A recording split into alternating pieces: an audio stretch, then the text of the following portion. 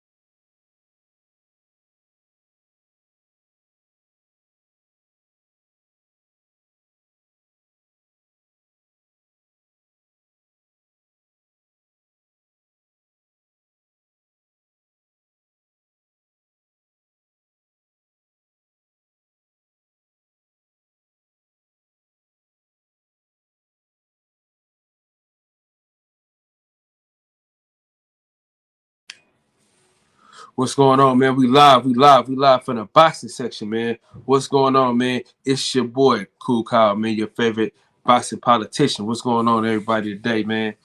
We getting started a little later than the normal, but we got started nonetheless. All right. Shout out to Rob Brown, Live to Die. That's the link in the chat. YV, what's going on, big dog? Salute to you, player. Yeah, man, we here, man. We here. Vic, what's going on, man? Salute to you. All right. Yeah, so man, it's a couple shows that I want to talk about today. Of course, we're gonna talk about the Wire. It's Wire Wednesdays, of course. You know what I'm saying? Every Wednesday is a Wire Wednesday. But I've gotten into bel-air, and I'm really digging that show. I think it's well written. I really like the direction that they went with the characters. I like how serious it is. Yeah, man, it's a good series. I don't think so, man. I don't think he do. I think he just be on Keon's show, and he stopped by Fred's show a lot. That's what I think. But yeah, man. Yeah, that show is really good, man. Reese, man, what's up with my guy, man? I ain't seen my boy fall through here in a minute. I see him in other chats, but I don't get to see him in mine. Salute to you, man. Great to see you in there, man. Yes. So I think I had to kill. Got your ass. I've been trying to kill this moth all fucking day. With his punk ass. Yeah, man. So yeah, great fucking series, man. I like what they did with everything boxing and sports. Everything boxing and sports. That's Keon. Everything boxing and sports. Yeah. I like how it's written. I like what they did with Uncle Phil. I like what they've done with Hillary for sure. Tom Brown, salute to you, my brother. Appreciate you.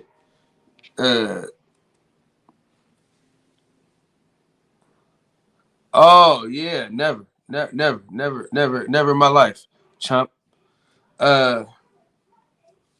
Yeah. So Absolutely. So yeah, that's where we at with it. Most importantly, he I like what they did with Hillary for sure. Carlton, man, I'm still on the fence, man.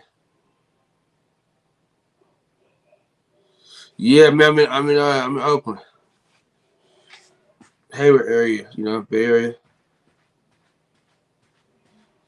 Yeah. So, oh, for sure, Brent. Hey, Brent, most definitely. Yeah, yeah, most definitely. I'm gonna do like a side by side, like a Kev, what's up, baby? I'm gonna do a side by side, cause Monday, hey, Kev, I'm sending it out Monday. I'm getting everything together Monday, and I'm gonna send that shit to you, bro. I promise. Monday, bro, I'm gonna send it to you, bro. Most definitely, I'm sending it to you, cause I ain't go. I'm gonna take Monday off. I think I'm gonna take Monday off, and I'm gonna get you together, cause I promise. I got you.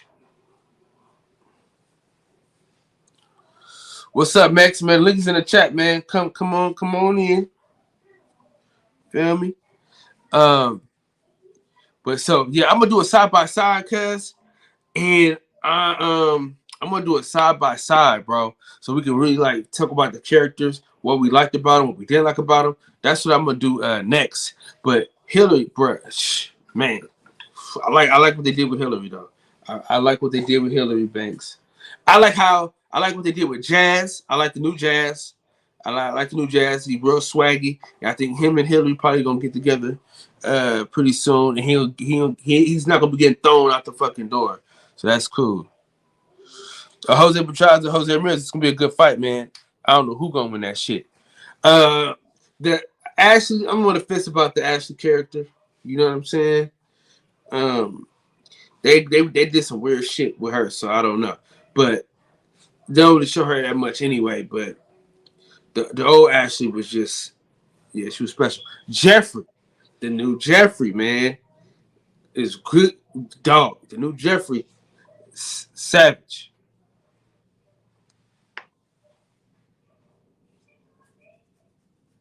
Most definitely.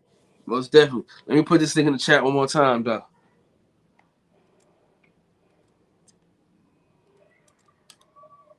If you want to join the panel, link is in the chat.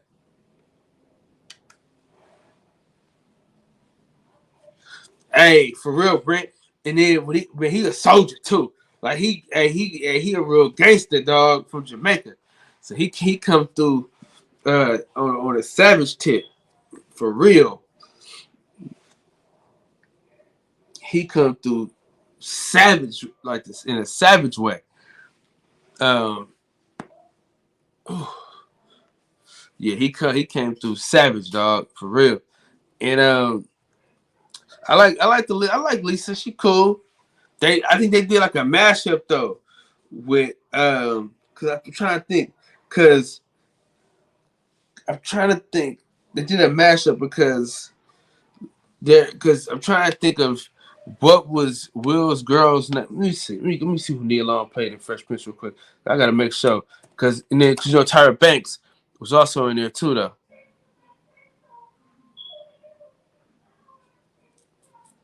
Oh yeah, they got Rashad up out of there, boy. He started trying to get some. He started trying to get more money, so they had to get him up out of there.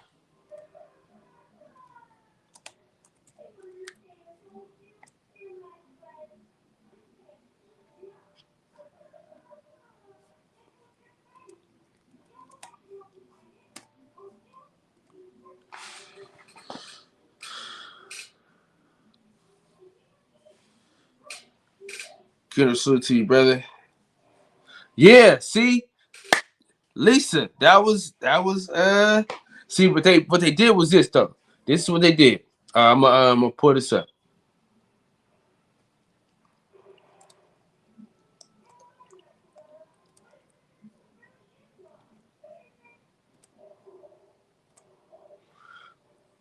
Okay, so basically, they took Lisa, right, and did a mashup with Jackie. So that's what they did. They did a mashup. So They did a mashup to where they took this character, Jackie, and then Lisa. So they did a mashup, and they bring Lisa on a little early than they were supposed to. So yeah, that's how that went down. Oh shit, we got trouble. We got trouble. We got trouble. My motherfucking dog. 817. What they gonna do now? What's up, light skin for the win? What it do? Man, what's going on, Johnny G? Man, I got to get on your ass real quick though. What's up? I got a link that that I'm gonna drop in the private chat that I want you to play, and it's in reference to something you be talking about all the time. You feel what I'm saying? Check it out. I know you don't like Joe Biden. He old. He misses words sometimes. You feel me? I know you don't like him, right? One of the main things you always talk about is the 94 crime bill. Like he authored it, he pushed it into law. It's all Joe Biden, right? I got a clip, or I got a link to a video I want you to watch. All right? Uh, And afterwards, I'm gonna pose a question to you. I'm gonna drop it in the private chat. Whenever you find the time to, you know what I'm saying, to go through it or whatever, because I don't know what you had planned or whatever. I want you to either watch it on your own, you feel me, or play it. You did, and then I want to. I can't. I'm monetized now, so I can't really play shit. I can't really Right, do shit right now. right. So I'm gonna drop it in the private chat. I want you to watch it, and then I want to chop it up with you. You know what I'm saying about it at another time, just so we can understand the context of it. And I'm gonna say this, bro. It was more than one hand in the pot, and they all wasn't the same color. You feel what Oh, I'm that's a saying? fact. I know. I You, know that. I I'm know just that. saying. I'm just saying. You know, you have to understand that it wasn't by his hand alone. It was us co-signing it, and it was us pushing it. You feel what I'm saying? So all I'm saying to you is, and this too, I ain't seen now crusty ass, old ass white motherfucker, man or woman at near that age that have ever apologized on the national stage for anything in regards to black people and doing anything wrong. I still ain't seen it. That's a whole lot to take on your motherfucking shoulders for something that a whole lot of other people had a hand in. And like I said, I'm gonna give you the link in the private chat, and I'm gonna drop it in the regular chat for all the people in the regular chat too, just so they can see what I'm talking about. But you know Yeah, what I'm saying, he still ain't shit. Fuck him. bro? I'm not saying that. I'm not Man, saying. put the link in the Look, goddamn I'm gonna chat. put it in there. It's 817. context to everything. And let me say this, bro. You be using the dumbest motherfucking reasons to vote for that motherfucking piece of shit that you be talking about. The fact that he cut your black ass a check and had to put his name on it because he wanted you to know who he was cutting the money, who was cutting you the money, and it was your fucking money anyway, you idiot. I can't believe that you use that as a crutch, I didn't vote for bro, niggas for that. I didn't bro. listen. Uh, Man, look, it ain't that. Listen, that man, bro, it's a whole litany. hey man, It's hey a whole listen, man. litany of shit, Hey listen. We talking about the and first. Hey, we it's talking a about bel-air. celebrity. Hey, nigga. We talking about the Fresh Prince versus Bel-Air. Give me that fucking link in the I'm chat. gonna drop that motherfucker, bro. But Drop you that gotta stop. motherfucker. Say, Goddamn it. listen. I'm gonna tell you like I say it to the other people. This shit is forever, bro. It's immortalized. You feel what I'm saying? So if you make a monkey out of yourself here, it ain't no erasing it, bro. And this shit you be saying, that shit age like milk, man. You gotta do a little research before you go saying that shit. What And it, nigga? He wrote this shit. He and the still rest of wrote us it, bro. and the rest of us and there are a lot of us that are in They these didn't know chats no that fucking look better. up, that be They didn't know looking. no better, cuz. They didn't know no better. Fam, I'm just saying, look, it's a lot of us in the chats that don't read, won't educate themselves, and will just take that shit and run with it, bro. I'm saying, go look at it for yourself. Go Hey, look at it but for yourself.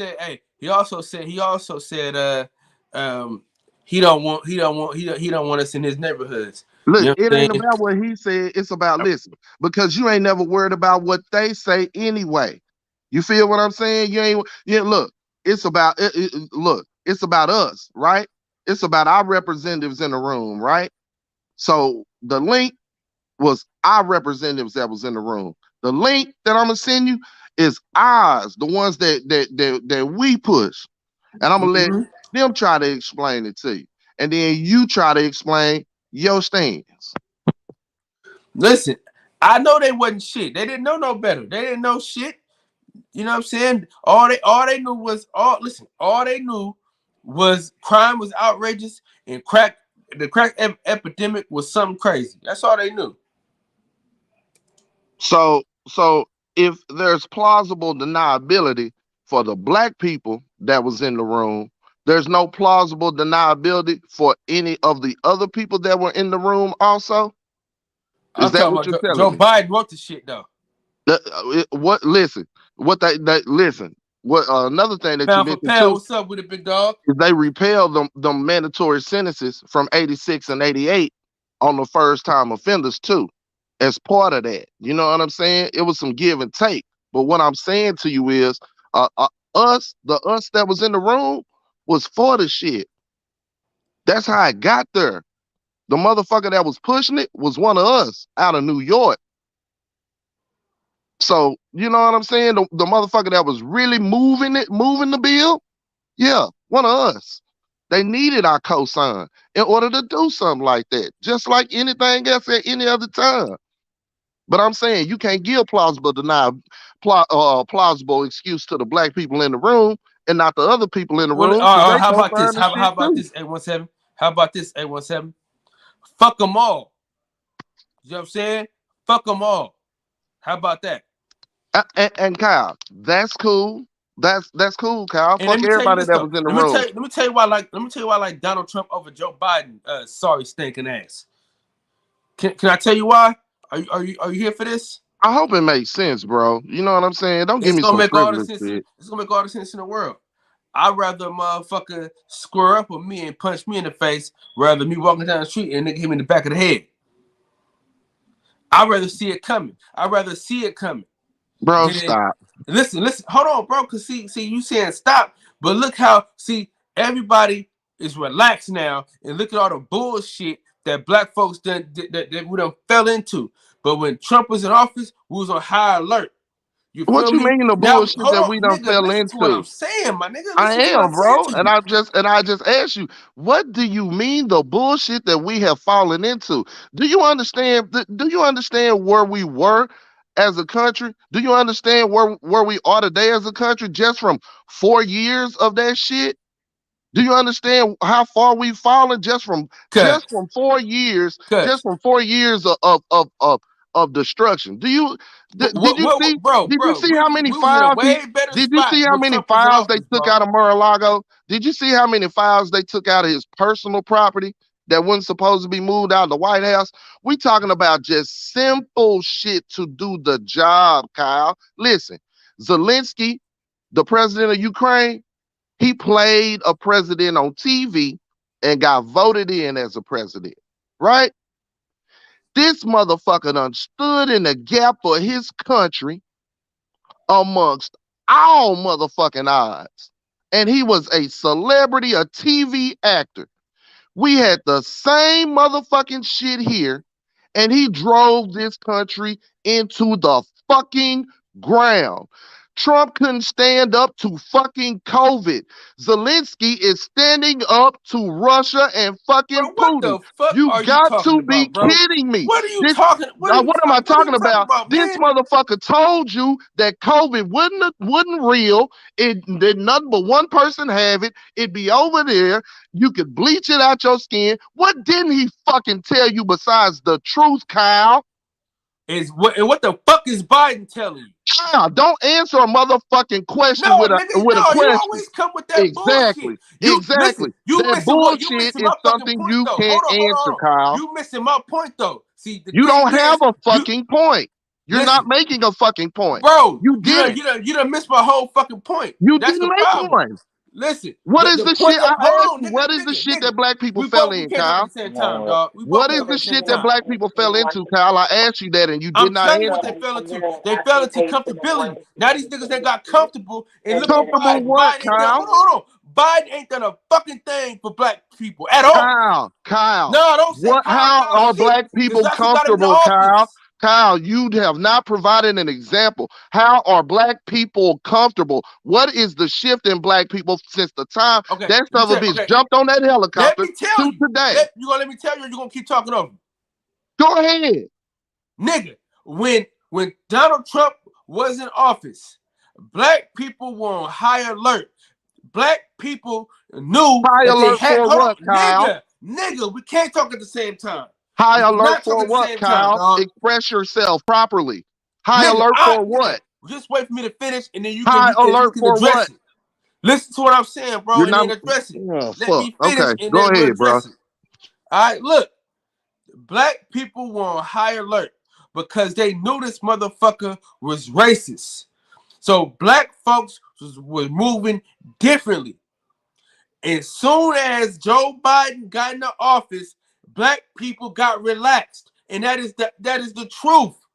Because Hold as on. soon as Joe Biden got in the Okay. office, hold So on, what? nigga, listen, let me finish. What in the fuck? Let me finish. You can have the flow when I'm finished, nigga. As soon as Joe Biden got in the office, black folks got relaxed, bruh. You haven't seen as many black people starting businesses and shit like that since Joe Biden been in office. Niggas knew that they had to do some shit while Trump was in office. It forced black people to come together to an extent. You fucking That's what having a racist hurry motherfucker. the fuck up. No, hold on, nigga. A known racist in the White House did. It forced black people to come together to a certain extent. Now black people have gotten relaxed, and nothing that Joe Biden said he was going to do, he's done. That's the point that I'm making. I don't give a fuck about nobody's policies or how they handle COVID. What I'm saying is how black people reacted. And let me tell you this, nigga. Nobody knew how COVID was going to react. Hell, I work in a hospital, and most of the doctors didn't believe that shit was real. So don't come talking to me about that nigga, and don't come talking about Russia and COVID. There's two totally different Your things, fucking bro. information and the president information is two different things, nigga. You ain't getting the same type of fucking information. The fuck? And PPP loans is what niggas was taking, starting businesses on, and they was getting them by hook and fucking crook, laying down with the motherfucking government in order to get some money, and they wasn't starting no fucking businesses. Stop that bullshit. Stop that bullshit. Niggas, high alert for what? High alert for what? You never said what the fuck we was on high alert for, nigga. You didn't make no fucking sense. And you not making none now. Everybody that took a motherfucking PP loan, listen, every nigga that took a motherfucking PPP loan is ducking and dodging the law now, trying to find a way to fucking explain it. Every nigga that took that PPP loan that did some funky ass, fake ass paperwork, trying to figure out how to dodge the motherfucking government and not go to jail and account for that funky ass handout. That's what you wanted, Cal? A fucking handout with his name on it? That's what you fucking want? That's reparations for you? What the fuck do you want them to do for you, nigga? They never planned for your funky ass to be. They never planned for your funky ass to be in control anyway. They never planned in your motherfucking ass to be counted for anyway, you ignorant ass dummy. So what the fuck do you think? What the fuck do you think Biden do for you, bro? What do you want them to fucking give you? What did Joe Biden set up to give you? Ain't you sick of motherfuckers giving you something? Nigga, take some shit. Nigga, quit asking the motherfucking white folks to give you something and complain about it at the same fucking time. You don't make no fucking sense. You talking about a gay ass PPP loan that he had to put his name on and that you having to dodge the law about now. How many niggas you know dodging the law about PPP loans and trying to explain them? We both can talk at the same time. You goddamn right. You ain't making fucking sense. You made your statement and now I'm rebutting it and you don't like it, so you kept talking. Like I fucking said, you not making sense. Kyle, you smarter than this, Kyle. Quit making a fool out of your fucking self following Fred. Quit making a fool of your fucking self. That nigga voted for his fucking self and didn't campaign for himself. How the fuck Fred believe in himself and he voted for himself, but he didn't campaign for himself? Selfish narcissist motherfucker. That nigga voted for his fucking self and didn't tell nobody he was running. What sense that make? A motherfucker who gonna create change gonna tell people. That nigga wouldn't create change. He was selfish. He a fucking narcissist. And you being dumb following him. Nigga, how the fuck you gonna run for president and not tell nobody? Cal, you gonna run for president and not tell none of us? Cal, you gonna run for president and not tell none of us? How the fuck you think that's gonna affect change? How the fuck you think that's gonna affect change? He's getting more change in his neighborhood with the housing than he is with his fucking vote. That ain't gonna do shit. voting for your fucking self, but you ain't tell nobody. At least campaign. He campaigned when he ran for city though, but he ain't campaigned when he ran for president. But he talking about Trump. Shut the fuck up. The shit don't make sense. When they bring that shit to his doorstep, the racist shit, if he was one of them five, if his family was one of them five in New York, he wouldn't be voting for him. Man, get on with that sorry ass shit, Listen, man. bro. Make Listen, some bro. fucking sense, Donald bro. Trump ain't shit. Biden ain't shit. Neither. None of them are shit. Okay, So so what so the get fuck your are you coming funky here ass up defending this there nigga then. for? So So why get the your fuck are you coming funky here ass defending the up nigga to there me? then. So why are Get you your coming so defending a nigga to me? instead of being like Fred and bitching and voting for Who the yourself and fuck not is being telling like nobody, Fred? fucking Have I been like Fred? campaign and Have I go been like fix it. Fred? I said for the Campaign Democrats. and Hold on, fucking bro, go because fix you it. being disrespectful, bro. Because Hold on, instead of cuz. I'm gonna tell Because you you how being you the disrespectful, same. cuz. Because you Nah, are nigga, sitting I ain't complaining, no. asking Fred for a ain't fucking Fred handout. ain't talking me into And doing if you shit. want to do Listen, something hold on, fuck about it, all that, bro. Fuck fucking all put that, your cause you name out on of the fucking pocket. ballot and Cause I've been fucking saying fuck the Democrats campaign. long before I knew who Fred Put was, bro. your name on the fucking ballot and campaign. The If nigga they told ain't everybody he shit, was running, put bro. The your nigga told everybody name who he was on running there. for. Give them your ideas and create change. Fred said he did it, but he ain't tell nobody he was fucking voting. How narcissistic is that? To believe that you got all the fucking answers, but you ain't gonna tell nobody. Man, get the fuck out of here, Wake the bro. fuck up. Yeah, Take these I'll funky get the ass fuck on. Democrats with you But too. you need to wake the fuck up, bro. Take Quit these funky following ass niggas. Democrats with Stand you on your too. own, bro. Take them funky ass Democrats with you too, nigga. Take them funky ass Democrats with you too, nigga. Cause every urban city in America, nigga, is ran by Democrats, and we ain't got shit. And that's a fact. What's up, Max?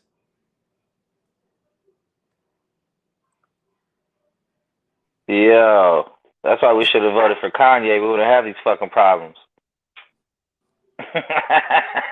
Man, listen.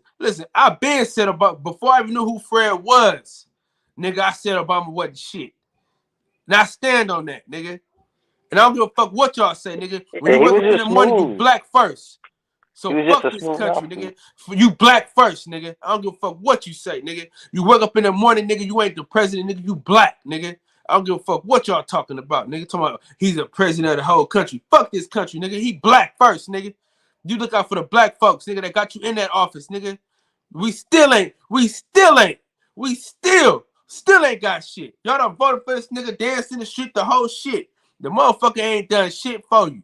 I don't give a fuck what y'all niggas talking about, nigga. We got the nigga in office, nigga, and niggas ain't done shit with it. Nigga, Ice Cube is the nigga. Hey, Brent Jones, I salute you on that. And let me tell you this, nigga. If we listen to Ice Cube, nigga would have had some shit. How about that, nigga? What's up, C? What's good? What's going on, man?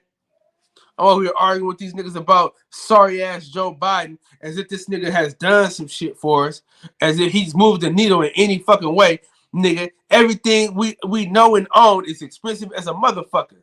So these niggas come talking to me about what Joe Biden has done. Nigga, I can't even get a fucking I can't even get no fucking gas these fucking days. Mm. Yeah, Yeah, hey, Reg, he went back to rap because you niggas ain't fight for the nigga. Y'all got to complaining when he met with Trump, nigga. So why the fuck would I ride for you niggas? Yeah, listen, I don't ride for black niggas like how I used to, nigga. Cause I know y'all ain't gonna ride, y'all ain't riding like that, nigga. What's up, C? man, another day. I heard I caught a glimpse of dude, my brother from Texas. Y'all was kind of going back and forth. What the hell happened?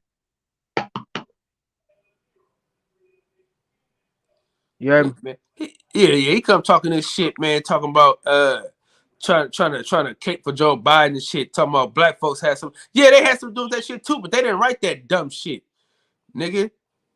So fuck all that, nigga. He wrote the shit, nigga. He wrote the bill, nigga. He was behind that shit. And he was saying a whole lot of shit about black people while he was doing that dumb shit back in the day, nigga. Ah, it's a two-sided sword for me. I'm neither Democrat or Republican.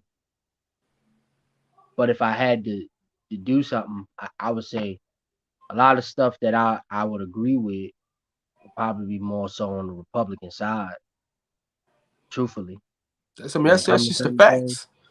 facts. But you know, at the end of the day, you still getting Satan on both sides. That's just my opinion. Max on, what's up, Max? Oh, hold on, bro. Listen, bro, I had these same sentiments long before I knew who Fred was, bro. So Yo, I what's keep good, man? saying I'm listening to Fred, nigga. I got my own fucking thoughts, nigga. I've been said Obama wasn't shit. I've been saying that, nigga. I could pull up a clip right now from fucking 10 years ago when I said Obama wasn't shit. So, nigga, y'all can miss me with that shit. Matter of fact, I'm gonna find that shit. I'm gonna find it. Cause me and my partner E. Molly was at his we was at his job, nigga, and I was like, man, Obama is a fucking bum. And that's exactly what I told the nigga. So I'm gonna go ahead and look that up right now, so I can show y'all niggas that nigga I've been saying Obama was a bum long before I even knew who Fred was, nigga.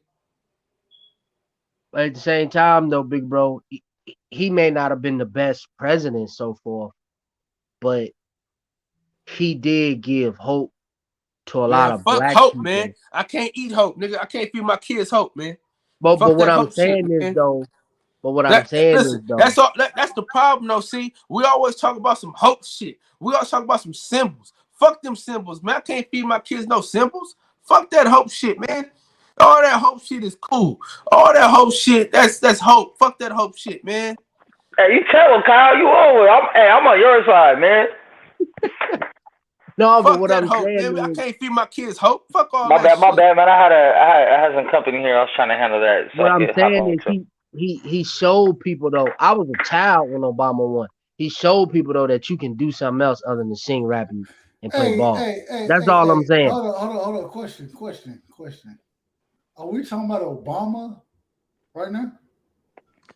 Is that the topic? Is that the topic of conversation? Hey, 817 slid through and just Let's lit move. shit up. Let's move forward. Let's not talk about Obama. Let's move forward and talk about other shit versus Obama. Let's move. Why? I just got on, you know. I ain't. Max, you said why? Yeah, why? No, Max, come on, not tonight, bro. Why? I would Hey, just. there ain't shit else to talk about, bro. So we might as well just, this got people passionate. It's got the juices flowing. You feel me? I just gotta say this though. Hey, I gotta say this though. I gotta say this. Right side, where you from? Right side. Warner Robins, Georgia. How's the crime rate in your city? Where you at? We got a very good crime rate as far as I said we got a very good crime rate as far as lack of crime. Okay. Who runs your city? What do you mean? Democrat, Republican? Republicans. Okay. Mex, how is crime where you at? Dad. who run the city where you who run the city where you at? I'm actually in a weird position because it kind of flip flops. It's pretty 50-50. It goes back and forth. Okay, so me and Carlton are in Oakland. Oh, who runs Oakland? See, I don't know. Huh? Democrat. Democrats, right? Hey, listen. Chicago Democrat, New Orleans Democrat, listen to what I'm about St. to say. Louis Democrat. Let's put this all in perspective. All the black cities, urban cities ran by Democrats are all fucked up, high crime rates, the whole shit. Right side just said the city which he lives in is Republican and they got a low crime rate. Make it make sense, nigga. So fuck y'all politics, nigga. Now, when a Democrat can launch some crime rate around any fucking place where I'm at, nigga, I holler. I ain't gonna lie to you, bro. I moved back where like this is my hometown. You know what I'm saying? I moved back because I lived in Atlanta. And the crime rate it got out of control, bro. It is what it. I'm a single dad, and I got to make sure I'm looking out for mine. And so I moved back down here because the crime rate is very low. You know what I'm saying? That's one of the reasons I moved back to where I'm from. Hey, Respect. 817, man, you know I'm American. What you mean, my people, man? You Hey gotta man, stop with that shit. 817. I'm just keeping it a buck. See these niggas, these niggas just they just dance with what CNN tell them, nigga. I'm going off of real shit. Fuck the bullshit, nigga. I'm going off of real shit, nigga. Every major city that got black folks in it ran by Democrats, nigga, and it's fucked up. I mean, I'm just keeping it a buck, man. Facts. If It's you fucked just up. look at like Every the city top, ran by Democrats is fucked up. You can't you can't tell me nothing better. You can't tell me nothing else, if bro. you look at the top 25 most dangerous cities Texas in is the a U.S., Republican state. You can't name a city worse than Pennsylvania. You can't name a city worse than Philly. Now, you always gotta keep it in perspective, Kyle. It's major cities, not all cities, because I can say down here where I'm from, you know what I'm saying. I do oh yes, know major cities for sure. right. I do know certain smaller cities that vote. I'm about to switch my. You know what I'm saying? That vote Democratic, that are good. You feel me? But when we go to major cities, major cities. If you ran by Democrats, then 9 times out of 10, you shit out of luck. It is what it is. Facts. You can go all over the U.S. from St. Louis to Chicago to Miami to New York to L.A. to Baton Rouge to New Orleans. I mean, I'm just keeping it a buck, bro. I got the hell out of. I left Atlanta because of the politics of Atlanta. You know what I'm saying? And I'm from America Georgia. fucked up in general. I done lived in Georgia my whole life. I'm from a small town in Georgia, Warner Robins. But I left Atlanta. I moved to Atlanta for the job, but I left that shit because that shit can't be fucked up. 817, don't start no bullshit tonight, bro.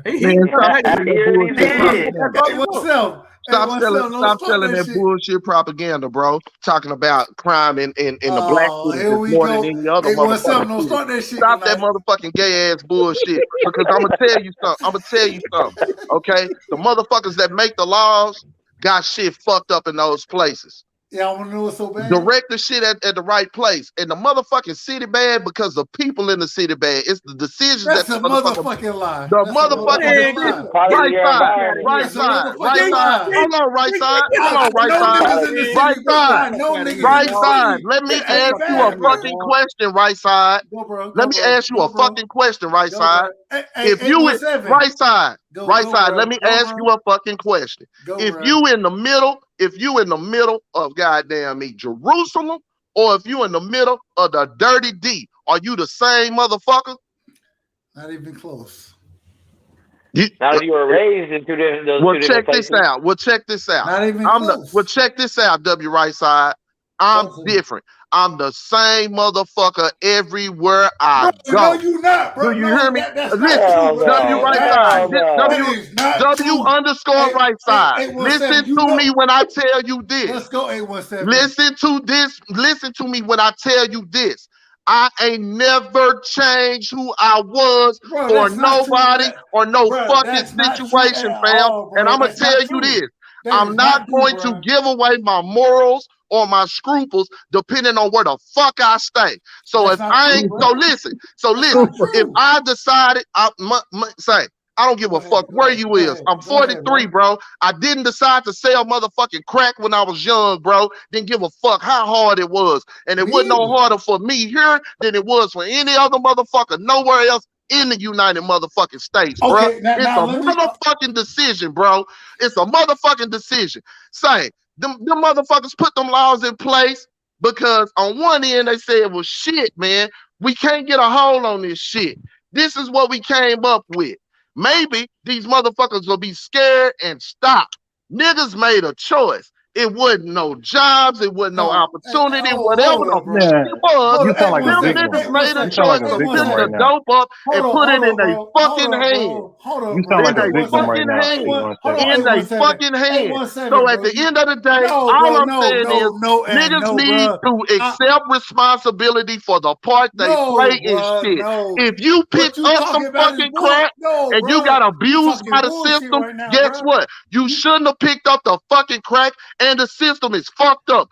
Two things can be true at the same fucking time. This is product the of your problem. environment. Hold on, bro. This is the problem. 817. You know I He fuck picked with his you, ugly bro. ass up and moved and went to Georgia. So a nigga can pick their ass up and go somewhere else too. We don't talk about that shit tonight, bro. Hold up, bro. The fuck? Hold up now. That clown ass shit. Stop blaming everybody and looking for handouts. The very same thing you say you tired of, you asking for. They ain't did shit for black people. What the fuck you want them to do for you? Handout, bro. Go ahead and what the fuck you want them to do for you so you can get another handout? That sick ass, slow ass shit. Quit asking for a handout, nigga. Quit looking for them to do something for you. Right now. They would never do nothing for you in the first fucking place. What the fuck they gonna do for you, nigga? You came as property. You came as fucking property, bro. What the fuck you expect for them to do for you? I'm gonna tell you straight up. Hold on, real quick. Hold on, bro. Hold on, real quick. 817. I rock with you the same way you rock with me, bro. I look for a little more respect than that, bro. Come on, now. I respect you, but what you saying don't make no fucking sense, and I'm attacking what you saying and not you. See, that's what. See, look, separate the two. I'm attacking what the fuck you saying, not you. What you saying is stupid as fuck. You're not hearing me. You talking, but what you saying is stupid as fuck. I heard you. That's why I waited. So what I said, and I heard Max co-sign it. And y'all saying some dumb ass shit. Crime happened in the white folks' neighborhood, nigga. I live in one. The fuck? What I said? What I said, bro? What I said? 817. I live in the white folks' neighborhood too, nigga. I live in one. I didn't live in the white folks' neighborhood. It's nice, huh? It's nice, I didn't live in the white folks. See, you talking nice. Fuck you mean? Nigga, it's nice living anywhere. It was nice living in the hood because I'm the same motherfucker everywhere I go, Max. I don't denounce where the fuck I'm from or who I came from, man. That's what I'm saying. I'm different. I don't denounce who I'm from or who I came from. We move different. So no, it didn't change for me when I moved over here. My zip code don't change who the fuck I am. There's a reason you moved. Exactly. There is a reason why you moved. There's a reason you moved out the hood. There's a reason why I moved. Hey, look, I moved. I'm gonna tell you why I moved. That's a great point. I moved because the money was out here. I moved because opportunity was out here. That's why I moved. So guess what I did? I made the motherfucking appropriate motherfucking move so I could. So I'm gonna tell you what the rest of you niggas need to do. Make the motherfucking appropriate move. If your ass in the south side of Chicago getting shot at, pack your shit and move. But the problem is, the problem is we should be able to have a conversation. Hold on. He done fucked up because he just said that the black folks, he just said, oh, it's not about where you at. Now you just moved somewhere because you said the opportunity was there. Ain't no fucking opportunity in the fucking hood, my man. Don't move, nigga. I don't necessarily agree with that though. Move or change the laws, nigga. Move or change the laws. Because you definitely can create an opportunity. Chinese folks move in and sell fucking chicken and in your neighborhood like that. You. And they make an opportunity. Don't leave before me. So you can make an opportunity making out. The Arabs on the Hattie block, on the Hattie block in my hood, the Arabs been owning the two stores, on the pink store and the Hattie store. They've been owning them hoes for 30 years. And guess what? All my niggas been out there hustling in front of them hoes getting caught. But they done have money because they done bought trap houses and everything else before. I posed to them niggas years ago. Buy the motherfucking store. Then can't nobody call on you. God damn it. Niggas don't think that way. They was too busy buying cars, houses, and everything else. Them niggas didn't make no opportunity for their fucking self. It's what you want to do with what the fuck you got. It ain't where the fuck you at. And if it's about where the fuck you at, move if you can't change it. Quit blaming everybody else and wait for a fucking handout. Hey man, hold up, bro. Okay, your turn. Hold on. No, let him rock. Let him rock. And this is the problem. I rock with 817 hard. He know I do. But bro, we gotta talk. And I'm about to go outside and smoke. I can't smoke in my house, so I gotta go outside. But 817, we finna rock on this shit. Don't leave, bro, because I'm about to challenge you on a lot of shit that you talking about. And we gotta talk about this shit, bro, because you riding. But you riding on a whole nother level of shit that don't have nothing to do with nothing, bro. You're not talking real shit right now, bro. You talking about other shit that has nothing to do with real niggas. And so we finna rock on this shit, but I'm going outside to smoke, and then I'm getting back on. Well, come on with this shit then, cause I ain't know nothing but this black life for 43 motherfucking years, bro. Oh, bro, all right, I'm gonna rock real quick, bro. Hold on, I gotta rock real quick, bro. And then I'll go out and smoke. I'm going to smoke after I rock with you, bro. What you talking about right now? The shit you saying, bro? You talking about niggas who you basically what you saying is niggas not stepping and rocking on theirs. That's exactly what I'm doing, bro. Is rocking on mine. So when you start to talk this bullshit, bro, and when I say the bullshit, I'm talking about this the topics, the topics of sports that you want to talk about. That's what I'm talking about with the bullshit. Bro, ain't no way you can sit here and tell me that Bud ain't rocking hard. You can't tell me that Spence ain't rocking hard. You can't say that shit, bro. The shit you talking about right now. Wait a minute. Go ahead. When you say classify, because I'll need clarification so I can explain myself. Okay. Cool. When you talk about Bud and don't start the Bud. Hold on. This real nigga conversation. This straight up conversation. When you say rocking, okay. When you say rocking, let me try to decipher what you mean by rocking and see if we on the same page. Okay. Go ahead. All right.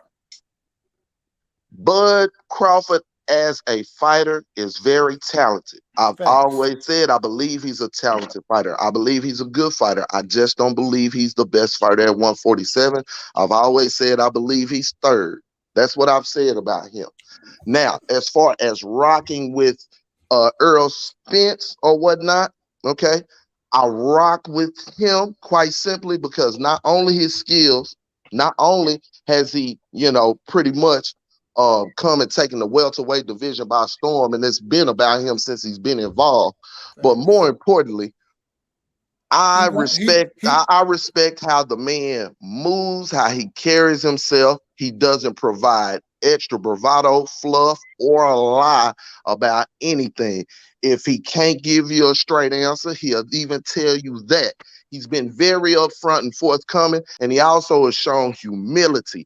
Even when he's made mistakes and didn't even need to offer any excuses or explanations, he's been contrite about those and been upfront about those. We have been able to see his testimony and his story as he's gone along. His story is a captivating one, and it's easier to follow because he doesn't give you the things that others give you to be a naysayer or detract. He didn't drop his belts like Canelo at any point. He didn't move up and fight lesser competition or not fight anybody that he hadn't said that he wanted to fight or any of those things. He ain't called fighters out of their names or none of that other shit, bro. He just been about what he on. So when you talk about rocking and shit, I don't rock with some of the shit that Bud has done for many reasons that I've laid down, many explanations that I laid down. Anybody that ain't new in here has heard those arguments and understands why I stand where I stand in regards to him. It's not about his skill or talent mostly. It's about the things he's done outside of that and said in regards to his career and the moves and how they don't line up. If what you say and what you do don't line up, I really don't fuck with it. That's how I am in my personal life. I tell y'all all the time, and that bleeds over into everything that I do because that's who I am. And I'm going to say it again. When you live like that, you can't change up. It's too hard to be a chameleon like that, fam, and wear different faces and different hats. I don't do that shit. I don't have much time here. You feel what I'm saying? I'm here for a while, fam, and I can't live it fake. All I'm saying to you is, fam, right? I've been in spots, I've been dirt poor, fam. You feel what I'm saying? Bro, there as much as society and everything is outside of your door, okay? You make a conscious decision as a man and a human being to walk out of that motherfucker and live a certain way. And if the anger for white people and this construct in America was so vigorous in each and every one of these brothers on this panel talking that shit, then they will be killing every motherfucking white person they saw, and it wouldn't be no question, and they wouldn't ask no questions. It's not like that. You make a conscious decision to walk out of this door and be a decent human being every day, no matter where the fuck you are. Now, some cave to the pressure, and society is, and this world, and all the other shit that it has out here. Some don't. Many are called, few are chosen. Who do you want to be? Man, 817. I'm keeping it 100. And if you don't tell your child this when they walk out the door, and if you let them think that their life is just going to be affected by all the obstacles out there, and they're not going to be able to overcome some shit and achieve some shit, then you selling them short, W. Right side. Hold on. Hey. And hold on. No. Hell no. This ain't gonna take long. At the end of the day, bro, you know what's so crazy? Hey, this ain't gonna take long. Hold on real quick. Because I gotta address something. I gotta get off. Hold on. Listen, nigga said that Fred brainwashed me while I'm following Fred. Now this is 388 weeks ago, which equals 7 years ago. Now I'm gonna show you. I'm gonna play this for y'all. But you sure didn't play the video, the clip, the link I dropped. Nigga, I can't. Nigga, monetize, you idiot. This is my shit. Okay. So shush. So if you don't provide one side of the argument, you just gonna cover your side, right? Oh, just listen. Okay. But that's your. See, we're gonna get back on Obama in a minute, bro. All he proven it, he been ignorant for a long time. He's a bum. Use your words carefully. But he's a bum, He's not a bum, bro. He's a bum. He's not a bum. But that's your. Listen, I've been calling the man a bum long before I knew who Fred was. That was 2014 when I called that man a bum the first time. Great job. You just proved that you ain't known what the fuck going on for a long time, bro. Man, fuck Obama. Because nigga, I ain't up for symbols. Nigga, that's y'all niggas. Y'all love symbols and shit like that, cuz. Nigga, I don't need no symbol. Nigga. Obama wasn't no symbol to me, bro. Obama wasn't no symbol to me. You know who a symbol to me? Me, my nigga. I don't look. Obama didn't hold no hope for me, nigga. What the fuck you thought? What you thought he was gonna get in there and make college free for all black people or some shit immediately? Fuck all the other motherfuckers that I'm the president of. For black folks, we on college free. That's hold on. Listen, Frank. Hold on. Chill, bro. Giving them free college. Giving them free college. Don't go down that road, bro. Giving them free college was enough reparations for raping. Hold on. Giving them free college. Giving you free college was enough reparations for raping, for separating, for ostracizing. Free college will cover all that. Then we square. My nigga. Chill with that shit. What the fuck do you want? You want them to cut your free college? What else do you want? You want a house grant? What is fair for those lives that were lost, Kyle? Bro, it didn't happen to you. Why do you get to have something because someone else got to have? Okay, man. It didn't happen to you. It's the same motherfucker that say some shit like that don't even claim the motherfuckers he came from. Hold on. But hold on. Hey, Max, I disagree with that because people still benefit off that shit at the end of the day. And I'm not the type of brother that play victim and be like, damn, but I'm not gonna forget my history. Nobody tells Jewish people to forget. Ever. Nobody ever tells them I didn't say to forget. I never said to forget. I never said that. I said it didn't happen to you, so why should you get something from it? Hold on, bro. That don't make sense. A lot of stuff didn't happen, bro. Our condition here in America is directly adjacent to our ancestors. A lot of stuff didn't happen to the Native Americans either, though. But man, it's hard for you to see because, again, like I said, you don't identify with none of that shit. So how can I explain it to you? Hey, hold on real quick. I gotta tap in with you, Max. Let me tell you something. I am a direct descendant from slavery, nigga. I can go back and touch my history of slavery, nigga. My great grandpa was sold by his fucking daddy. So if that don't bring trauma to you, nigga, I got family members right now spread out. It's right now. I went to high school with my cousin. I never knew he was my cousin. The whole time we was in high school together. That motherfucker was my cousin. You know what I'm saying? Because how the fuck, so how the fuck can you say that it ain't happened to me when, nigga, my whole family has been stretched out and sold, nigga? What the fuck are you talking about, bro? Like, that's what I'm saying. It's hard for him to understand that concept, bro. It's hard for him to grasp that concept. Hold on. Before y'all go any further, I'm not saying that he don't have feelings about it, but nothing actually happened. That's the point. Like, we all got feelings about it. Yeah, feel however you feel, because that is a tragic situation. You could feel about it, but why should someone cash you out because you feel something? Hold on. I can't go get in a car accident. I can't go get a car accident and then how the Japanese 4 generations later my kid gets saved from it. Like, hold on, Kyle. Before y'all go any further, I just want to say something. You know what I mean? Y'all niggas finna quit hollering in my goddamn ear, man. Hey, fuck you. Y'all gonna calm the fuck down in here. Y'all finna calm down in here and quit all that goddamn hollering. My bad, DJ. Yes, sir. Yes, sir. I'm blaming 817. 817 the loudest one. DJ gonna get off that plane. DJ gonna get off that plane and fuck me up. Ain't nobody as loud as 817, bro. DJ came on here like a Southern dad. Y'all better sit y'all ass down. Right? Listen, I got right in line.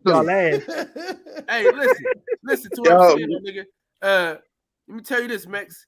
You can't say that because the Japanese got paid. You know but I didn't agree with that either. We like to chop them in the throat for that. I don't agree with the reservation shit. I don't agree with that, none of that shit. Unless it happened to you directly, or maybe one generation removed, like it was your father or mother. But to come back like 400 years later, like, yo, what's up with that? Like, yo, man, all right, Brandon, watch it. Hold on, I got you. Americans got the land taken away from them by the motherfuckers coming over here. So you talking about 817. Hey, you know that's called life, yo. There's not a country in this world that's gonna get taken over by someone else. Everybody just chill for a second. Everybody chill for a second. Everybody just chill for a second, right? I got a book I want everybody on the panel to read. It's called Black Indians.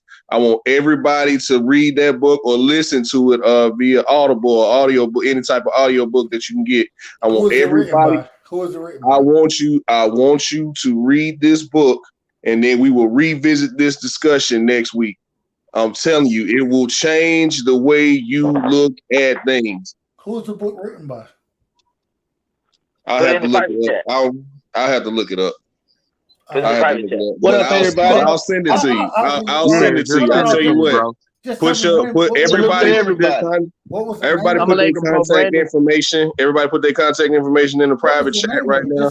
I will send it to you. I want everybody to read that book, and we'll come back to it, man. But what was it really get down? It really gets down not only with America, but in South America as well and Central America, about how other countries feared Black people so much. Listen, it wasn't necessarily about trying to control land. It was fear. It was fear. The only reason they created peace treaties with the Seminole Nation down in Florida was out of fear. Black people were escaping plantations in Georgia and South Carolina and going down there, and Chief Osceola was protecting them. Out of 55 personal guard, 52 of those Indians were Black, and they feared that because he wasn't turning them loose. And one thing you had to do was go down there in them swamps and down in the Everglades and fight them. And the U.S. Army did not want to do that. Because they weren't conditioned to. They weren't conditioned to. And even, where do you think they got guerrilla warfare from? What do you think America and the rest of the world got guerrilla warfare from? But the Apaches, the Iroquois. DJ. I'm going deep off into DJ, we got that, but hey, can I say something right quick? Hold on, Bryce. Let me say this, because I saw Max talking about why should we cash out. First of all, when you are not a part of something, just like you can't go to Iraq and ask the Iraqis, well, why y'all should be this or why y'all should be that. What you should do is you should be shutting up learning because this has nothing to nobody asked you for your opinion on reparations because you wouldn't get reparations. So you don't have a dog in this fight, Mex. So what you need to do is you need to learn. And your argument, I'm finna explain because I'm pissed off and I want to say this before I get out. Please Okay. do. You said hold on, let me finish. You said that we should benefit from reparations for what our ancestors went through. They had World War II encampment camps, and the Japanese who were here were put in those camps. Well, the people, their descendants in 1981 in the 1980s, Reagan gave them and their descendants reparations for being wrongly interned in those camps. Right now, we still pay reparations to the Jewish people, to the Jewish community. Right now, the United States government and most of those people are dead. So what Man, you talking about? bro. Hold on. Who bro, what? Did I Bro. say did I say something wrong? Tell me if I said something wrong. It's a fact, though. No. I'm not saying anything you said weren't facts. I'm not saying that. Okay, well, if what I said was facts, wait a minute. If what I said was facts, then you can't. Then don't do any of that. Don't none of that. If what I said was a fact, then let's deal with the facts of what I said. You can say all the facts you want to. What I'm gonna say is I know I can because that's what I'm here to do. I'm here to talk about facts. With the things you are bringing up, don't bring down the black community, bro. At some How do you point, bring down the black community? Hold on. Let me finish. At some point in time, we got to be above this shit. We got to be above it. We got to go ahead and say, regardless of what's held against us, we're going to go ahead and maximize our potential. We're going to go ahead and be better than anything that these individuals are talking about. The shit you're talking about is trying to bring us down, bro. But in order to do that, W right side, listen, I agree with that, and that's part of me. But listen to me. It is foolish to disregard the construct that you are a part of or that are made to participate in and its conditions. You feel what I'm saying? Basically, it is upon us as a community. It is upon us as a community to provide solutions and the proper people with the solutions to enact those. So, like I say all the time, as much as I love boxing and sports in general, right? Politics didn't become important to me until I got grown, made a few paychecks, and start figuring out who the fuck FICA was and why so much money was coming out of my check when I was working overtime. And again, that's how it is for most of us in the urban communities because politics, financial literacy, things like that are things that are not pushed in our communities systematically. And that's the reason why, Max, it matters.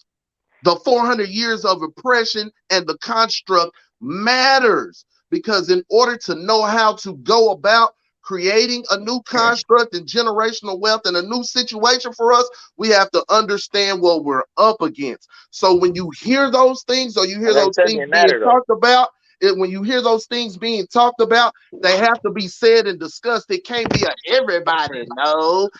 We all know. No, the shit need to be said because when you verbalize, when you put it out there, it's out there now. It's no longer hidden. You can't turn away from it. It's like racism in your face. It's like the unfortunate situation we seen, right? With George Floyd. You can't turn away from it.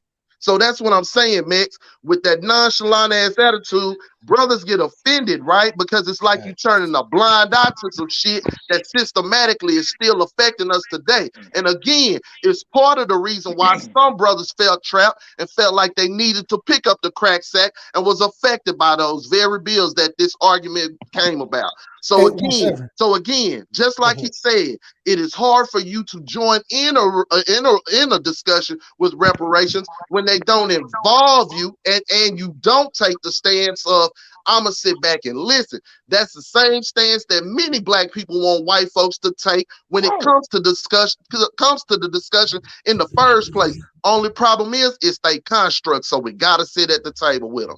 And I'm gonna back off. And Mr. Right Side, I really hate to disappoint you guys, but I can have an opinion about any motherfucking thing I want to, regardless of the color of my skin or if I benefit from the situation or not. That makes no fucking sense. That makes no fucking sense to be like, oh, well, you want to get a check, so you ain't got nothing to say about this. What the fuck is that? That's stupid. We're not saying you can't. What you mean? Hold on, bro. But why do you feel that way? Don't say, oh, you ain't black, you can't talk now. Affected by it, Max. You're not directly affected by it. Your grandparents did not get hosed by and sick dogs on them, so you can't understand. Yeah, they did. Bro. Yeah, they did. What do you mean?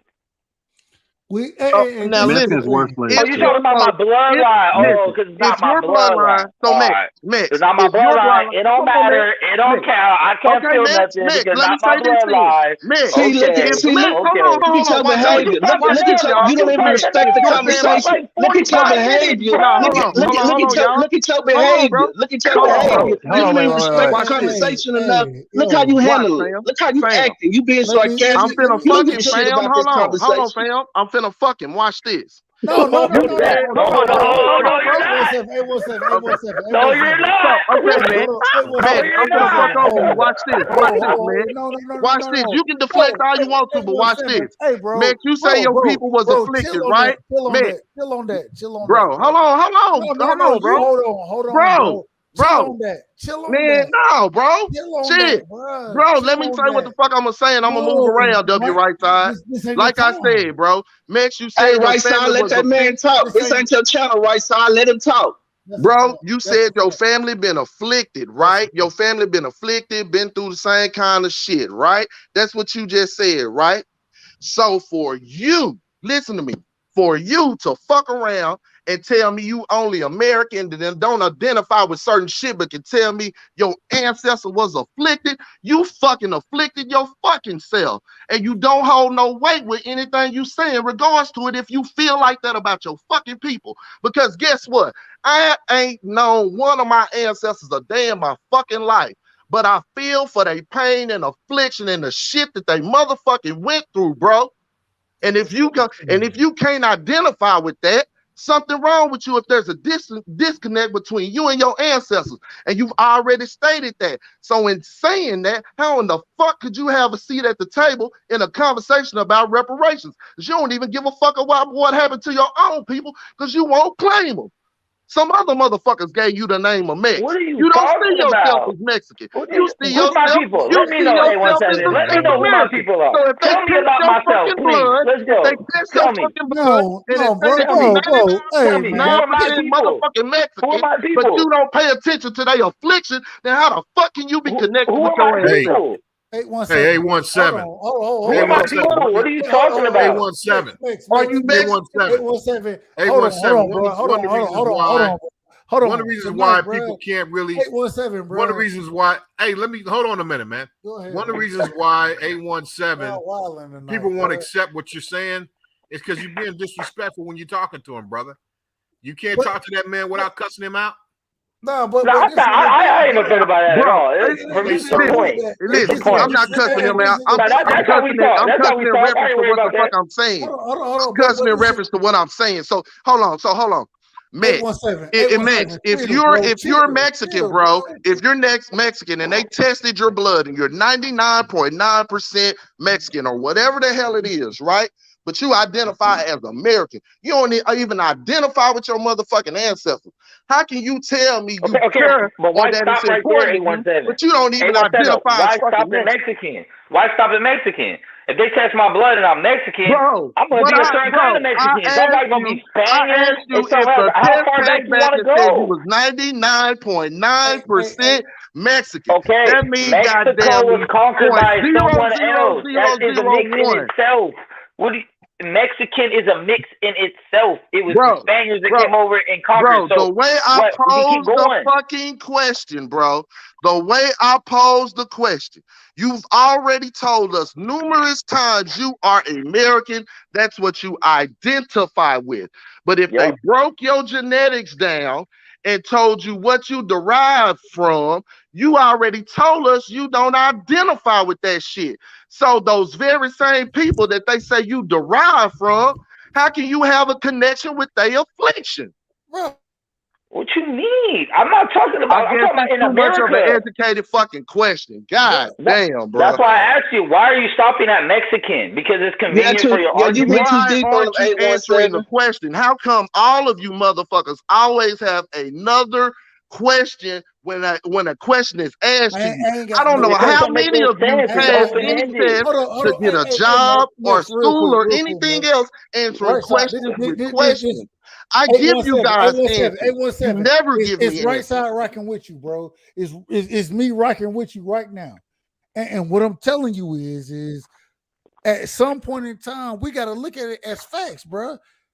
Ain't no way we can say where we came from. We were the only people coming from that shit. And when you have an individual, you can't say that these. That's not what we're talking about. That's not the argument. That's not the argument. We never talked about exclusive nothing. No, that's not the argument. No, it's not. I don't have to go claim a bunch of random Mexicans as my people because we have the same skin color. That don't make no damn sense to me. You call yourself Mex. You call yourself Mex, dude. I did it. I did it. Well, what do you call yourself? I won't call you. What do you call yourself? What do you call yourself? Now I embraced it 20 years later. Okay, so you call yourself that. Shut the fuck up. Yeah, hold on. Shut the fuck up. Hold on, bro. Y'all talking to me too much tonight, bro. Y'all done got you fucking crazy. All right, Max. Yo, right side. Chill, bro. Chill. Hold on. How you gonna tell me to chill when you don't? How did Max? Man, what the fuck up, man? Who you talking to, bro? Huh? Who the fuck you talking to? I was new at school. Didn't have any friends. Played basketball. All the black kids at school, they started clowning me, calling me Viva la Mexico and Mexico and Mexico. So everyone called me Mexico. Like the actual country was my nickname my whole life. If you from where I'm from, and then all the Mexicans didn't like me because they're like, you don't even speak Spanish, you ain't Mexican at all. Like, why the fuck you call yourself that? I used to get in fights with Mexicans over being called Mexico by other people because they're like, you're not a real Mexican. But this is the thing. So, I don't care where you from. If you hoop, I hoop. You see what I'm saying? That's what I'm saying. Like, I was new in school. I was just an athlete. So, and that's the problem that I. And I just tell people all the time, that's not my name. That's not my name, and they just kept like clowning me. Nah, Mexico, what's up? But see, that's my problem. Is that it's niggas that don't. You don't get to choose your nickname. Like you don't get to choose your nickname. That's bro. On the team, bro. You do get to choose your nickname. You do. You do. No, you do. Yes, you do. Some shit that you don't. Guys, let me ask Mex. Let me ask him a question. Let's bring it to a more civilized conversation. Let me ask Mex a question directly. I understand what Mex is saying about himself. He's always stood for what he's saying, and I respect that of him. He don't waver. But to say what you're saying about the other things, what got all the rest of the brothers in an uproar, because you got to understand and have a little sentiment about the situation. Now, I heard your statement earlier, but I want to ask you this. Do you feel or do you not feel that a certain race of people in this particular country has a head start on the majority of the other race in this country because of some unsavory and savagery type of treatments that they did to other people their people did to other people years ago? Do you feel that or not? Okay. Yes. Now, if you feel that, you should have a little bit of sentiment and understanding why reparations are necessary, because anytime someone gets a head start for being savagery over another people, that's holding it. You know, a lot of y'all were talking about crime in different cities and all that earlier. A lot of the financial, a lot of the place that people live has. Let me tell you something. The projects in most cities were not built for black people or Mexican people or any minority groups. They were built for the only minority groups they were built for were for poor whites. And then later on, they allowed us to come into those areas by design. Now, anytime somebody constructs a plan and affix a certain people a certain way and condition them to live in a certain place in a majority situation, that's all that was planned out. So since your plan worked and you designed things to be this way, you wanted certain people to be below you. But now that you're supposed to have full understanding as a government and understanding the wrong that was done, not just with black people, they've understood it with Indians, they understood it with Jews, they've understood it with Japanese, Chinese. Why not fix it for the ones that have been here a little bit longer outside of the Indians and that the black people? They've been here the same amount of time. So there is, if you understand that a certain race of people have hindered the well-being and start of people, and they also bombed a lot of those cities and towns that those people created for themselves to not look for handouts and stayed ahead because they saw. But it's not a certain race of people, though. And the reparations is something that people understand, and it's not a matter if certain those things were done to people directly and per generation. It's a matter of they did it to the ancestry of those people because that's where everything starts. You don't start because you were born yesterday. You start where your people started. I don't know, man. Like, I guess. I mean, if that's how you, I guess I'm not gonna try to talk you out of check. Like, if you're gonna get a check from it, of course you don't want it. Who's gonna turn it down? Like, the fuck? It ain't just about the money, though. It ain't about the check, Max. It's about how it ain't about no check. It's not about no money. Hold on. Let me get this off. Not everyone needs that. Listen, I'm trying to help you understand something. If you do it for this race, and let me tell you something. The Jews will not. I don't agree with it for any race, though. So let me make that statement before you go on with it. That's what gets you in arguments with these guys. Listen what I'm saying. No, I'm making it clear my stance. I don't agree with what happened with the reservations. I don't agree with what happened with the Japanese shit. We already heard it. Now you need to listen to reason. Just know that. Listen know that. Sometimes you can learn something by listening, bro. Now look, if they took care of Japanese, they took care of Jews. The things that they've done to the reparations for stuff that wasn't done in this country to them. Okay, if they can do it for all these other different creeds of people, why can't you take care of your own where you did the worst damage? You see, it ain't about the check so much; it's about being fair, and they're not even being fair to your people, your ancestry. They're not being fair to none of that because they still steal from your people as well as my people. But all the other people who come from other foreign lands across the water, they're taken care of. So we got to understand this whole situation screwed up. But don't have a less sentiment about something until you know more information about it. But I mean, I like you, bro. But I'm just saying. When you're in these type of conversations, your opinion is valid, but it's valuable. You can have an opinion the way you want it. But when you're in a certain situation, don't do that, man, because you don't know what people feel in their heart about the situation that their people have gone through.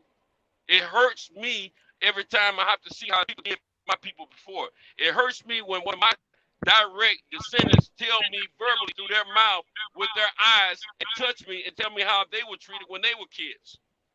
It hurts me for that because I want revenge when they tell me these things. You may not have had a person in your life to tell you how badly they were abused. I have. So you can't tell me none of that stuff matters. It does matter. If you went through some trauma through your childhood and you sit there and tell your child what you went through, you don't think your child's gonna hurt? For sure. So they should get cashed out for that? We're the children, and we're hurting. So they should get you should get cashed out for that. It ain't about the check, bro. But if you're gonna give that's what the reparations is. So you should get something because you heard some shit happen to someone else. If you're gonna give it to a Jewish person for what the Germans did to them, if you're gonna give it to the Japanese because you bombed that country, you should define what reparations is. I don't agree with any of that, though. I'm against all reparations as a word. Hey, let me give ask you a better question. insight. Let me ask the brother. I don't think that we should be punishing the winners. I'm sorry, but every single country started the same way. Someone took somebody over. People killed, raped, pillaged every single country. That's how it all starts. Hey, we're not talking about like being a human, bro. We're not talking about winning and losing here. Bruh. We're not talking about winning and losing. We're not talking about winning and losing. You can't gratify when a group of a certain race of people have damaged. We're not talking about winning or losing. But it wasn't a whole race. It wasn't every white person didn't make these decisions. It was the white people in charge to do these things made those decisions. Hey, let me ask you a question. White people made those decisions. Let me ask you a question. Do you want to see the country change? The government of today. All right, bro. Let somebody else talk. But we live in the least racist time in American history. It's only progressing and getting better. For who? For who? For who? It's less racist for who? Name a less racist time in American history. Go, floor is yours. Go for it. Name a less racist time in American history. Do you think because you don't see people hung on trees and stuff like that, no. not happening? I'm not denying that it's not happening. I did never say that. I never said racism don't exist. All I said is this right now is the least. But brother, it's different forms of racism. It's systematic racism. I understand. That's not the question. Like it's very different forms. And black people are affected, period. I would challenge you to say that the spirit of racism that's in society right now is just the same as it was. In 2022 is less racist than all the other years before. No, that's not true. How do you determine that? How do you determine that? Tell us how you determine that. Go. Tell us, Max. Tell us how you determine that. Because one, we're more progressive as a civilization. We're leaning more toward the empathetic part of society right now. We have more programs being in place to help. When you say we, are you talking about the United States government? When you say we, what are you talking about? The U.S. Okay. United States. Okay. Just the country. Yeah. So like, and right now, like minorities in general have a platform that's bigger, and we're kind of turning into this anti-white movement now. So really, it's less racist than no. Stop, Max. You saying we? No, you just grouped us. Wait a minute. You just grouped our minorities in together. Don't do that. That's number one. So when you say we, talk about your experience. Don't tell us what's our, because I don't want to be grouped when I say we, I say we as the U.S. government, and then minority. No. At this point in time. No, I don't want to be grouped in as a minority with you. Talk about you and how you're treated and your people are treated. Don't tell me how my people are treated. I don't. If that's how you feel, then you stay there. Don't tell me what the fuck to say. I don't want to be grouped in with you. Just sit over there in the corner by yourself. I don't really care. The fact no. There's more programs now than there was back then. No, what you said was an opinion. No, what you that's an opinion. That's an opinion. That's an opinion that you have. Okay, where are you getting these facts from? Tell me where I can go see that. Show me where I can go see those stats. All we can talk about is mid-60s on, really, because anything before that, obviously. That's all you can talk about. No, right? See, you don't know history. No. That's all you want to talk about. We can talk about the floor is yours. The floor is yours. When was there a less racist time in American history than right now? Go. I don't know how to quantify that. I don't know what you asking me and what you asking me. I can't quantify less or more. Only thing I can qualify is how I'm treated every day. I don't know how to say less or more. To be honest with you, I believe it's just as racist now as it was 300 years ago. But the methods of exercising that racism or that oppression are different. Like before, you had plantations. Now you have mass incarceration, right? You have mass incarceration. You have Planned Parenthood located in the black and minority neighborhoods. They're killing over 300,000 black and brown babies every year.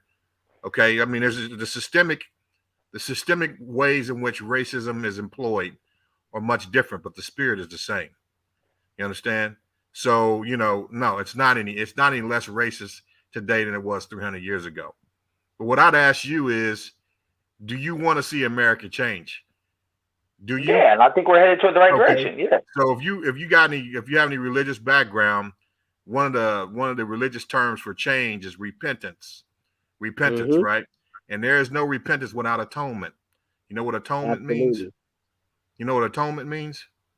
Yeah, without admitting it, right? 1, 2, 3. No, atonement means you actually pay for your transgressions. You pay for your transgressions. There's no true repentance without without paying for the transgressions that you've had, atoning for those things. Now, that's what the problem is right now. The atonement has to take place in order for true. Hold on a minute. The atonement has to take place for true change to take place in this country. All right, and until that happens, and that's when you talk about atonement, that's why racism is so pathological. Racism is so pathological right now. I know you heard of the term pathological liar, right? Pathology is a mental illness. And a pathological liar doesn't start off that way. They start off by telling a lie, getting away with it, and telling another lie, getting away with it. And then eventually lies become a way of communicating. And it becomes a pathology, a mental illness. That's what racism is right now. Why? Because it's never been atoned for. It's never been paid for. And until it's paid for, there will be no change. There'll be no repentance. And that's what this reparations thing is about. It's about bringing about true change. And true repentance doesn't come about without atonement. You understand? Do you think everyone just deserves it? Just everybody?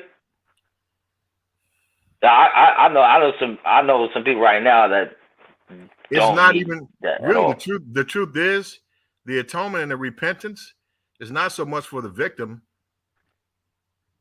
it's for the perpetrator.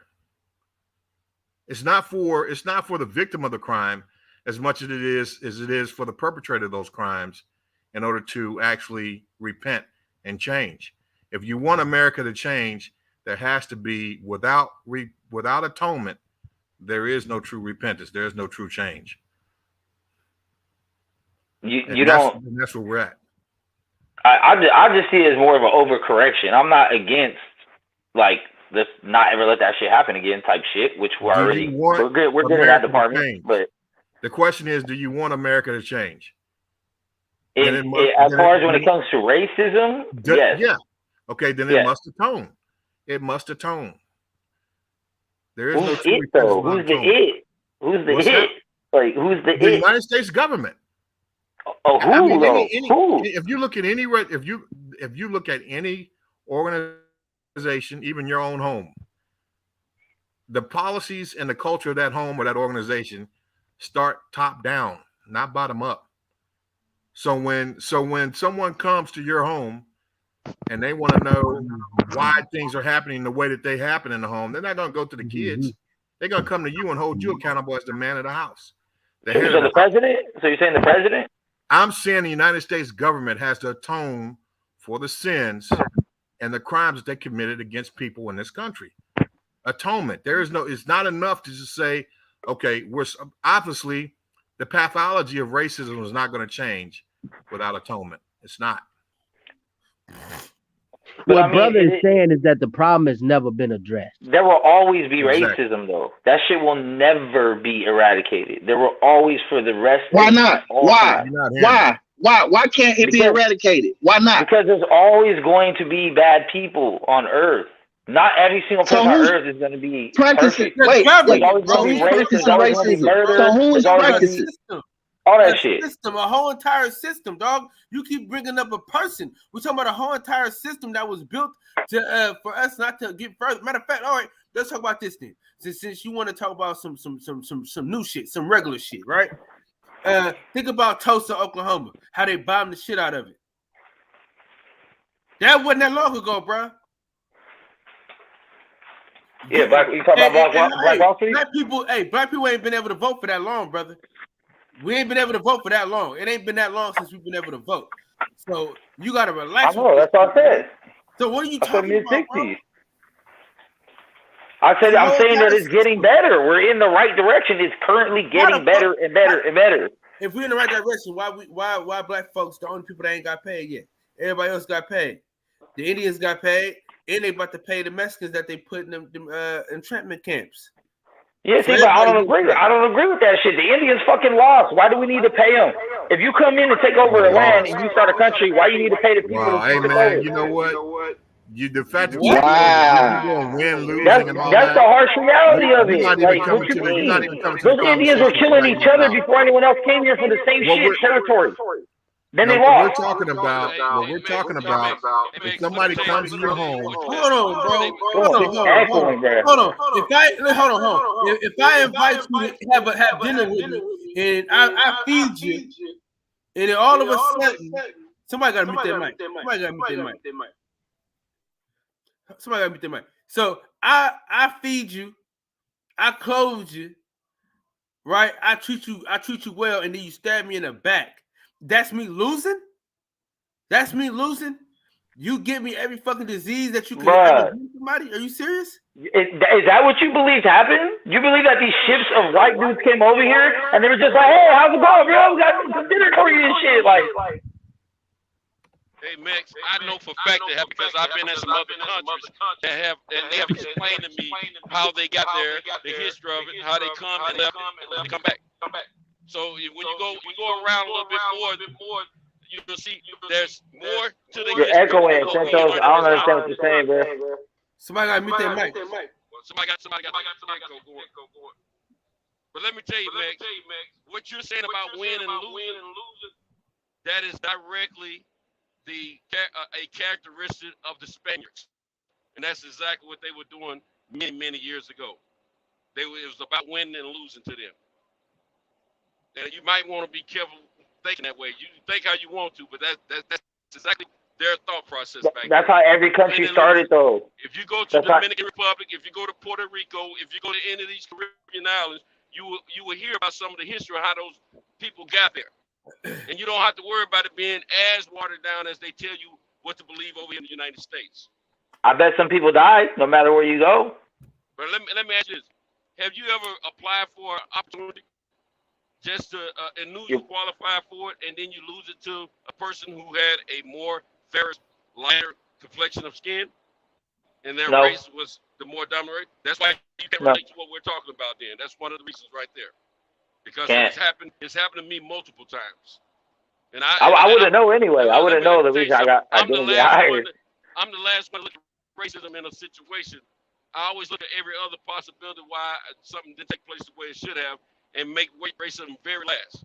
And I point to racism when it's obvious. Because I want to believe like you that everyone has a goodness in their heart until they prove me different.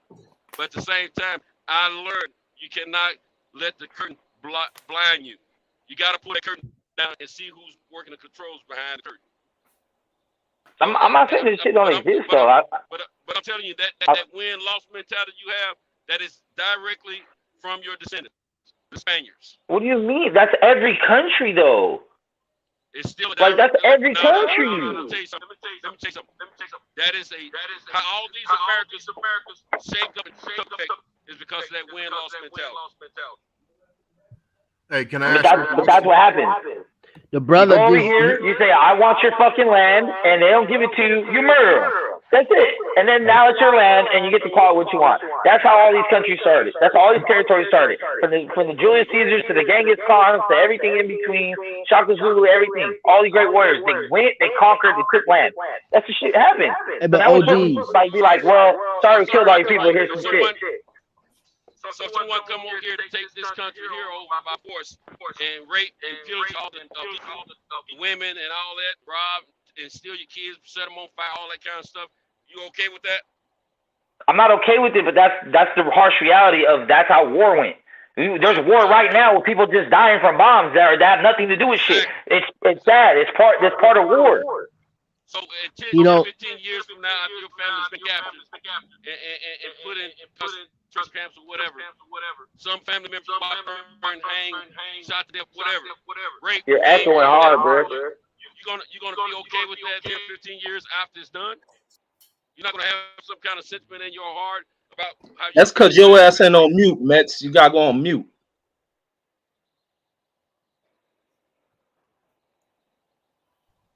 I ain't hear much of what you said, Santos.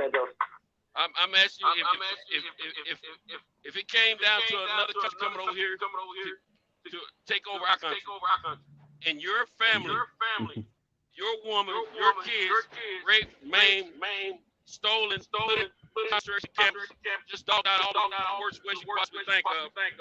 you're gonna be okay with that 10 or 15 years later? Say, I lost, they won.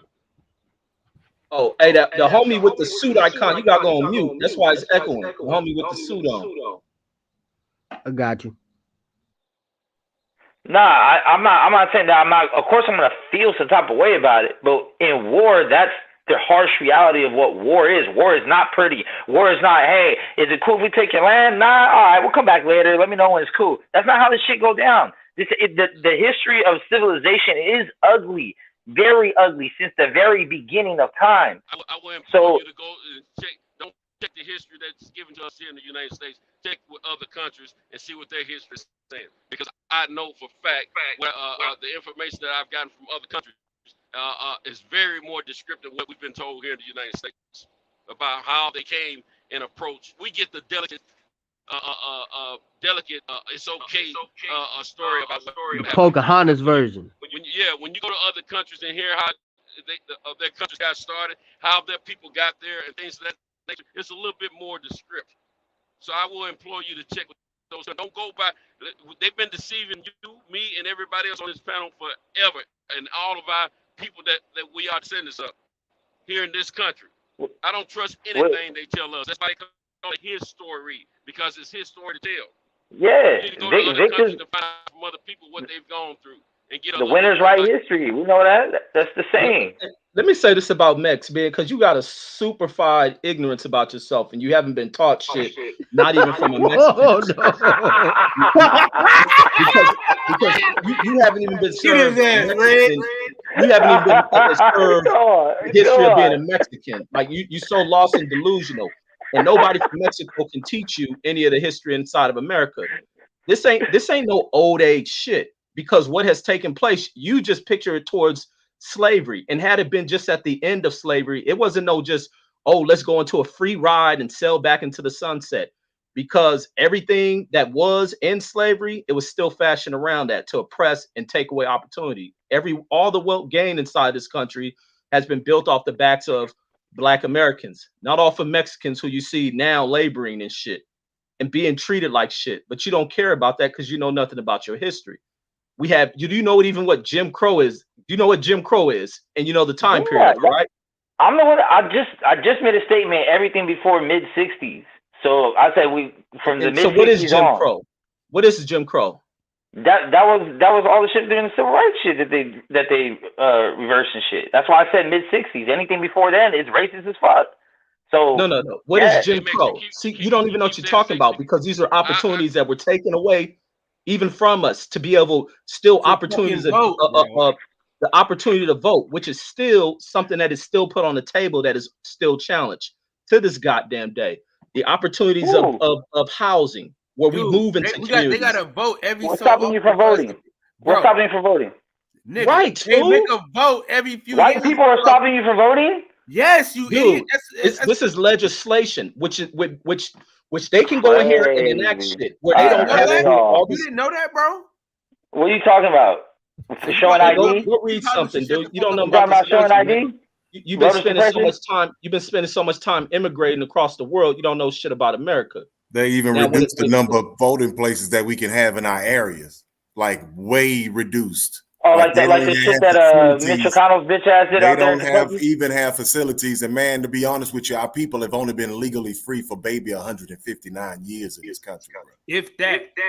You know what I'm saying? Like, and the thing that they're trying to fix is people being disenfranchised as a result of them having so much money being made over hundreds of years, and the group of people who are still disenfranchised right now.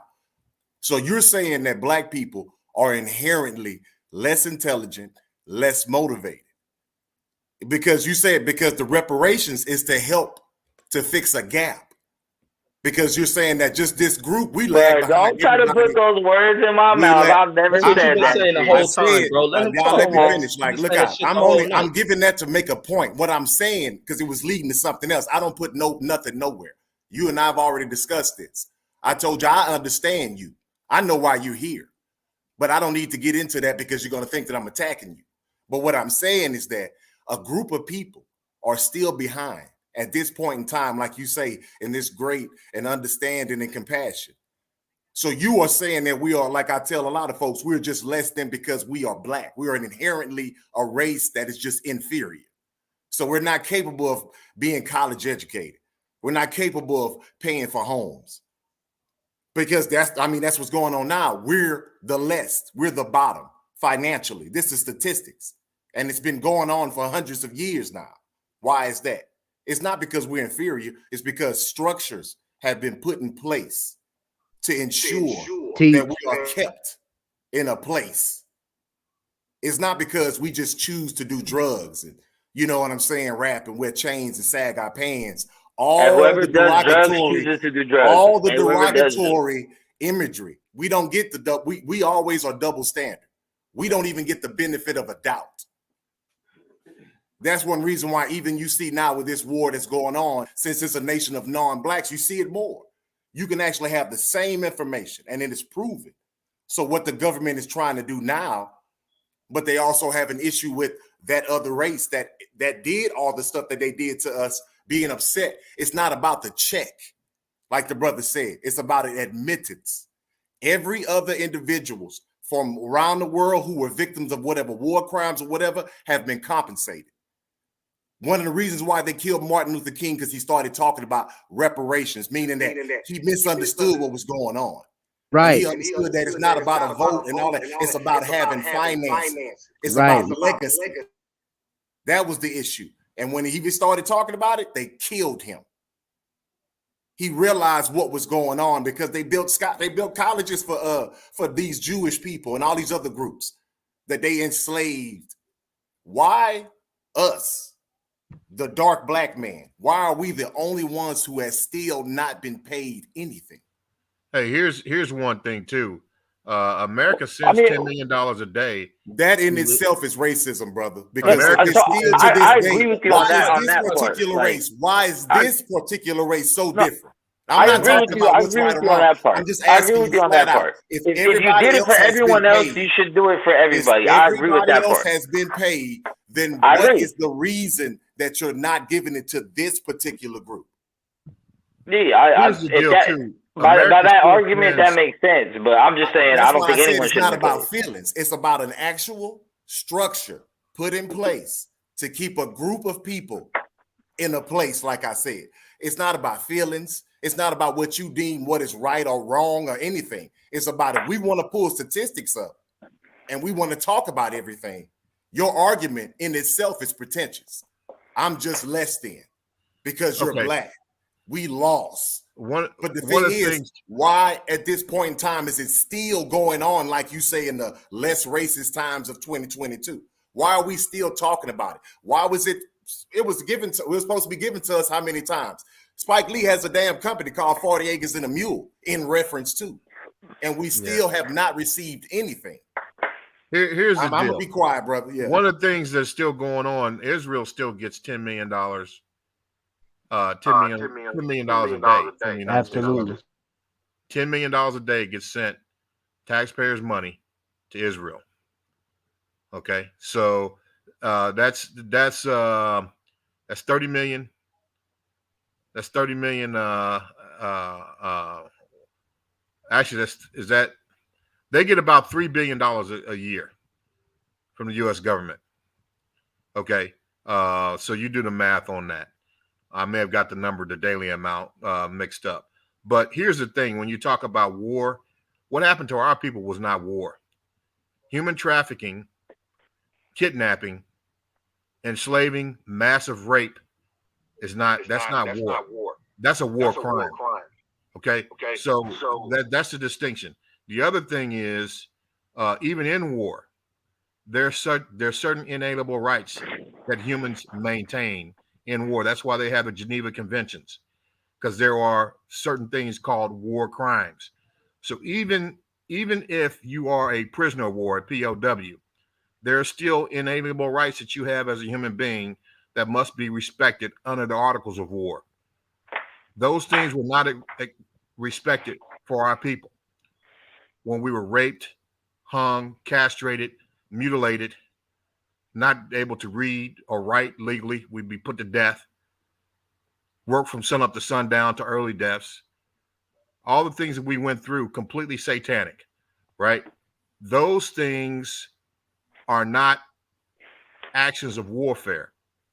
Those are strictly demonic, satanic acts as a result of chattel slavery.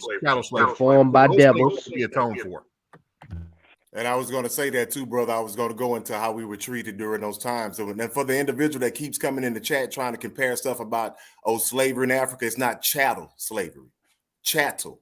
Always remember when they use the word slavery, we're talking about chattel slavery.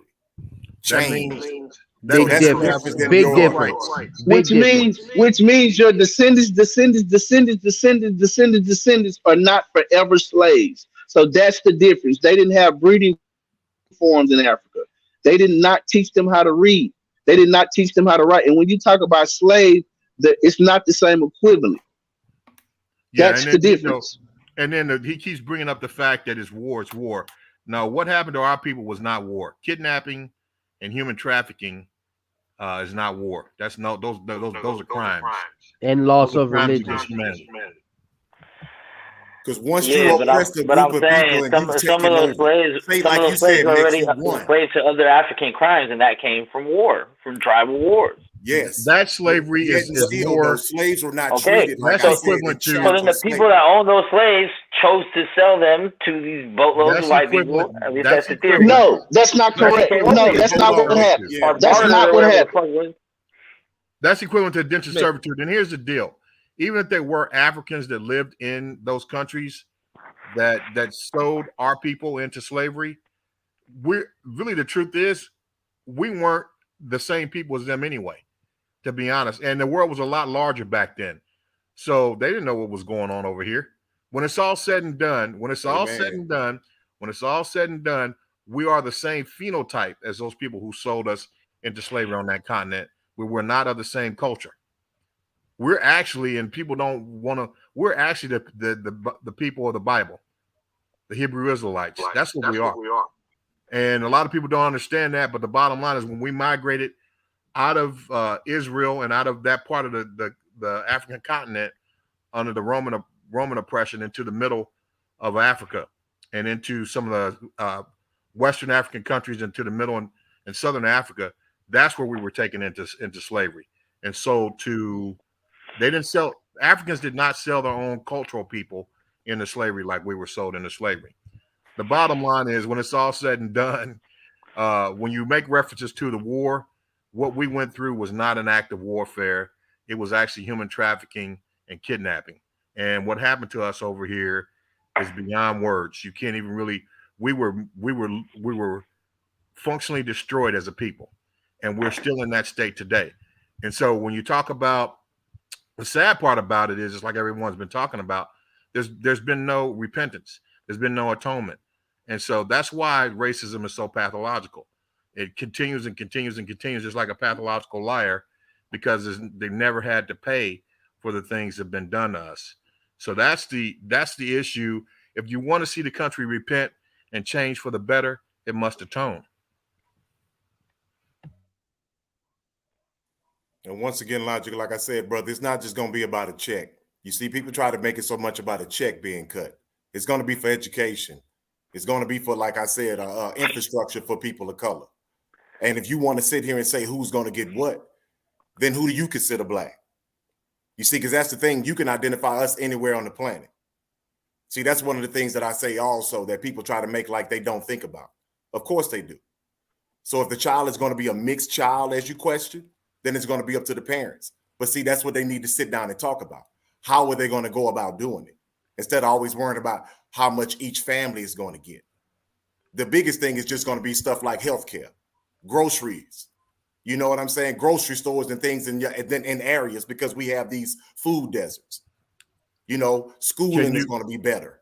Stuff like that, to where they pay attention to our group like they pay to everyone else. Well, because like I said, you're not going to sit here and convince me that I'm just inherently inferior. Oh no, let me tell you guys this, and I'm not telling you guys this to brag or anything like this. I'm just trying to give you the background. I'm from the hood, man. Obviously, you guys could probably tell that, but I grew up in the hood. I mean, it was like 10 of us to run together, and there's about 3 of us left. 3 of us are alive. When I grew up, it was about 10 of us that ran together, and it's about 3 of us are still alive. The other guys died in the streets or went to prison and died in prison. And I'll tell you guys, I spent over 20 years in the military. I was a submarine officer in the Navy. I'm a federally licensed nuclear engineer. I got master's degrees, mechanical engineering, nuclear engineering. I got an MBA. I got a doctorate from USC, University of Southern California. And I work in corporate America. Decorated military officer, graduated, and all that stuff, retired. Man, I get treated like a terrorist in corporate America. I get treated like crap. You understand? And so I've checked all the blocks, brother. I checked them all, and I still get discriminated against in ways that you can't even really imagine. So it has nothing to do with how educated you are, how much of an outstanding background you are. It's about our bloodline. It's about what we represent. It's about what we represent as Black men. And when it comes down to it, this system does not appreciate Black male leadership, manhood, masculinity, and it's trying to destroy us. And I hate to say it, but it's just the facts, bro. It's just the facts. Because they're gonna make it like you're another brother that's just complaining. You know what I'm saying? Because I feel you, brother. That's what I was let him finish. Let him finish. I'm just saying. No, I was just like Street Fighter. He didn't finish his point. So if there's anybody out there that thinks like, oh man, we're going through all this stuff because I didn't get enough education, or maybe I didn't work hard enough, or man, I just didn't do the right things, and that's why I'm not getting these opportunities. No, bro, it doesn't have anything to do with that whatsoever. Because I'm a prime example. I've checked all the blocks. I checked them all.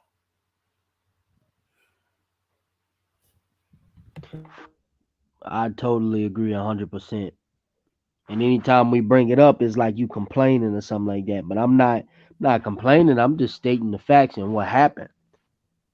Yeah, because that's what I was. That's the only thing, and I didn't want to talk over him. And I do apologize, but it's like that's another thing I tell people too. Is like you can't tell me my experience, and you can't take away from my experience. You always going to reduce me down to somebody that's emotional because I'm bringing up my experience. I'm not crying about I'm Black and this and that. No, I'm just telling you there is a clear difference. And like he said, it's normally with leadership too, because at any point you've heard me say on other times that I've been on here, I'm the only Black one in the room. And normally, even if you are at the lead, at the head, or whatever they consider you, it's always some type of conniving going on and undermining and things that, like I said, I've had to talk to people and just tell them flat out, you're pretentious. Oh, we didn't know you. We were uncomfortable around you and blah, blah, blah. And I'm like, why are you uncomfortable? Why didn't you just talk to me? The easiest thing is just to come over and communicate with me. But you always have this preconceived notion.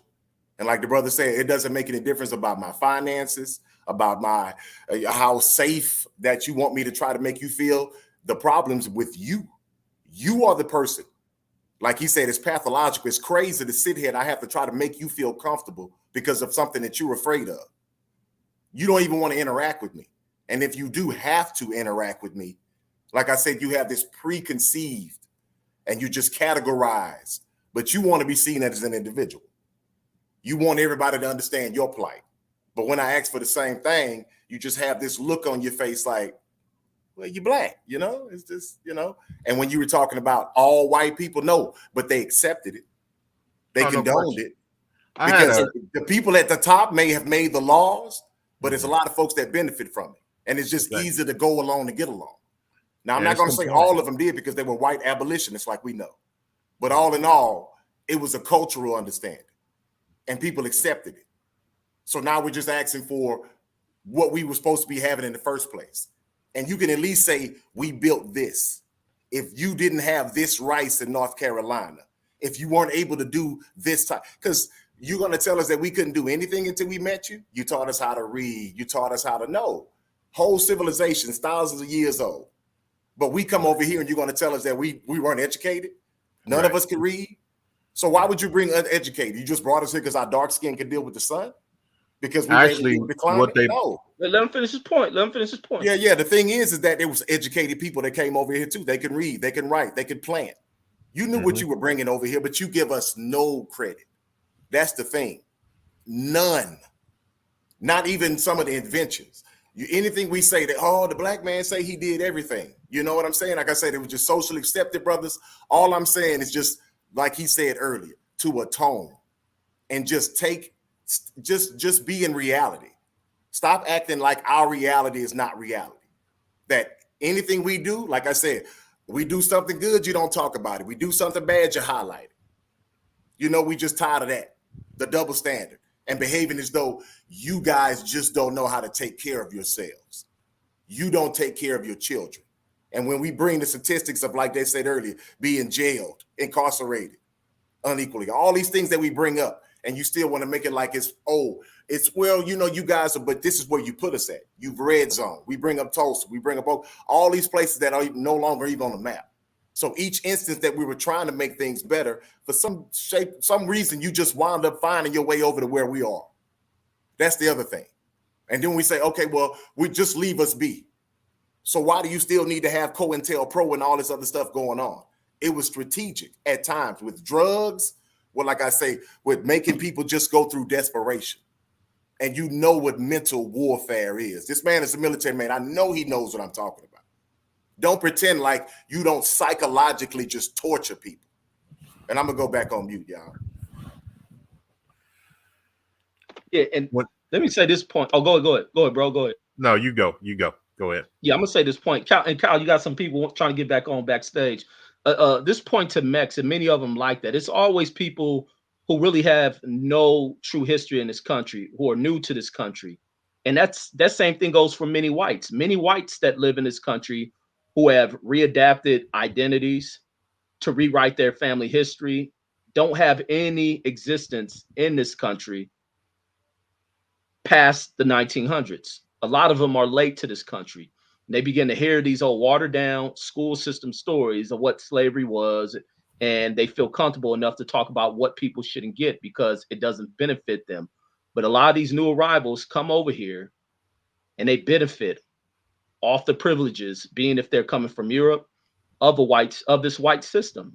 And in this today age, yeah, there's many things that black folks can change, that they have to change, and that we are at fault for walking back. But it doesn't take away from the damage that has been put on us by the system. And you ain't got to go even to slavery. You can go into the goddamn 1980s when many of the goddamn cities in Los Angeles were funneled where dope is funneled through them by a presidential administration. And it's documented in the 80s. Many people affected. So I don't know what the hell Mex talking about, but Mex talks like that because he has no identity. He has no history. He has no understanding. He can't even get a history taught by his parents because they have no understanding. Because I'm pretty sure they're new arrivals to this country and they know nothing. And you have received a watered down school version of history. You cannot learn, not even white folks can learn what America is without a black experience being put on it, because we are the true American experience. And what we can tell what's the good of this country and what's the evils. A white person can't give you that watered down shit. So reparations, yeah, it's a payment that should punish a nation anytime, because America, you best believe, in the rest of the, using this Ukraine situation, the rest of these European nations are going to make sure that Russia pays for the damage or the atrocities that they're committing in Ukraine. You best believe any type of country pays out war crimes. The same thing with Germany and the Jews. They pay out war reparations for the crimes committed against Jews. But this is a country that did this vicious shit, not just back in the 1800s. They did in the 1900s, the 1920s, 30s, 40s, 50s, 60s, 70s, and all the way until today. So that foolishness Mex coming with, because reparations doesn't benefit him. That's not why. Reparations could never benefit you because you have no existence in this country. Don't put words in my mouth. I never said that. Your parents don't have any history in this country. You don't really have history in this country. What do you mean? Your opinion shouldn't be spoken. And the same thing, you may feed off of this shit from some white folks. Bro, I don't know where the fuck you guys get off thinking that you're the fucking opinion police and you can tell people when and how they can have opinions, bro. What you mean? Look, your opinion is your opinion. I couldn't have an opinion because of what? Homie, listen. History is history. What you mean? History is history. That's fine. Data is data. And the present is the present. Mex, you said your people gave up on you, right? Tip Mex, can you do us a favor again for the folks that don't know? You feel what I'm saying? So maybe other folks can understand where Reggie and others coming from when they talk about, you know what I'm saying, your identity and history in this country. Now that one night you explained to us, you know what I'm saying, how you were raised, who you were raised by, your situation. If you'll touch on that again, that will shed light on your stance and also the stance that many of us are taking in regards to this subject. Do you care to share that again? Yeah, I mean, whatever you want to know. It's, you know, like I said, I got three brothers. You know, two black, one white. You know, how did those things come about, Max? I'm just my mom got married to a black man from North Carolina when I was about 5, and my brothers are my brothers. So originally, can I ask? Ask because I want to fill in some gaps here. Your mom married into an interracial relationship when you were 5. So let's talk about you know, who your original father is and your mother. My mom was a foster child at like 2, so I mean she ended up finding out who her parents were. She got adopted by a Filipino man and a Mexican woman, and her lineage is Mexican. I don't know how far back though. I just know her parents are from LA. But okay. So your mother's lineage or whatnot is Mexican, but she was adopted by Filipinos at age 2, correct? Yeah. And your original father isn't in the picture, and you didn't have any relationship with him. But my original father came back around 5, around 5, 6. He went to the military, so he did his thing, came back, got custody of me. I lived with him for a little bit. Is he a Hispanic? Is he of Hispanic descent or Mexican descent or anything? Okay. He's a first generation because his mom and dad are from Mexico. So your parents' lineage is Mexican or from Mexico, correct? That's information that you just. I mean, I know you may categorize it different, but that's how you just explained it, correct? Yeah, more or less. Definitely dominated. Latino dominated. Yeah. Okay, but by decisions, you know, after you were grown, such as marriage and other things, your experiences as far as brothers, sisters, and things of that nature come from different ethnic backgrounds and or nationalities. And let me say this: would you say that your mother's experience was the same as her caretakers, as her being a Filipino woman and your mother's lineage being a Mexican woman? Do you think their experience in America was the same? I mean, from what my grandma tells me, I mean, as far as, are you talking about as far as like the race goes, like race issues? I'm saying her American experience as a Filipino woman and your mother's experience as a Mexican, as a woman of Mexican lineage, correct? I'm saying, are their experiences in America monolithic, one of the same, and you know, there's no difference in their experience? Well, I mean, obviously it's a lot different. I mean, because my grandma came up in times when, you know, Okay, so you believe that their experience is only different and adjacent to the time and not in regards to who their lineage is or who they're derived from in this construct of America. Is that what you're saying to me? Yeah, I couldn't give an honest answer on that because I don't know. I haven't ever asked that question of either one of the two. Okay, I'm going to ask you your opinion. Okay? I don't know. I'm just going to ask you your opinion, okay? I'm going to ask you, from what you're saying and from the background you described, okay? It seems to me that the experience, the American experience in your view is simply adjacent to the times that they were living in and not adjacent to anything in regards to your lineage. You don't identify with your Mexican lineage, okay? No, not at all. Yeah. You don't identify with your Mexican lineage, but someone else gave you the moniker and or name of Mex, and you adopted that. How my question is to you is, if you cannot identify with your Mexican lineage, then how could you identify with any oppression and or atrocities done to that lineage of people if you do not identify with it? And if you claim that you're only American, right? The American experience is not a monolithic one. It is a multicultural experience. So each experience is different for each one.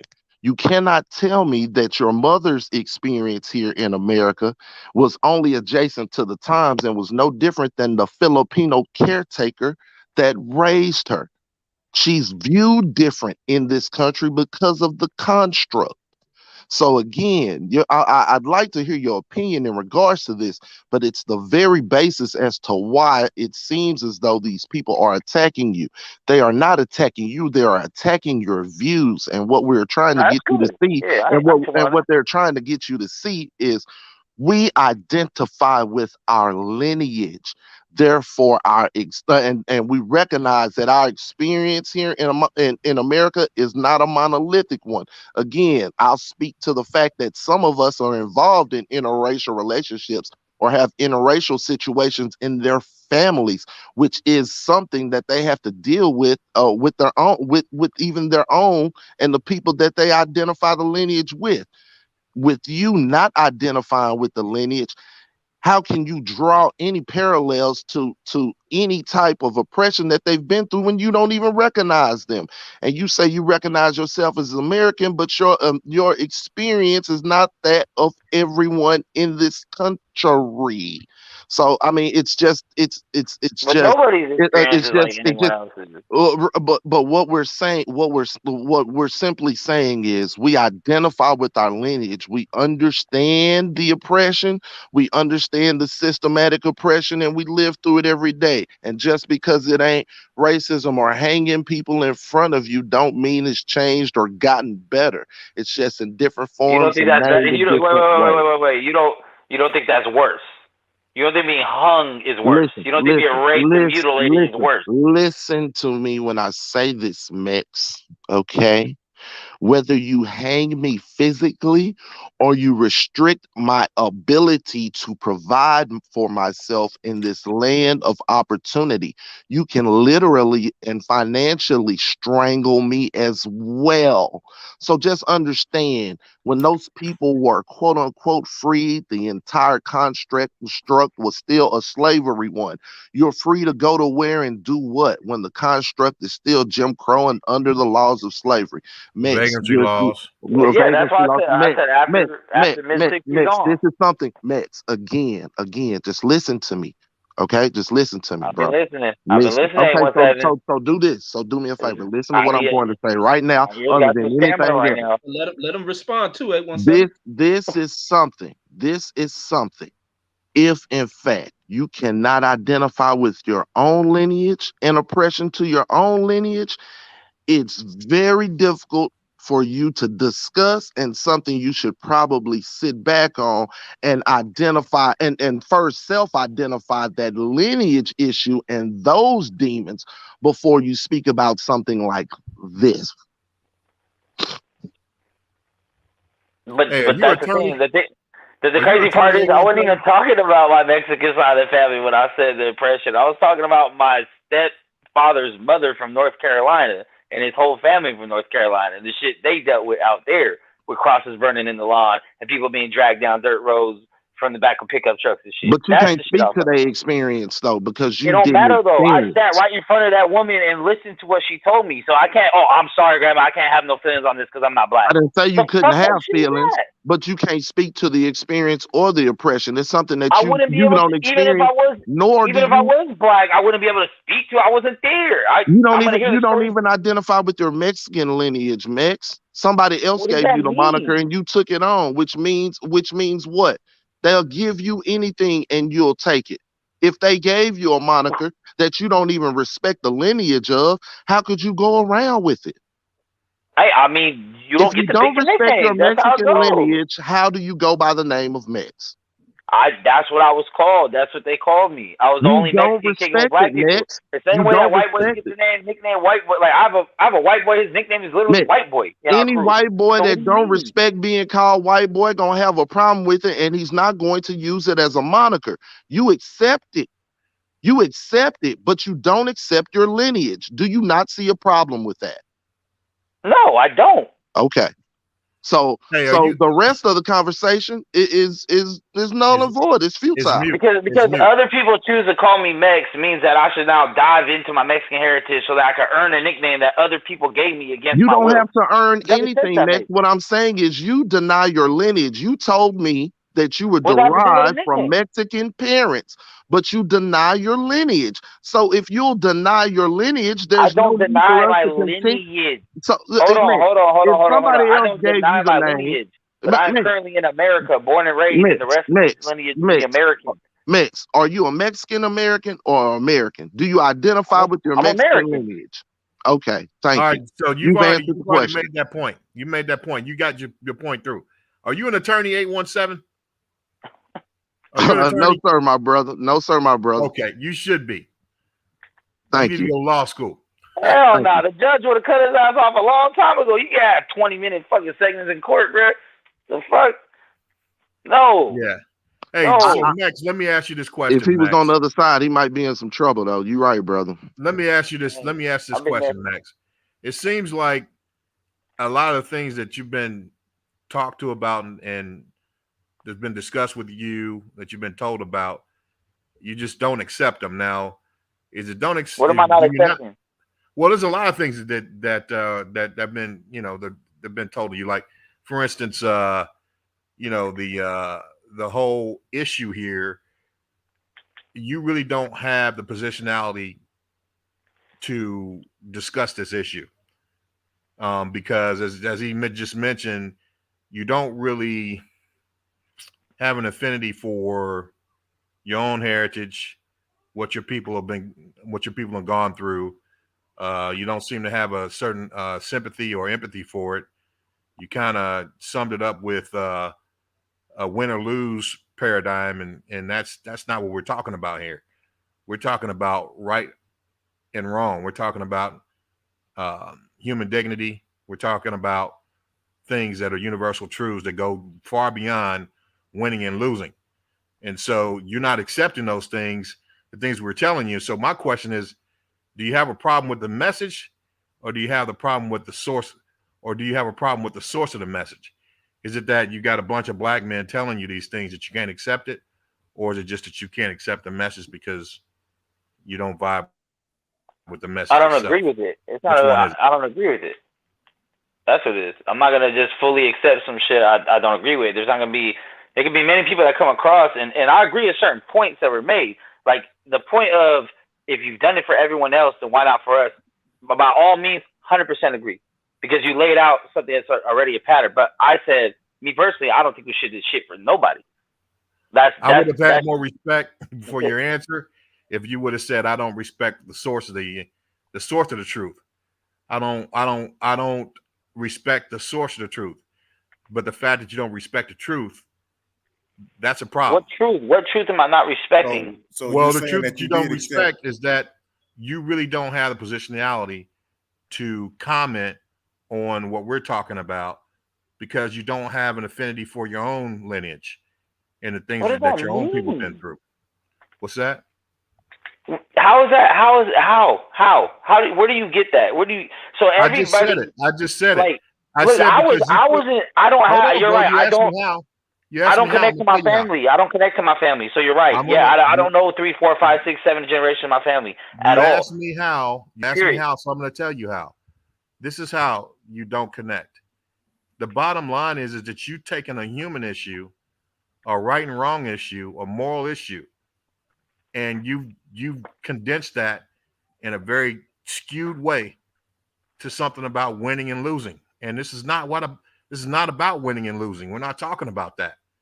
We're talking about universal truths, what's morally right and morally wrong. And you're on a completely different frequency.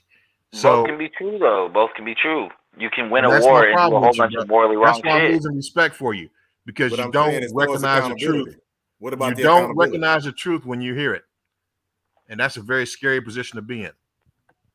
And you said that you agree with them whenever I said earlier. I mean, because why do they? Yeah, I not agree with pay? that point. Yeah, that's what I'm saying. But why? Why do they not pay the black man, the black person? I don't know. I don't have an See, answer that's for what I'm you on saying. that. So since you But I don't agree. know, I then there agree has that to if you be. paid everyone else, you should pay So everybody. yes, Period. okay. So if you agree So, with that, then there has to be something against that group, is what I'm saying. Yeah, it doesn't But really. I can tell you what it is, bro.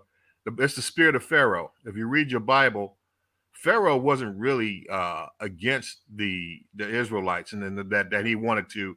I mean, he hated them, but he hated them not for natural causes, it's for spiritual causes. See, the people who are against us, who don't want to atone for the things that they've done to us, it's not really about us. It's about the spirit of God that's in us. See, they are really rebelling against God when they realize the things that they've done, and they're not willing to atone for those things. That's why when you walk into a room full of racist people, there's a tension in the air so thick you can cut it. That's a spiritual dynamic. That's a spiritual dynamic because the hand and the spirit of God is on you. When you walk into that darkness, that light shines out. And see, a lot of times, when it's all said and done, a lot of the things that are not being done right by us is because the people who have done us wrong for so long, they think that somehow if we get a sense of equality or equity from a construct standpoint, like the brother's been talking about, yeah, the fear way of a the, black the, planet. the way the society is constructed, if we get some sense of equity or equality within this construct, then somehow we're going to lash back out at them. But that's not the type of people we are. We're not that type of people. We're not going to go back and, yeah, they're scared about the revenge aspect of it. Yeah, like South Reprisal. Africa. That's why I made mention of that Reprisal. earlier, brother. Yeah. Reprisal, but we're not those type of people, man.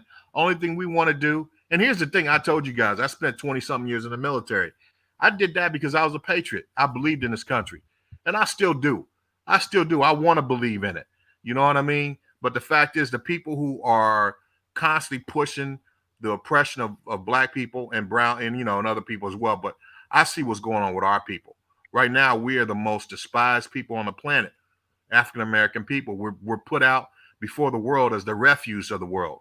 When you turn on your television, we're always in some type of gangster, or homosexual, or our women look like hookers. The way they're dressing, to wearing these tight clothes, where you look at the front of them and you can see the imprint of the private parts.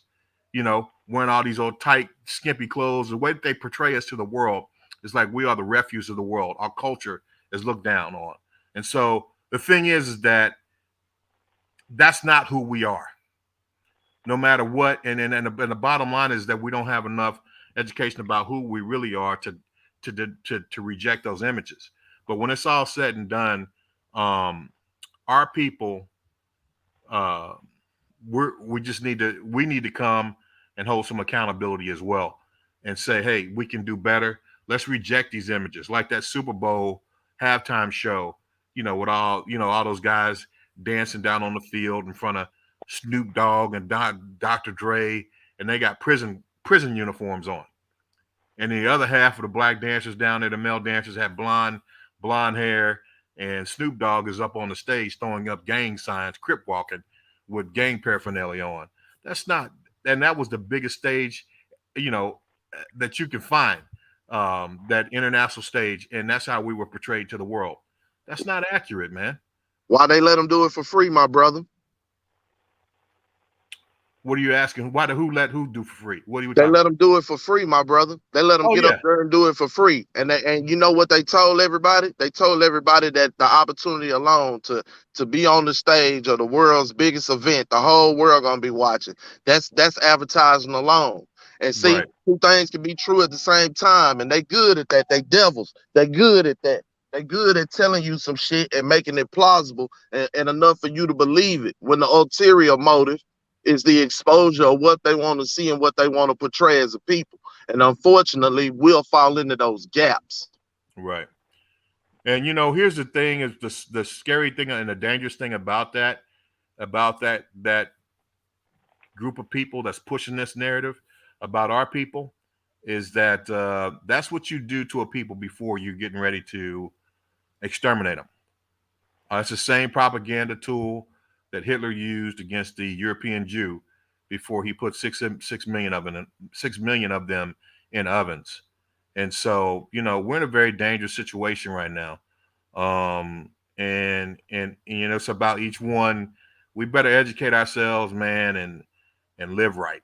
And also, you know, that means taking the actions necessary to change the system and reject these images that they're putting out before the world about us, because they're all lies, right? There's sectors of our society that live that way, you know, and you know, I heard the guy talk about how it's not as racist now as it used to be. I don't know what you think mass incarceration is about. You know, you got guys in prison for a bag of weed when you got rich European people or Caucasian folks and, you know, other rich people selling marijuana, making billions of dollars every year legally. But you got a brother sitting in prison for 10, 20, 30 years for having weed, you know, for the same substance. And they're not letting them out, you know. So my point is that, you know, when it's all said and done, this is not about, that is a race issue, right? That is a racial and economic issue, you know. So these things that are going on right now, they're just as racist as they were 200-300 years ago. They just have a different methodology of executing that racism and oppression. And one of the major things, like you said, the atonement, right? Let's talk about the atonement real quick, right? And what that means, right? And what that means in the construct of our communities, right? Atonement is when we in these schools, you know what I'm saying? Critical race theory. See, that's part of atonement, all right? And how's that a part of atonement? Telling the truth, just like the brother said, quite simply. Telling the truth, being honest about what happened, not changing it because of fear, because in all actuality, they want to modify the history so they don't look so bad, just because they afraid that we will assimilate. That's entirely why any of your black organizations during the 60s, as Mex like to bring up, were infiltrated and destroyed because they were afraid of us assimilating and retaliating. But what they don't understand is the patience that these people have shown over all this time, and what we continue to show. Like I said, ain't no brothers walking out the door as angry as we are about what happened to the folks in our lineage and the situation and the systematic oppression. Brothers ain't walking out the door shooting every white person they see. So again, man, you know, it's the atonement, and it's coming to the table. It's having the opportunity for experiences, for the myths to be dispelled. You know what I'm saying? That's why a lot of times, that's why I identify with the football field, bro. Real talk. You talking about somebody that was raised in a social construct that was 95% black and didn't associate with no white folks. And then all of a sudden I was thrust into a situation where, again, I was around those people. Right? So, you know, myths, misconceptions, ideals, those things get challenged. And if you're never in a position for those things to be challenged, and you formulate your opinions and get to a certain age and to a certain point in life, you feel a certain way until those things are challenged. But when you deny the truth that you experience, like the brother said, when you deny the truth that you experience in yourself and won't recognize it, right? And won't question yourself and your ideals, right? Because again, through your experiences, they may have been wrong. When you don't do that, you lend credence to oppression and everything that's being done to everybody. Why, you know, it is important for us to give a fuck about what's happening with Ukraine and how it happened. Because the same shit can happen here. And understand, the motherfuckers that was participating in it, one of them was in control here. So it affects you. Just because it's not stopping you from getting in your car and shit. It's affecting your gas price. It's affecting you, bruh. You better pay attention to what happens around you. Our communities used to care about what happened around us. We gave a fuck about who lived on our streets. Now we don't even know who stay next door. And you know they know it's shameful because they don't want to talk about critical race theory. They don't want to bring up anything. The fact that you are so ashamed that you want to, like you said earlier, modify things, that means that you know how horrible it was. Yeah. You understand what was had, the savagery. Yeah. You know, because if you don't even really want to talk about what you've done, you know, you over there crying, but we the ones that have been abused, though, like they said. I mean, it's just the truth. And the fact of the matter that you really don't even want to touch on it, you're like, man, this is going to be, it's a slippery slope, but it's something that has to be done. I keep going back to South Africa with the apartheid. That's one of the things they had. They said they had to have, I forgot what the actual, I'm having a brain fart, but it was an actual group that they came up and they were sitting there as, man, I know y'all know what I'm talking about, but I'm drawing a blank right now. But they were actually sitting down talking about it. They had to sit down and talk about truth and reconciliation. Truth and reconciliation. Yeah. Reggie said it best, bro. This our country. That's exactly what it is. And none of that is going on over here. And we've been quote unquote free. Apartheid, we know that's 80s, you know what I'm saying? And they sat down, figured out what they were going to do, and they went from there. As far as, you know what I'm saying, I know because I'm not in South Africa, it at least did something for some closure. There's no closure in America. None. Yeah, well, I will tell you, the apartheid regime, what we went through makes that look like a holiday, man. Yes, sir. Okay. So, I mean, they reduced us to absolutely nothing. No rights, no opportunities, no resources that any Caucasian person was bound to respect. That's just none. We had less rights than cattle. Livestock had more rights under the law than we had. So when you reduce a human being to that level, the generational damage that you cause, it's almost irreparable. It's almost not repairable at that point. And that's what we're at. When you see what's going on in our communities today, it's not just because of that, but it's also because of the continuous onslaught of racism and oppression that we're in the situation that we're in. I mean, and you know, the thing is it's just like I mentioned before, it's a pathology. It's a pathology because it's been done for so long, so consistently, and never been repented of, never been atoned for. And atonement means you suffer for your crimes. That means you pay for those things. You reparate for those things that those sins or those crimes that you've committed. And so, brother, I hate to interrupt, but just like you said, suffering comes in many forms, brother.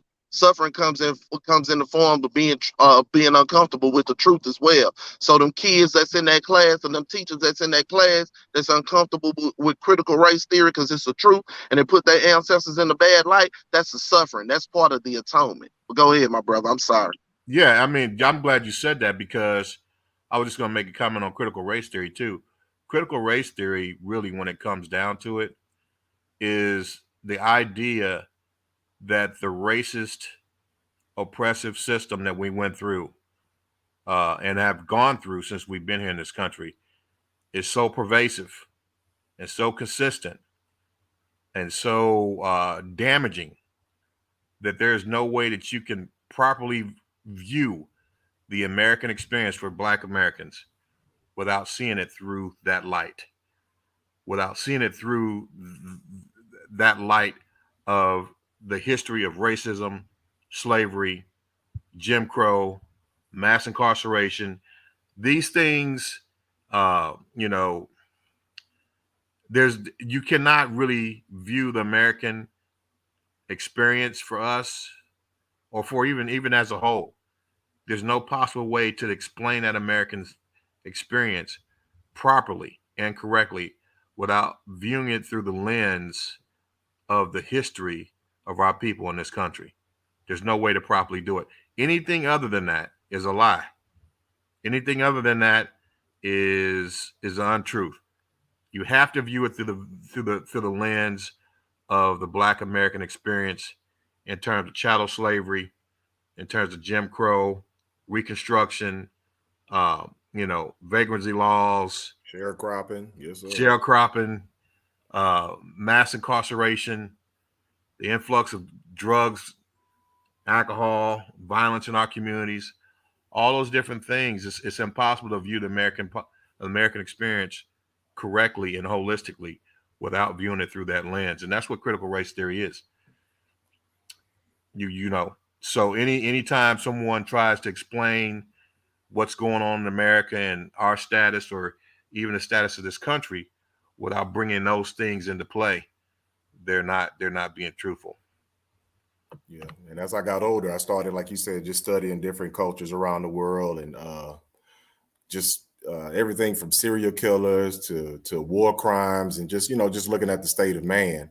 And one of the things that I ran across was they would always talk about the women suffering during war times, and they would say how the women starvation was a big thing, especially. And when I mean the women, I mean women who were normally pregnant too.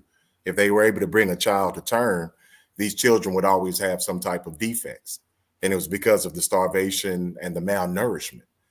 So they studied, I believe, children from the Second World War in the 40s until they were like 60 or 80 years old. So they followed them most of their life. And they were just telling them how they had learning problems, physical problems as far as bone diseases and just different stuff like that.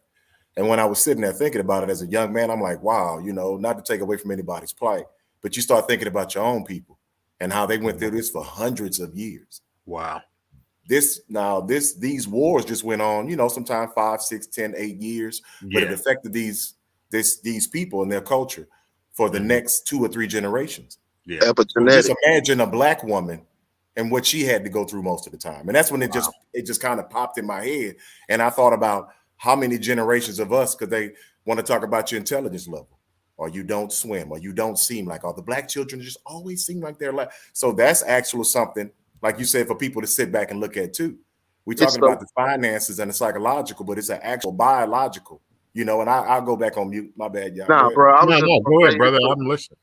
I was just gonna say it's the lack of humanity too. That's the one thing that I want to identify with Mix, and check it out, right? I'm gonna tie in a few things, bro. He loves the UFC, love bare knuckle boxing, things of that nature, right? Turn around and then tell me, hey man, casualties of war, people die. It just is what it is. Things, things of that sort. There's a lack of love for humanity in that I tie to, in my opinion, that I tie to all of those things, right? And the one thing that scares me, right, is the lack of love for humanity and in the belief of humanity, right? And in the goodness of human beings or others, right? The assumption, the total assumption that it is just the way it is. You know what I'm saying? That everyone is just everyone. That assumption, that whole spirit. Now, when we talk about tying that to the lineage of your people, right? Think about if the Black people that were oppressed in this country for years and years, that didn't have the technology or the construct as it is now, would have had that spirit. Each and every one of them would have had that spirit, and never had the love of humanity or the love of God in them, the love of a higher power of them, the love of anything in them. You have to think these same malnutrition women that the brother was speaking of was plopping their titty in the oppressor, plopping their titty in the oppressor's babies' mouths, nursing them. So that's what I'm saying, bro. When you tie certain shit when you tie to your lineage and you understand that, you feel a different way about that. And there's a certain love for humanity that comes along with that. There's a certain hope for humanity that comes with that. And you tied in your lineage with your people with that. So you try to carry that on. That's what I'm saying about the spirit of our people. And that's why we feel like it's stupid for them to be afraid. Because we've been showing you that we ain't the same. That's what you're afraid of, that we not the same. And that if motherfuckers seen that we wasn't the same, they follow us. Well, you know what? Here's the thing. They already follow us, even in our foolishness, man. I mean, the entire trends, the trends that are accepted throughout the world, right? You go over in China, and they're rapping and breakdancing, and you go anywhere in the world and they follow our culture. The entire world follows our culture. You got to ask yourself why. I'm talking about African American culture. I'm talking about not South American, not Canadian, African American culture. This population right here in this country, they follow our culture, even in our foolishness, right? They follow us. There's a reason why, and it's a spiritual thing. It's a spiritual thing. And I really believe in my heart that's because we're God's people. We're God's chosen people. And when it's all said, that's why the world hates us so much. That's why the world hates us so much, because, I mean, the Bible says that, Satan rules this world. He rules the system of this world. God created the world, but he rules the world system. And the world system obviously is, it doesn't mean us much good. But here's the thing with me. I still believe, I believe in this country, man. I believe that we can make strides. We can fight back the darkness. And it's just a matter of everyone understanding that we all got our responsibilities in that. Each one teach one. And, all the stereotypes, do our best to make sure that we reject those things. Yeah. We reject those images, fight against those images. And, as far as the reparations part, yeah, it'd be great. But here's the thing for me. I already know that our people are great, man. I know our people are great. We really, when it comes down to it, I think the reparations, the atonement part, is more to save the country itself, because the country. Hold on a minute. The country has to atone. The country has to atone for its sins or its crimes against us in order to change. And if the country does not change, it's not going to survive. If the country does not change, it's not going to survive. The atonement is for the country itself. I know that if the country atones, it changes and it repents and changes the way it treats us, then we'll do for ourselves. We already know. I mean, you saw we were building colleges in the 1890s, bro. We got HBCUs that go back to the 1890s, 1880s. Less than 20 years out of slavery, we was building our own colleges. Okay, so when it's all that, this is from a population of people that were told, if you read, we're gonna hang you, or we're gonna cut your thumb and forefingers off. We couldn't even read coming out of slavery. In 20 years, we had our own universities, brother. We had these places like, Rosewood, Wilmington, North Carolina, right? Yes, sir. Oklahoma. Yes, sir. Langston. Tulsa. Okay, so we had those places. So the bottom line is, we don't really need their reparations, because we got what it takes. You let us in to something and we take it over. I mean, they let us in the NFL. The NFL is 80% black now. Same thing with the NBA. Didn't want to let us play golf, but they let one of us in there, and then they had a tiger in the woods. So when it's all said and done, all we need is equal opportunity. So all we need is and we'll make our own way. The reparations really is an act of atonement that's necessary for this country to change. And without change in the way that it treats us, it's not going to survive, because God is not going to put up with it. He will destroy this nation, bro. And that's what I was saying with him, yeah. Earlier. So when it's all, and us with it. But here's the thing. Those of us, so my point is this. the reparations part is a part of is an atonement so that repentance can take place, so that we can change the way things are going on, because racism is a pathology. It's a pathology because it's never been paid for. See, lying only becomes a pathology. You become a pathological liar when you don't get, excuse my language, when you don't get your ass whooped for lying. But when you get your ass whooped for lying enough, you're going to stop lying. The pathology of lying, becoming a pathological liar, means that you lie and lie and lie over and over and over again, and you don't ever pay for it without penalty. And as a result of that, you become a pathological liar. That's what's happened with racism and anti-black racism and oppression in this country.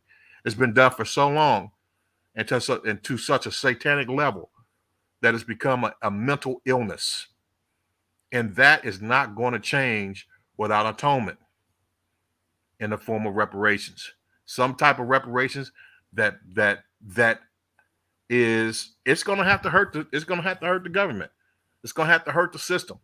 But I think through that, there can be repentance and the country can change.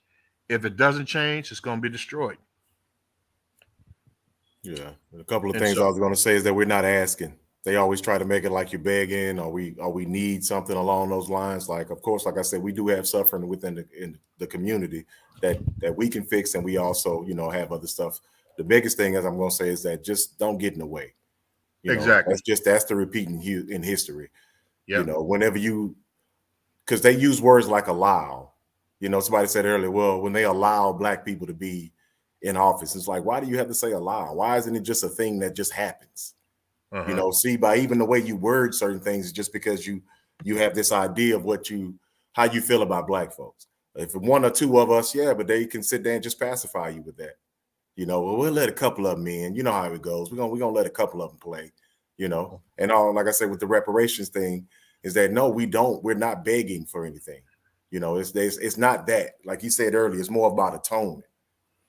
Now, all in all, it does show that you are genuine, because they love money. That's another big thing that I sit and talk about is legacy with people. Just like you can sit and have money for your family and your next family there, and then you're dead and gone, your picture's on the wall, great grandfather started this business. That's the same thing with poverty, man. It can just be passed on. So when they try to always talk about the pro side, you know what I mean, brother? Yeah. It tickles me when they it's like this myopic way of looking at stuff. Just this tunnel vision. It's like, just like when people say, man, you making me mad. I always make a joke like, well, give me $1 million too. They be like, what? Well, if I can't make you give me any money, I can't really make you angry. You know what I'm saying? Right. That's where I'm going with that, with all that. But the biggest thing I just want to say with that is just don't get in our way. Stop thinking that you're giving me anything. You're letting me. I don't like those, because like I said, I'm normally the only one in the room. So I've been hearing this conversation since I was 8, 11, 15. It just kept growing. And each time I kept finding myself. So I'm representing every black person on average when I go somewhere. Yeah. And the biggest thing is that here and there you hear that you're a credit to your race. But what they're trying to say in their own roundabout way, which is insulting, is that I never lose my dignity. My grandmother, because you had granny here and there, and if we were blessed enough to have them. That's one thing I noticed about black women in my family. No matter what went on or how they act or whatever went down, even if they was being a little sassy, they always had this dignity about it. So that's what I picked up from them. And when you were saying earlier, they feel that off of you, that God, and that's what I started understanding, is that they were intimidated that I was always dignified. That's I wasn't bragging, swaggering, bro. None of that. Now I stayed. I'm not loud, and what they always want to try, like you say, stereotypes. And since I didn't go into any of those stereotypes, to eventually, one of my things I joke and say is that, well, I apologize for ruining your idea of what a black man is. You need to watch a little bit more than daytime TV, prime time, because I've had that happen so much here lately that it's like, damn, I'm starting to feel like I'm back in the the dirty South again. But they're just so uncomfortable. And they just stare at you. They don't know how to even deal with you. And it's funny now, because I'm an older gentleman. When I was younger, it would bother me. But now it's like, man, you are actually having a physical reaction to some thoughts you're having about a perfect stranger. And that's something. Like I'm going to go back on mute, y'all. Yes, sir. Hey, let me ask you a question. What field are you in, bro? What field are you in? Right now, health and safety, environmental health and safety is what I've been doing for a while. Okay. Now. Okay. Yeah. I mean, like, you speaking the truth. That's a fact. It's just a beautiful discussion, brothers. This is a beautiful discussion. And I mean, even out of destruction, something good can be fostered from it. And I think the brother Reggie said it in the comment section earlier, and it's the truth. At the end of the day, you know what I'm saying? This is our country. Many of us are born here. Many of us are going to perish here. You know what I'm saying? Many of our loved ones are going to too. And that's their experience as well. At the end of the day, this is our country. You know what I mean? Right. And when I say our country, I mean all of our country. Right. Whatever, by hook, crook, whatever. You know what I'm saying? All of our blood is in this soil. So the only way that this construct is going to work is if it does like everything else. It evolves and it changes. That's Now, right. if we don't continue to love each other and love humanity and the beauty of humanity, and we lose that, then we'll lose this and we'll lose each other and lose the world. That's right. We got to pick ourselves up by the bootstraps, be accountable for ourselves and then for our brethren next to us. Tell the truth, keep the truth in their face. Accept it and learn to accept the truth, even if it's uncomfortable. Because when you're uncomfortable and when you get comfortable being uncomfortable, you'll start to grow. This is our country, and we got to work together to make it better. That's it. That's all. Here's one thing, too, and I agree with you 100%, man. The one thing that we don't realize, and that, you know, the powers to be don't realize because they're so motivated by greed and wickedness. But here's the deal. When you're dealing with complex problems, the only way to really overcome complex problems is to have innovative solutions. And that innovation, one of the key ingredients of having an innovative solutions is to have diverse thinking. Is to have people who think and view the world in different ways and come to the table with different ways of solving problems. And when you have that, you know, you have the power, you know, you have the power to do anything, you know, to overcome any obstacle. And one biblical story that reminds me of this is I don't there was a story in the Bible where you had all these different nations of people that were coming together. And they were trying to build a tower to reach all the way to heaven. And did you hear that? Have you heard the story before? Yeah, and they were getting ready to do it. They were getting ready to do it because they had all these people from these different cultures that came together, and they were going to be able to do it. And what God did was make it so that they couldn't communicate. Made it so they could not communicate, so that they didn't reach those heights or those levels of what humanity can actually do when it comes together with the diverse thinking and diverse abilities, and employ those innovative solutions. So the thing is that I'm just saying that the United States has that more than any other country. More than any other country, man. The diversity of people that we have here, and the ability to bring all those different ways of viewing the world and all those different ways of coming up with viable solutions to complex problems, that diversity that we need for innovation is right here in this country. Yes, sir. That's why I was telling people they always try to take credit for everything. And it's like, you don't realize you call yourself the melting pot. That's one reason why you're so powerful on this planet, because you have so many different people from different places around the world. Diverse backgrounds, like you say, ways of cooking, ways of thinking, ways of doing all types of different things. And that's what brings your strength. But you still want to be at the top creme de la creme, like you're doing everything, you know. No. But I know that also makes you feel insecure, because at the end of the day, like people say now, you know what you are when you go home and look in the mirror and you're by yourself. And you can pretend when you get in front of everybody. And I know that's another thing that bothers the white man, as we say, is that you have that insecurity about yourself. That's one reason why you're so concerned. And when I would bring up on here, why castrate somebody when you're hanging them already? What exactly does his manhood have to do with you? You know, you think that you're showing the power, but it's actually showing a sickness and intimidation. You know what I'm saying? Something that you can't deal with within yourself. So you got to actually put your hands on this man, this genitalia, and remove it from his dead carcass, you know, just to be able to cope with whatever it is that you're dealing with. Because, you know, like they say, you don't talk about what don't bother you. You know, things that you worry about is because you know, they mean something, they value. So that's the other thing that I was saying, is that a lot of times that I know that we had to make them feel comfortable, without realizing it when I was younger, being in the South, because you were inherently, like I say, afraid of me, even if I'm 10 years old. You just felt like my skin gave me some kind of superpower, but you didn't like to admit it that it's same. So you hated me and you admired me for the same reason, like they say. You abhor me, you admire me. You're going to copy my culture. You're going to cornrow your hair. You're going to do all these other things, but you're going to still tell me that I'm less than to my face. That's right.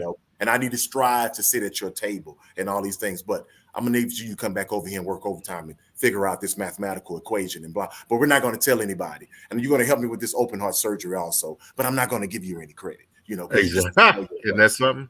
Yeah, so I'm being a little bit funny about it, but I started understanding, like you say, the psychology behind it. Yeah, like these are, and then you want me to waste my time to try to convince you that you're a racist. That's one of my favorites. I like to keep bringing up to him a lot of times. Like, no, the fact that we're having a conversation is that, just like he said earlier, his brothers are mixed, but what did he consider? He considered them black. Mm-hmm. So that in itself lets you know that when people see black, they just see black. So if a baby's 50-50 or whatever you want to call them, that's a black baby. It's even the rules that they had in this country. And I don't think some people realize that when they explain this stuff to you, that they say things like that.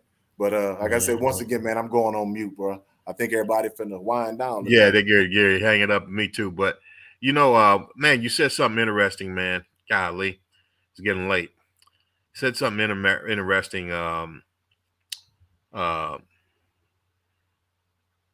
I had someone at my place of employment come to me. It was a white guy. Came to me. I was sitting down, and I was watching this evolution going on. And he came to me and said, not every white person is racist. I just out of the blue. I didn't even know the guy. I know. Right. I mean, I'm sitting there. He's like, not every white person is racist. And he goes, I think that, the media is pushing this racist thing, this racial thing. And he goes, I know, he goes, not all white people are racist. And he says, and I listened to him. He went on for a couple minutes, and I told him, I said, black people, we know not all white people are racist. We know that. Our problem is not with that. Our problem is that the ones that are not racist, they don't speak up. When they don't speak up when they hear someone around them practicing that racism or saying racist things in the workplace, they tend not to speak up. They tend to just go along with it. And that's the problem. That's the problem that we have. When it's all said and done, I don't think a lot of people are outright supporters of the way that black people are treated in this country. No. But they don't. A lot of people just don't say anything about it. When they can say, hey, let's give this guy an opportunity, man. We haven't had anyone of color or anyone black have this opportunity before. Let's give them the opportunity. I mean, the individual's got the background, they've got the abilities, they got the knowledge. Give them the opportunity. And so, or don't say that about that individual. What you just said was racist. You need to correct that. Or just, things like that, just self-regulation. I mean, within that group. And that doesn't happen. And so that's the problem that we have, I think, for the most part, is that, not all white people are racist, but they all benefit from racism. Mm-hmm. And that may be the motivating factor why a lot of white people don't say anything about when they see racist things occurring. They just, agree with them or, just look the other way. And so, that's the biggest thing that I see. But it's a systemic thing. And hopefully the country does get to a point where, there's true repentance, which includes atonement. Admit what's wrong, admit what's done wrong, what's being done wrong, what has been done wrong, and then atone for it, and then bring about true repentance. And then I think If we do that as a country, then we won't just be a blip in history. But if we continue to go down this road of how we're treating, Baby, African Americans, what I black keep people in this saying. country, we won't be around long. Go ahead. Oh, my bad. I should have went on mute. I was talking to somebody behind me, but okay. Yeah, it was my bad. I didn't mean to speak over you. Oh, no problem, bro. No problem. Now, Miss Shelton, you said something earlier, Miss Patricia Shelton, you're still in there. She said Mex is on this channel because he feels more comfortable with you guys. Just teach him and he'll be fine. That's one of the things that when we first, I didn't know that he had a disagreement or dialogue, whatever you want to call it, before with some other gentlemen. So I had wound up speaking with him before too. And just how I don't want to say avoided the questions, but I understood after that, because I have a lot of people, like you say, different people, mixed race, different people who are just outside of the race that deal with us. And it's out of a respect. It's an admiration. And they feel like that if they can hang with us, it says something about them and their character, which I find flattering. I tell them I do find that flattering. That you really do. You are more comfortable here, but you also feel like if you can stand your ground, because he said that when we were speaking, well, I stand on my square. And I was like, brother, I'm not really, challenging anything. I truly want to understand. I'm not trying to be conniving. I'm not in a roundabout way trying to best you in an argument. I just really wanted to understand, because some people's spirit be, you can kind of feel their spirit. So he seemed like he was cool, but he believes what he believes. And I didn't want him to think that I was ugly or I was going to come back and, battle him or nothing like that. But once he explained to me kind of how his home was, his brother, his mother, how she was raised, I was like, oh, okay. Because I have friends like that who were white, but they were raised this way. Or, and then they feel kind of funny in their skin because they don't feel right with people that look like them. They've just grown accustomed to be around us. I agree. So I know there's a confusion going on in their mind, and and I'm not trying to speak for him, but I recalled that, and I was like, yeah, he'll be all right. Like Miss, she said that's the reason why he's over here. And when he didn't answer a few questions, and since I'm a little older, and like I said, I've been around a little bit, I didn't have to talk anymore about it because I understood where he was coming from. And I'm not young, when you're still kind of young. Well, I'm not old, but you know what I'm saying. When you're young again, your testosterone is still a little high. You want to make sure that you ain't finna punk me, and that 20s, 30s type. Yeah. So I tend to, and I don't realize that people are drinking a lot of times on here too, because I started paying attention to that in certain avenues. They got a little bit of that liquid courage in them, man. They normally probably wouldn't behave like that because I try to make sure that I tone it down a little bit too, because I can get a little bit passionate. You know what I'm saying? I've been around. People misconstrue that. They really do misconstrue that. Yeah, I've been around quite a bit too, man. So I'm that's one reason why I asked that guy 817 to stop cussing the man out. You know what I mean? Because here's the thing: if you're gonna have a conversation with someone, and you MF and this and F and that, and SHIT this, and that when you talk to people like that, they shut down. You can't expect someone that has any type of self-respect to listen to someone talk to them like that and then stay fully engaged. At some point they're gonna shut down. And so the goal is to, when you talk to someone, is not to dehumanize them or debase them, but to get an understanding, and you can't get understanding with somebody cussing them out. So that's why I asked him to stop doing that. Yeah, and it gets a little heated at times, but if you believe, and I even said this to my wife, even with people who they consider evil, if they truly believe what they're doing is right, then I can respect them. I'm not going to respect everything you do. I don't condone your behavior, but it's just that your mind, you think, is in a place that you truly believe what you're doing is correct.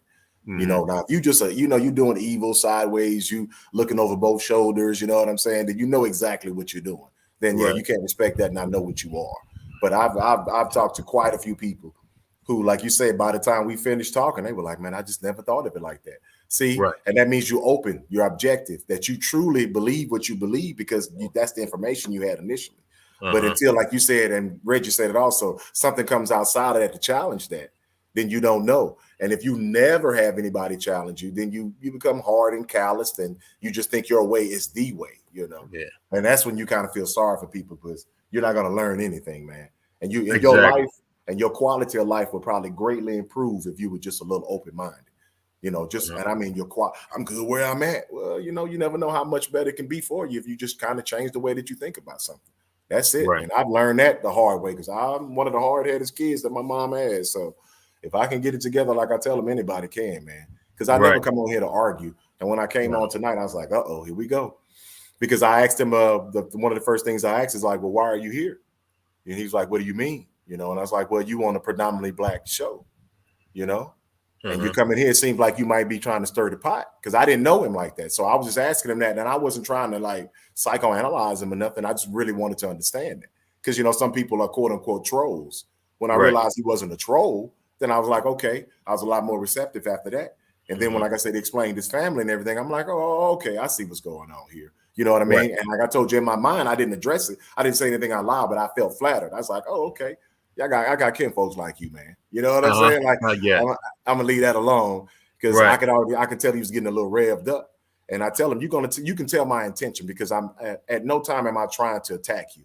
I'm not trying to put no words in your mouth and all that stuff like because on these platforms, I had to learn that a lot of it is about, like you say, discourse instead of a dialogue. They want to fight. I want to win. I'm trying to catch bodies. So I had to make sure that I was in the right place, which is one of the reasons why I wound up here.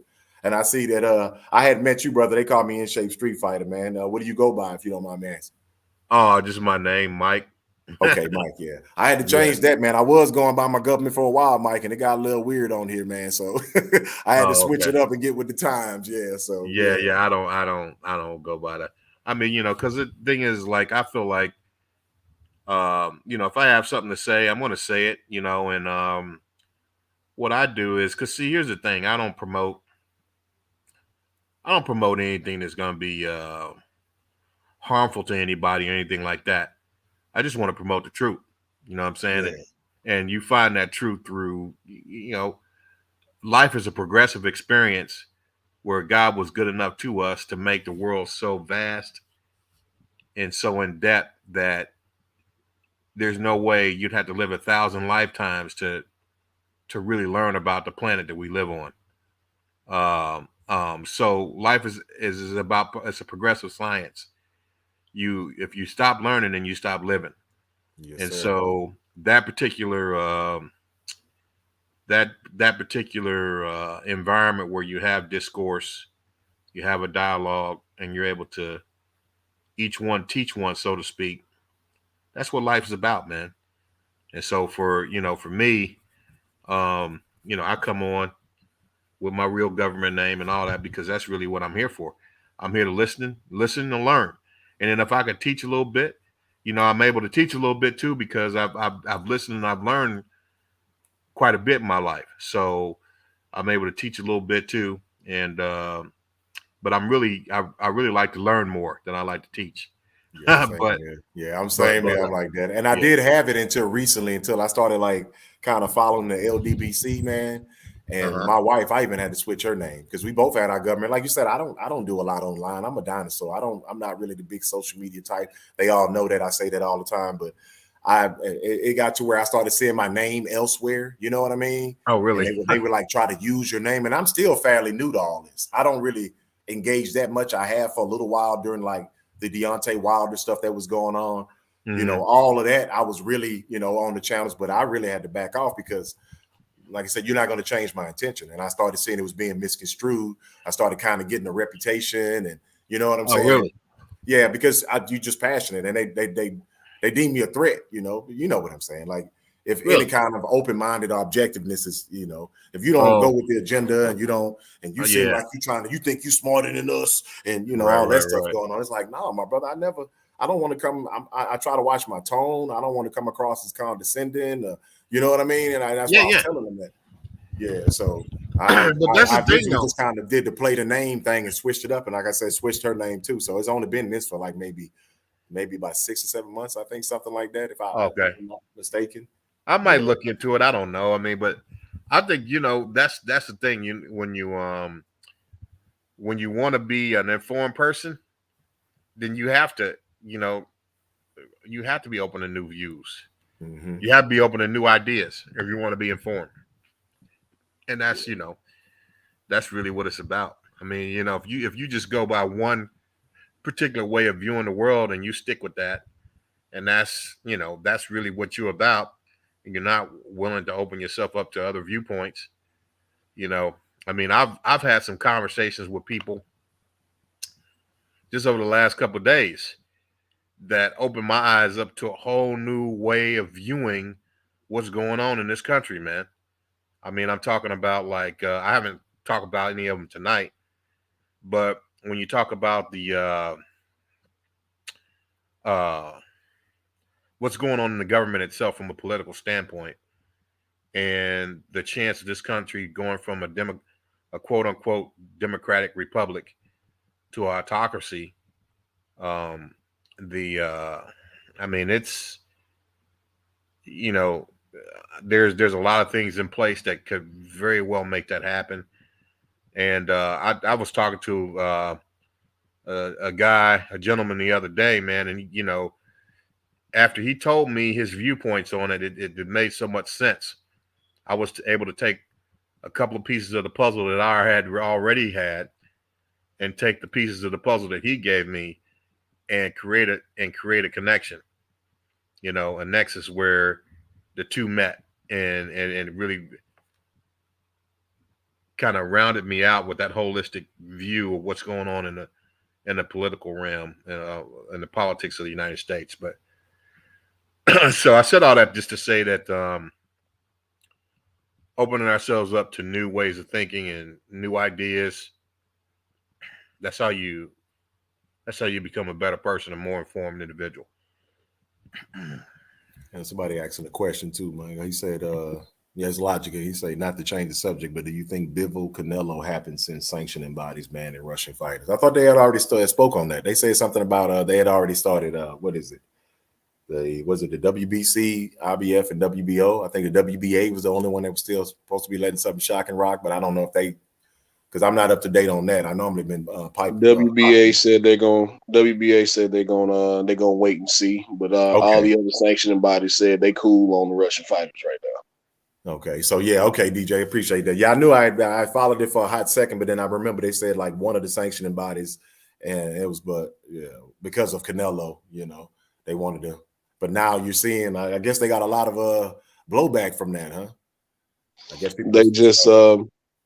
It's a business move, man. That's all it is. It's PR. They don't want any Russian fighters representing their sanctioning bodies right now, which kind of puts that Archer Beterbiev fight in jeopardy with Joe Smith Jr. That unification. Yeah, Logic asking that right now in the chat. Yeah, Logic. Now I knew that. They said that was shut down though. Huh? Him and old. Yeah, that fight is on hold right now. They were supposed to fight, I think, late May, early June, if I remember correctly. So you're saying that Canelo is going to fight that guy? That's what you're saying? I mean, if it's not for the WBA, which not Beterbiev, but Bivol is the WBA 175 pound champion. He's a super champion there. The WBA is the only sanctioning body that's just kind of sitting back, you know, waiting and seeing how everything's gonna play out with what's going on over there. But all the other sanctioning bodies, the WBO, WBC, IBF, they said we're not sanctioning any Russian fighter right now. Oh, really? Just period, flat out. Yeah, WBA. If you notice, shout out to my guy L Dub Boxing. He's gone through all the rankings because a lot of these sanctioning bodies release their rankings at the end of the month or the beginning of the month. They've removed a lot of Russian fighters from their rankings. Okay. I know the IBF did. The IBF and the WBC did as well. Are you guys gonna watch that Ugas fight, the Ugas and Spence fight? I'm going. Yeah. Oh, you going, huh? Yeah, I'm going, man. I'm in the building. Yes, sir. Okay. I like Earl. I like Earl a lot, man. Absolutely. But I can't support that fight though. And the reason why I can't support that fight is because he needs to give Crawford a shot at that belt. I mean, so you don't think? I mean, I think Errol has been consistent in what he's been saying over the years. I'm gonna win all the belts here, and then I'm gonna fight you last. So, as much as Crawford's core fan base doesn't like to hear that, they feel like he's, you know, you still got people out here who feel like he's ducking him or feel like he's not gonna give him the fight. I say Errol is doing everything that he said he was going to do. He was going to beat up Sean Porter and take his belt. You know, he's going to clean up his side. He's going to win all the belts on his side of the street. And then they were going to fight. Everything Errol has done has been consistent with that. You know what? Now, the car accident and the eye injury slowed things down. Right. It postponed it. It pushed it back like a year and a half, maybe even 2 years. But everything he's done up to this point has led me to believe he is consistent on that path of being undisputed welterweight champion of the world, just like he said yesterday at the press conference. That's his goal. He can't Earl. be undisputed until he fights Bud. I like Earl a lot. And what I don't like is the politics of boxing that's talking about this side of the street, that side of the street. I don't like that. I mean, boxing is boxing, man. The politics of boxing ruins the sport. I'm back from the days I think the first fight I saw as a kid was Wilfred Benitez against Sugar Ray Leonard. And back in those days, you know, this side of the street, that side of the street, that kind of stuff, you know, they just fought. The best fought the best. And so for me, I know Earl is a good guy. I know it's hard not to like Earl. If you listen to him talk, it's hard not to like Earl Spence. But the politics of the boxing is what's ruining the sport, in my opinion. Too many cooks in the kitchen, man. There's too many cooks in the kitchen with boxing. Yeah, I don't think that he said that do we think that the Russian athletes should be banned? No, I don't really have an opinion like that. The thing I was just asking if they were actually happening, but because I do think about some Russian fighters, if they're on American soil or they live in another country, or what are their viewpoints on the war. But, you know, I think they just doing, like you say, they just painting a broad brush across. Because Logic was asking, he say, damn, do you guys think Russian athletes should be banned? What if they are? I will tell you guys this much. One thing that bothers me as a military man and you know, for a long time, and I was on submarines too, so I'll just stop there. But we tracked enemy submarines. One of the things that bothers me about this is that all my years have been in the military, and even afterwards, I've been retired for 10 years. Actually, be 11 in June. And one of the things that bothers me more than anything is all my years of actually being in the military and then watching Russian politics, is that I've never seen any Russian leadership or government or Putin be as bold as they are now in some of the actions that they're taking, and the extent of the actions that they're taking, and the verbiage of the language that they're using about their willingness to use nuclear weapons. I've never seen that before. And unfortunately for me, it takes me to a space of thinking that the leadership in Russia possibly has information about some of the national security issues, or they know things about the security of the U.S. that they shouldn't know. Now, I don't know where they got that from the last administration that was in the White House. I don't know. I don't even know if what I'm saying is legitimate or not. But in my opinion, it feels like they know something that they didn't know before, and it's something that they shouldn't know that compromises national security for the United States, because I've never seen them as bold as they are right now. Not only in action, but in word, where this guy has said, I'm on high alert from a nuclear standpoint to deal with the United States or anyone else that interferes with his invasion of Ukraine. So that bothers me. Now, truth be told, I don't know one way or the other, but those are thoughts and questions that have gone through my mind. And I think that those are things that, the higher ups in the U.S. government, I mean, I'm sure they're thinking, hopefully they're asking us some of the same questions. What has given him such a level of boldness and confidence that he's willing to take the extreme actions that he's taking and also use the extreme verbiage that he's been using. Why is it that he's doing that now? And so, well, I have I tend to oversimplify things. Could it be that he's just crazier than the other ones?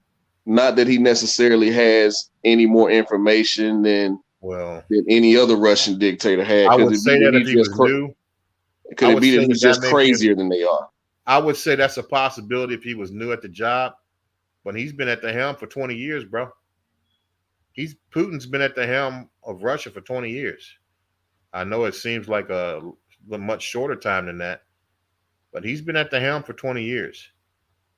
So I'm saying, if he was crazy, then a hell of a time for it to come out. I just think the timeliness of his reservation and his unwillingness to take some of the drastic measures that he's taking right now and use some of the aggressive language that he's using right now about his willingness and nuclear capabilities against the United States. It just makes me think that he knows something that he shouldn't know. Hey, DJ, me and Reggie thinking on the same path. I just, but go ahead, 817. What was you saying? Hey, DJ P Gang. I just ducked off for a second. I'm still here. Excuse me, 817. No, you good. I was just gonna say when your boy AJ, right? I'm just gonna put it in some simple terms since you say you like to think in a simple manner, right? Mm-hmm. Your boy AJ had a whole different disposition when he came to America and started hanging with the hood, right? Right. All of a sudden he was Rayful Edmonds and everything else, right? So Putin, just like the brother said, Putin been in power for 20 years, right? Mm-hmm. He always been defined, but he been defined in a quiet way. You feel what I'm saying? He been defined in his own little way. Right. He ain't been defined like this. What's changed in the last 4 or 5 years for his posture to change? When the last time you seen any American diplomat or whatever be buddy giggling, laughing or anything with Putin and his posture change? You never seen his posture ain't changed until now. Yeah, and I think a lot of folks forget that, one of the things that we're dealing with the Trump presidency when he was trying to get in office is his relationship with the Kremlin, with Putin, with that government and the business, things he had there. And then obviously, once he got elected, he went over and had that unmonitored, visit with Putin. I don't know if you guys remember that. He flew over to Russia. Facts. And had a 2-3 hour meeting with Putin behind closed doors. The day that he got inaugurated, there were Russians in the Oval Office with Trump. Now, I'm not saying, this or that or the other. I'm just saying that the way that this guy has, like the brother was saying, has changed his posture in regards to his aggressiveness in both action and word. And, I've never heard him speak as aggressively from a nuclear standpoint against the United States as he is right now. My brother, ask yourself these things as well. Changed? Right. What has changed? And ask yourself, why is he leaning on Ukraine so much? Now, when the USSR broke up, many different countries were formed, right?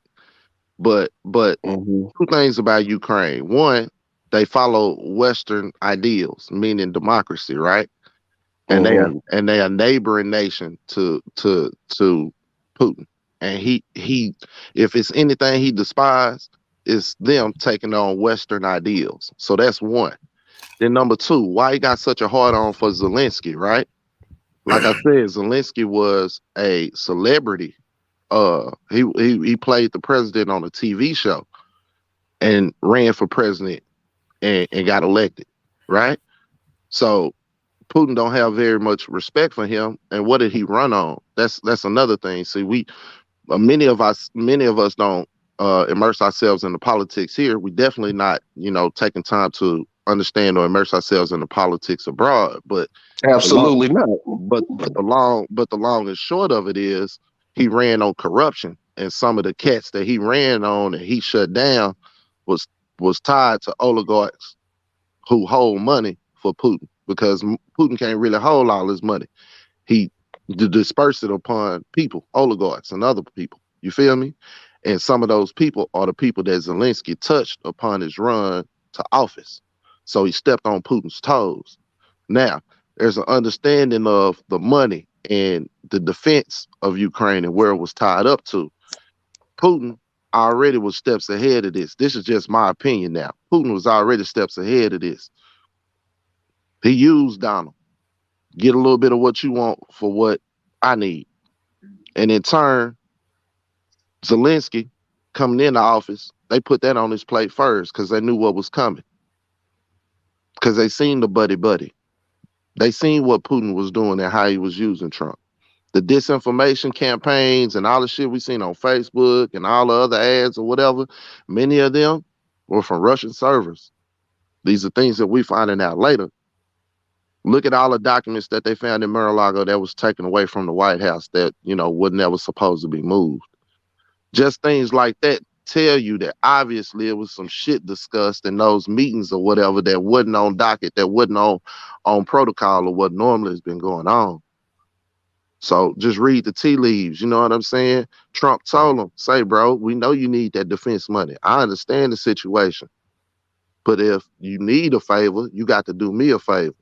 You got to give me some bullshit dirt or just a statement. You ain't even got to have nothing. Just give me a statement.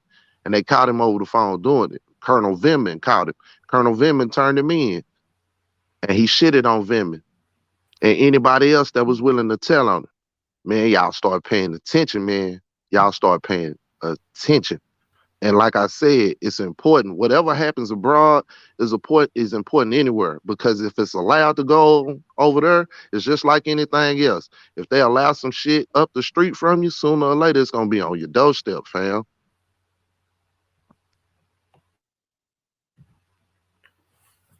That's real talk. It's real information there. Thanks, bro. Appreciate it. 100, man. And see, you being a military man, you know what I'm saying? It speaks, like you were saying again, you being the military, man, it speaks to the compassion of black men. This man, basically signed up to put his life on the line for a country that, won't recognize him or won't recognize what they've done to our people. And they still willing to put his life on the line because he believes in the construct and the concept. He believes in humanity. So again, man, it's context to those things, Mex. It's context to your lineage. It's context to everything that goes on here, man. And you got to understand that and have the willingness to understand that and recognize the truth and live with the truth, man, and get better with it and grow with it. Yeah, Reggie said you guys see that. Yeah. Tradition of his military is truly embarrassing. He has equipment breaking. Soldiers starving. His economy became collapsed today through them sanctions. They don't understand how them sanctions affecting them people. The world banking system has shut the Russians out, fam. All their money ain't in their country. Most of their money is outsourced. That's the mistakes that they have made. So by being sanctioned, they cut out to a lot of shit. Yeah, I heard they was even gonna get on some heads out here. Some of the what they kept using the term oligarchs and the big ballers, the ones with money that's out here. They said they're gonna lock them down. They're gonna lock them down. They're gonna shut them out of their condos and yachts and everything else. And when Biden said that, they pissed a lot of them off. But real talk. You right. His posture has changed. And if you can't associate that posture with what the hell has been going on the last 4 or 5 years, then you really ain't in tune to what's going on. Yeah, what I will say too, man, and I don't want to get into anything classified or anything like that because I can't do that. But I will just tell you that the Russian submarine force is on par, if not, they're on par, if not better. And their ability to assure second strike capability is way beyond what most people think. They've got, I'm going to tell you guys this, and I don't think this is, well, no, I won't say it. Point is that this is the deal. Yeah, their military, they don't have a good surface fleet, Like, you know, they don't have a good surface fleet. Their navy is a littoral navy, which means that their navy is constructed so to protect their coastlines. Yeah. And anything inside of 12 miles from land. But their submarine force, you don't want. I mean, their submarine force is on par with United States submarine force. And of course, the submarine force is what carries those nuclear warheads, those intercontinental ballistic missiles. And they've also got, missiles. I'll stop there, but I'm just going to say that they're on par. Yeah. So don't get it twisted. Now you say, like you say, air and ground ain't always been able to fade with us, but I've always heard that their submarines were like, movies and everything behind their submarines. Yeah, that they've always been known as that type of naval force. Because I do have sailors in my family, Marines, and they've always talked about that. I was a ground pounder, but yeah, they've always said that they had some of the most technological stuff as far as when it came to those nuclear submarines and stuff like that. Yep, and so when it's all said and done, they can ensure mutual destruction without question. The thing is what bothers me is what does that guy know about the defense systems, and because really I think this is not classified, and a lot of people understand this. One of the first things that you get rid of if you're going to attack someone is their communications, because without communications you don't you can't communicate with your forces or your platforms in real time. Exactly. Then you're at a huge disadvantage. You're gonna it's almost like that strategic deterrence, that insurance of mutual destruction goes away if your communication systems go down. So I just hope that Trump. I'm just gonna go ahead and say it. Trump bothers me, brother. He bothers me because of the things that he said and the relationship he has with Putin. I'm worried, and I hope that he didn't do anything that would compromise the safety of the country. That's all. Yeah. And who's the retired general that was speaking about him? He said he was concerned about the insurrection. I forgot the man's name. He got a lot of flack too, Right. And I think he's retired now though, but that was the general that was speaking in front of the White House. He was even the guy that brought up critical race theory too. But he was saying, yeah. Okay, yeah, I remember that. You know what I'm talking about. Yeah, I can't recall his name. Yeah, he said it's late, man. But to hear him speak and to say that flat out, because normally being a military man, there's certain things that just stays behind closed doors. For him to come and go out in public and talk about it like that, as far as with Trump, how he felt concerned about Trump, he deemed him a threat and was really concerned about insurrection and possibly, like you said, outside forces coming to the domestic. Yeah, I was even like, oh, okay, you don't normally really. I guess it blew by everybody else, but I'm like, they don't just rap and chop it up like that, man. No, they don't. No, that was scary. That was very scary. And what you have to understand is the posture of America at the time, right? And if you're a foreigner, right, understand if you're a foreign diplomat or a foreign president, right, one that hates America, then you're sitting back and you watching the Trump presidency in his 4 years, and you watching America eat itself from the inside out. Weakness. They can't even exactly weakness. They can't even pay attention to what the hell we doing over here because they fighting amongst themselves and we help facilitate it. I'm telling you, bro. Trump hated. Trump was blinded by hate and greed so much that the America that he claimed he loved, he left open to attack. He left open to attack with greed. I'll put it like this: when he shit on the what was that, the Japanese or the Chinese, when he shit on China, I told my old lady months before COVID and everything else, I told her, I said, they don't respond the same way we do. They don't respond the same way we do. They respond quietly. If you ever dealt with any Asian people or anything like that, 9 times out of 10, they don't bust out yelling and fight. They fight with a pen or they fight behind closed doors and in the shadows. They're going to come some other way, and it's going to be some kind of biological warfare. I'll be damned, here come COVID. You know what I'm saying? I know everybody else got their own theories on it, but I know when he shit on them, not too long after, everybody around this motherfucker was coughing and dying. You turn around, Trump buddy with Putin. All of a sudden, they moving on Ukraine, and Trump was leaning on Zelensky. Goddamn me to lie on Biden, or else he was gonna hold the defense money. Man, too many things can't be lined up and not have something to do with them. Yeah, well, I will say that.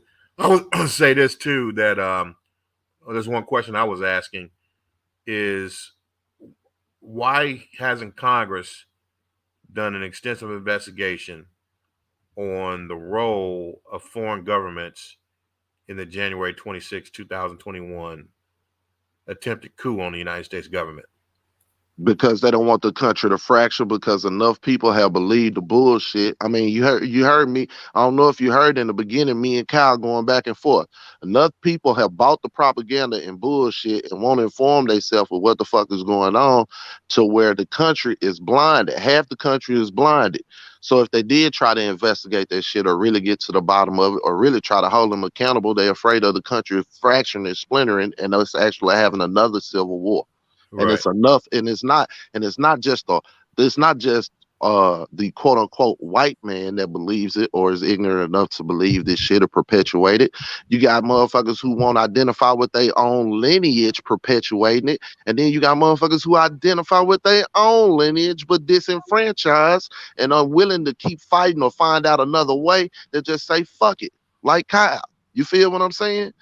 And how can you and how can I not validate his feelings or say that his feelings ain't valid? I understand where they come from, but out of the frustration, comes ignorance and being tired and giving up. You dig what I'm saying? So that's why it's hard to bring motherfuckers to the table and tell the truth.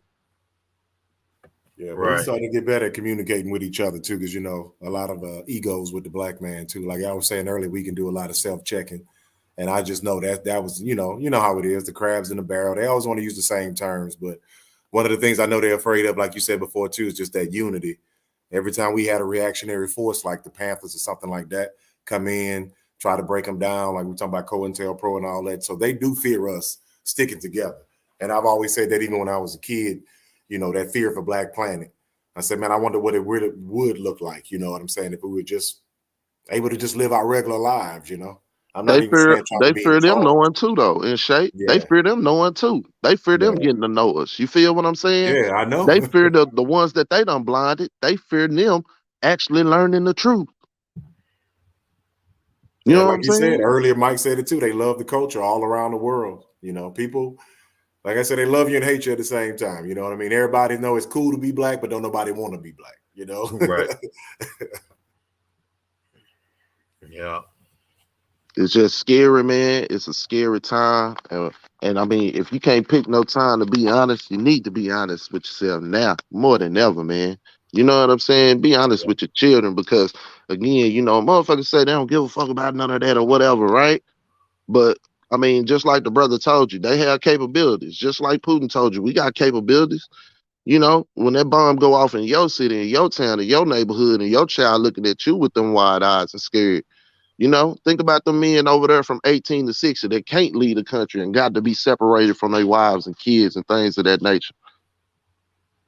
You got to have. They were so greatly outnumbered like that either, man. Until I looked the numbers up, I'm like, man, yeah, Russia's like what 6, 7, 8 times as far as land mass, yeah, and they fighting, fam. And think about this: with all the capabilities that Russia got, you got civilians that was putting guns in their hands and they actually fighting and having some success. Yeah. Yep, and the thing for me, man, I'm gonna be honest. We just mentioned this before, is that Ukraine's been around since the Soviet Union dissolved. Like you mentioned, that was back in the 80s, right? Right. So I mean, obviously, the Russians have had minor invasions. They tried to invade at different times, but never like this. So that's something to be worried about. Yeah, but I see what Reggie's saying too. Is look as far as when I started seeing them, like pillaging stores and all that. That's not a good look for your military. I'm talking about Russia, excuse me. I was like, so Right. you sent them out there unprepared or something. You don't have proper, supply lines or something going on, because that right there is just not a good look. I know it's a lot of embarrassing stuff should be going on for Putin right now, man. Well, that's all I pretty much wanted to say. What happens when you put a rat in the corner, man? Yeah, that's true. When you corner a rat. Yeah. He's gonna come out fighting. He's coming out fighting, bro. And so I think, with these sanctions and everything, I don't know. I think we're closer to, unfortunately, to nuclear war than we think. Yes, sir. I do too, brother. Unfortunately, I'm scared. I was scared to say it, but you said it. I think so too, brother. I do too. Because as much as he say, if you step foot on that soil and get into conflict or whatever, then it's on and popping with the nuclear game. I mean, you have to think these sanctions, and you keep constricting the country like this or whatever, and they keep getting rougher. And have a choice. Right, and they're gonna start eating themselves from the inside out. You've already heard about the Russian people in the streets protesting or whatever. He tried to put that fear out there that if you was out there, you was gonna be pretty much shot like a dog or treated like shit. But the people still out there protesting. So if they go to starving and things of that nature, not having access to things or whatever, and being ostracized, then they're gonna start attacking each other. You dig? And he gonna lash out. Well, definitely living in uncertain times. That's a fact. I mean, that's why I know this is a boxing channel and everything, but man, if you're not worried, now, then something's wrong. You're either like seriously misinformed, or you just, I don't know. And I was gonna ask you, brothers. I actually popped in. I thought y'all done because I heard somebody. I was back in the live some, but I had to speed it up to catch up. But I heard somebody, talking about the press conference or whatever. And one thing I want to bring up is, Ugas said that he been wanting this Earl Spence fight for 4 years, y'all. For 4 years, right? Yeah. So I want to pose a question to everybody. If Ugas has wanted Earl Spence for 4 years, how has Ugas found the patience and the ability to show dignity and respect and all of those things when wanting that fight just as much? We seen how he fought the WBA for his position and his right to fight Earl Spence. We saw this, right? We seen him go through all the trials and tribulations and be embarrassed by the WBA by almost having to fight in that tournament and shit, and them not respecting him beating Manny Pacquiao. You know what I'm saying? We seen all this, right? But in all of that, he ain't found a way to find nothing disrespectful or go at, anything that happened with Earl Spence. None of that. And you don't see no Earl Spence fans with the vitriol towards Ugas or anything like that. Everybody respect his ability, but they feel like Earl gonna beat it. But there's nobody just out and out saying nothing nasty about Ugas. Why in the hell is Ugas not getting the same shit that Terrence Crawford has gotten, and he supposedly has more accolades or is a bigger star and a better fighter and this, that, and the third? It ain't about the accolades, A17. It's about the fans. All that BS was built and started by the fans. Okay, Santos. So let me. So Santos, this team versus that team. All that was started on YouTube. So Santos, those things, all those things. There is documented video that we all have seen on these different channels and can go back to ourselves on our own time.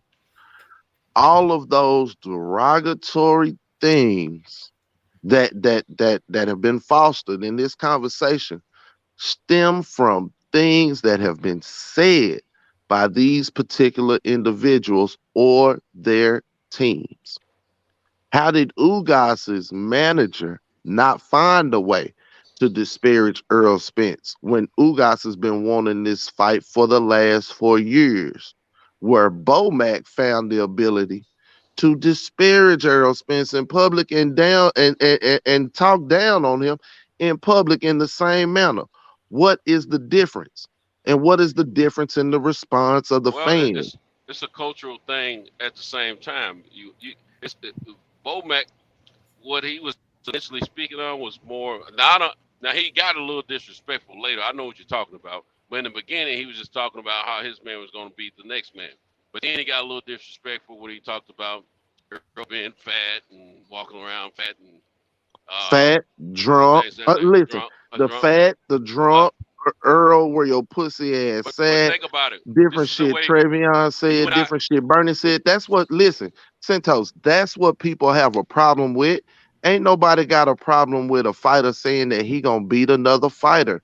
None of that extra shit came from that Centos. But All the extra from shit Bernie. out We didn't Centos. hear from Bernie until they got to talking about the money. Right, That's Centos, when we listen started to hearing about Bernie. And then Centos. we heard from your boy Bomac in the beginning, like you're saying. Centos, However, Centos, you talking about times and dates, but at the end of the day, Centos, hold on. all of the things Let me that were remind you of said. something. When you and I talk about sports, and I'm just using you and I as an example. When you and I, Americans, we talk about sports. If you would, okay, you love the Cowboys. I don't like the Cowboys. I respect them, but I don't like them. We're gonna have competitive talk. That don't mean we hate each other. We're gonna have competitive talk. Now, sometimes people do get a little bit out of line and disrespectful, but it started out with what Bomac was called himself was having competitive talk, just like he had competitive talk with Cal Brooks folks. That's competitive. That's part of our culture over here when it comes to sports. Cubans, Kel talk shit back to Earl. Kel talk shit and talk about chocolate brownies and everything else. But that's part of the culture. That's part of the culture. Okay, but I'm so saying, what I'm gonna say is, so let me finish. Let me finish. Hold on. If you think about it, think of all the Cuban fighters that you've seen over the years. How many of them have had a whole lot of negative to say about their opponent? They might say something every now and then, but they don't say a whole lot because there's a communication barrier also, and most Cubans don't have a large entourage.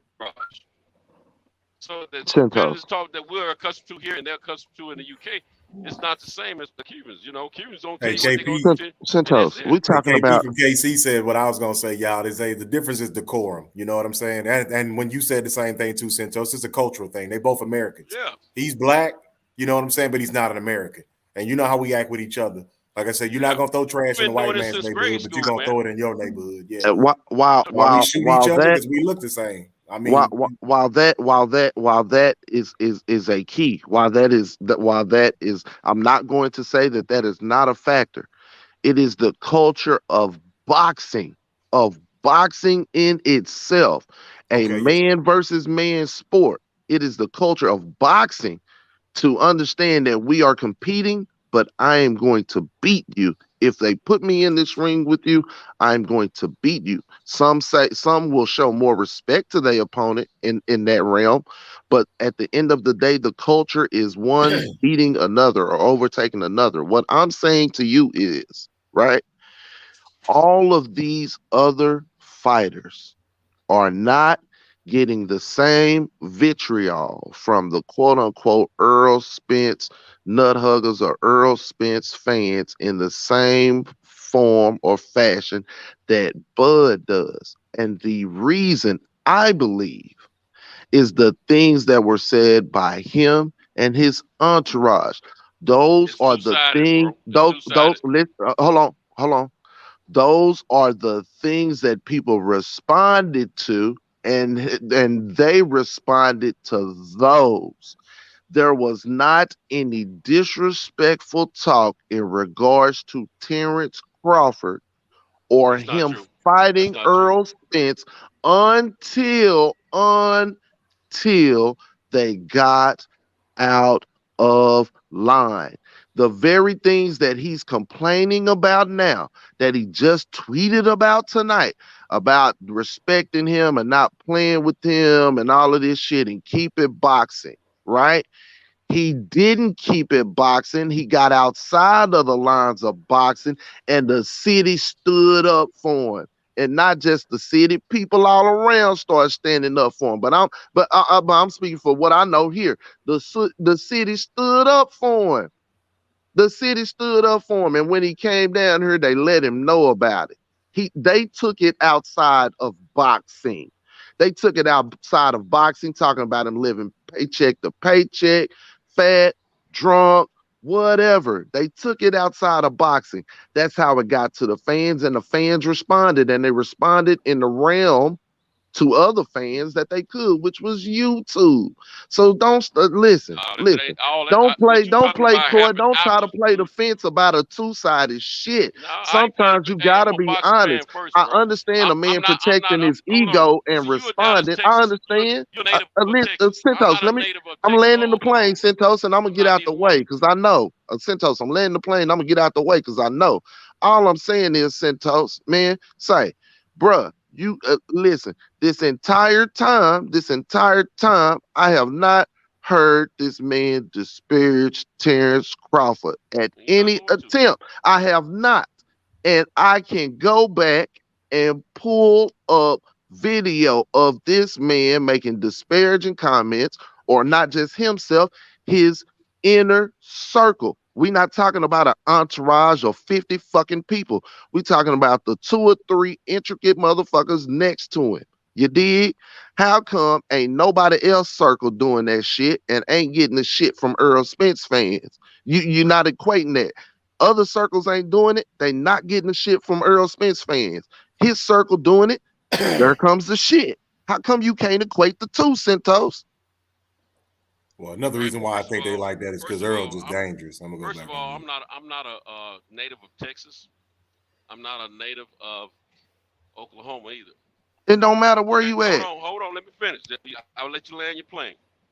Now, I'm looking at it from a perspective as a boxing fan between two guys. I like both of these guys. I like them over most anybody in that division. These two guys. But at the same time, first of all, we all know that this whole contextual thing between these two fighters started off as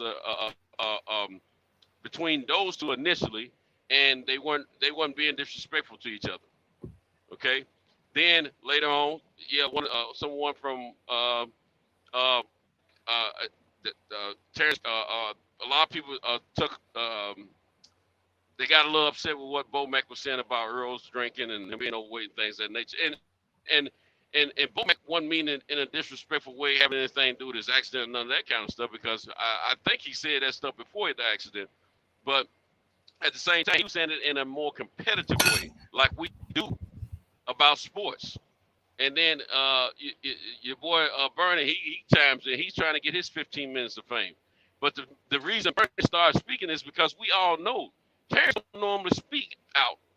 He don't do a lot of interviews. And when he do interviews, he's very selective in his words and he's very limited in his words. So it wasn't the fighters that did all this. It was the people around him, and it was fans. Now, did Terrence come out and say they didn't have no business saying that? I don't feel that way about that man. Me and that man will fight when I pass Cross. They was out of line. You bring us to the current now. I'm going. Did he Centos at any time? No, I'm going to finish. Nah, he called him a bitch lately. Okay. Now the other thing, man, I don't been around on several panels. I hadn't always spoken out here. I've been following this stuff. I've been following YouTube boxing for probably about 6 years now. And I remember how the LBC got started and all that kind of stuff. But I'm because they love Terrence over Trill. But the biggest problem that incurred from Crawford and his camp is outside of whatever they were saying about in the park. You got to remember, man, it ain't a personal thing with Earl Spence. They spoke negative. Bo Mack spoke negative about Thurman as well.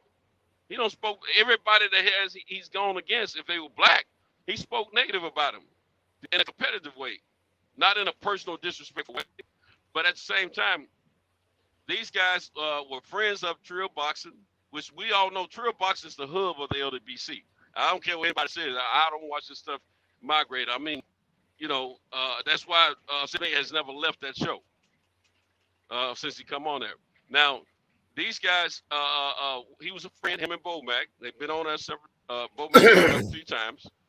They never could get Terrence to show up over the phone or in person to do an interview. And then other sources couldn't get him to do interviews as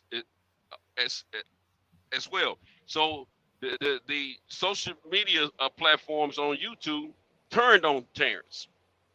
And that's when it got real ugly.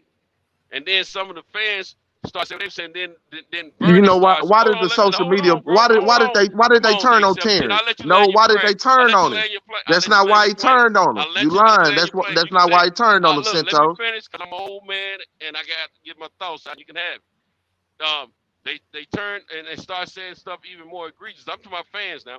And then Bernie starts speaking out in behalf of Terrence. And then everything just turned crazy. And they got talking about money and all this. Okay, so they went back and forth.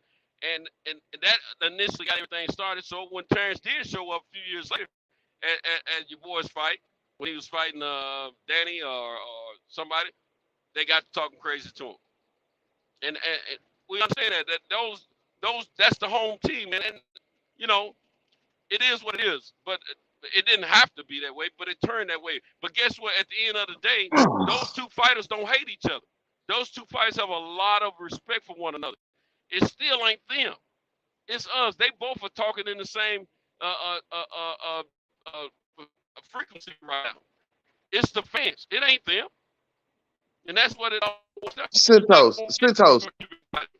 Centos. Bud, you know why Bud called heat from the channels? Bud called heat from the channels because his motherfucking ass wasn't gonna get the shot at Undisputed, and these channels called in and petitioned for him and was writing in and was twittering and everything about him getting his motherfucking shot at Undisputed. And when he got on it, he turned around and shit on him. That's why he got heat from the YouTube community. He got heat from the YouTube community way before then. So Centos, look, Centos, I understand, bro. I don't hate Terrence Crawford. It don't have shit to do with where the fuck I'm from, bro. Stop leaning on that weak ass shit. I'm talking about, listen, Centos, I'm telling you that Russia pulling some weak ass shit on Ukraine, and we should give a fuck about it. I ain't never stepped foot in Russia or Ukraine. I ain't got no interest over there. I ain't got no money over there. I ain't got no property over there, Centos. I'm talking about right and wrong. I'm saying, Centos, Centos. What I'm saying, Centos, but that's not a good example because that's a life and death situation over in Russia and Ukraine. Goddamn, Centos. What I'm saying to you is this. With us fans. It's not fuck, Centos. Centos, what I'm saying to you is the shit don't come out of nowhere. If the motherfuckers didn't have the shit to say out of their mouth, nobody would be saying the shit back. It wouldn't even be a continued thing, bro. It started from somewhere, Centos, and you cannot deny where the shit started from. You can be a fan of a motherfucker, but tell the truth about him. Your unwillingness to do so is what fucks me up. It's like you won't say it's Centos. It's like you won't say that you didn't see the fucking video with him out in the water calling Earl Spence a bitch. I know you don't because it don't support your fucking argument. Goddamn. Centos. Centos. It's because you just the brother just said, man, Centos. Centos. The brother just said to me, bro, you omit fact. It is a problem. There is an issue. You know why my energy turned up? Because you unwilling to admit a fact. No, I don't give a crap. Centos, I know you don't give a fuck because it doesn't fit what you want to say. But it's a fact. He was in Mexico in the water calling Earl a bitch. Was he not, Centos? Centos, was he not? Was he not? I don't give a fuck what you care about, Centos. I asked you a question. If you don't care to answer the question, fucking say that. But fucking say that you care. You don't care to answer my question, Centos. Fucking say that, Centos. But don't fucking tell me that it wasn't a fact that he didn't post a video sitting in the fucking ocean calling Earl a bitch. Don't fucking lie. No. Don't fucking omit the truth, Centos. Say exactly you don't care to saying. answer my fucking question, No, Centos. But don't tell me that I'm lying or that it's not a fact. Your energy is way different. Fuck, yes, my energy changed because you will not admit to a fucking fact. You'll change the fucking subject. You'll take us all the way around the fucking corner. Hey, I know. Hey, look out. Y'all know I don't like to be interrupting y'all like I'm no moderator or nothing, man. I just wanted y'all, because y'all know y'all both two classy cats, man. I'm not even kind of used to that. He know his energy different. Yeah, like I'm asking for much, bro. I know Metroplex. I know, baby, but you know what I'm saying? I understand. Fuck, Centos. Your bias is oozing, man. Street Fighter. All I said, man, was the man not in the ocean? Bro, Centos. Okay, Centos. I'm gonna bring. Look, Centos. Like that. Centos, was Bud Crawford not on vacation in Mexico, in the water, calling Earl Spence a bitch and out of his name? Yes or no? Somebody said in the chat that he was saying big fish too, 817. Centos, I don't want you to say shit else. I just want you to answer the question.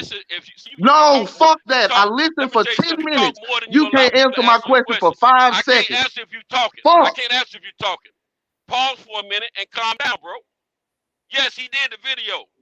But that's okay, thank you. Competitive talk for boxing, just like fuck your explanation. I just asked you a question. I didn't ask for an explanation. Can I say I asked the question for a reason? I asked the question for a reason, and I just wanted a solid answer. I didn't want an explanation behind it.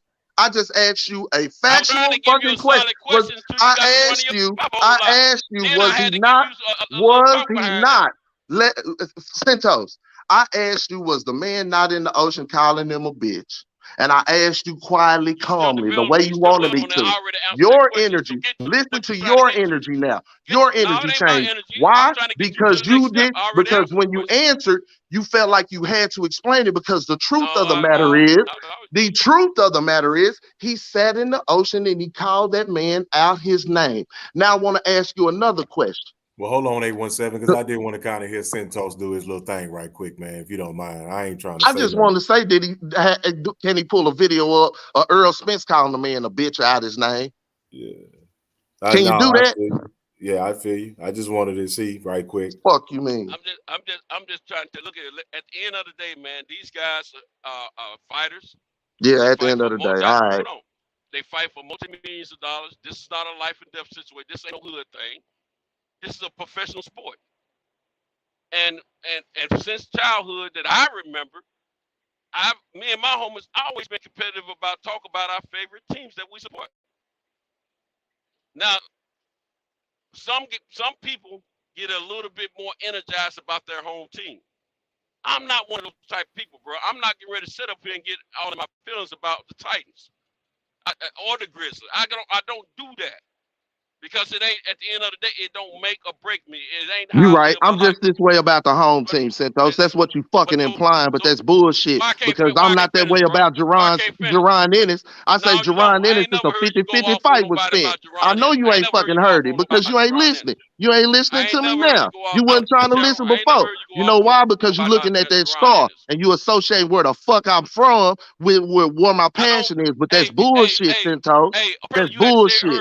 That's bullshit. I don't feel the same way about Jerron Ennis. I feel like Jerron Ennis a mash bud ass too. I ain't never stepped foot in Philadelphia. What you mean? I love Texas, homie. So get out the lame shit. It ain't about where you from. It's about real and fake. It's about keeping shit 100. Keep it 100, Centos. The boy on video calling him a bitch. You can't go and find Earl on video calling him a bitch. I'm not gonna get in my feelings about these You can't go and find him on video calling him a bitch, Centos. That's a fact. That's all I'm fucking saying. Not gonna pay your bills. Yeah, whatever, Centos. That shit lame, Centos. Your argument is lame as fuck. Your argument is lame as fuck, Centos. I respect you, but the argument is lame as fuck. It's lame as fuck. It's lame as fuck. Energy or no energy. When I go to the fight, I'm gonna show energy because I paid for a fucking ticket. I paid for a fucking ticket. I'm gonna go to the fight and show my energy there. I can have my fucking energy. I'm a paying fucking customer. Shit. You can't, man, say, look, bro, my energy is my energy. It's who I am. I can't change. I can't make you comfortable. for you to be comfortable with me, you got either you gonna figure out how to be comfortable with me, or you're not gonna fuck with me. That's who I am, and that's how black people should be. Hell, you mean? What I'm telling you is this: we got him on video. The boy on video, Centos. If I'm on video calling you a bitch and shit, but they go and look for video of Centos calling me a bitch and they can't find now, everybody gonna say I'm out of line. That's what I'm saying to you, Centos. Ain't nobody else on video calling them bitches and shit, and ain't none of his fans talking about nobody else. They're only talking about the motherfucker that called him a bitch. Damn. And I'm just asking you to admit that. Admit the fucking truth. Admit that you seen him on video calling him a bitch. You won't do that. Well, it's because of this. Motherfucker, I said, did you see it? About 15 minutes ago because you're talking so much. That's what you don't realize. But I know I realize you full of shit. Hey, y'all, I'm reading the chat right quick. Let me ask you a Some question. people saying that they don't think that that's what he said. They thought he said big fish, and they say that somebody should play the clip. Where your bitch ass at, Earl? Where your pussy ass at? Go play the clip. Look, play let me ask you a question. Let me ask you a question, A17. How does it affect you personally? The hell you mean? How does it affect you personally? Look, I love boxing. First of all, right? Let's talk about why we even talk about fighters. Because if you're gonna use that lame ass excuse, we shouldn't even be in here be talking about boxers. Because ain't none of them gonna do shit for us and ain't gonna make us $1 unless we bet on the fucking fights. So Cinto, so you saying exactly? Don't let me catch you in here talking about another motherfucking fight. If that's the fucking case. Oh, I'm gonna talk if that's the case, we in here bullshitting on this forum talking about boxing. We should stay on worldview. A particular fighter like you do.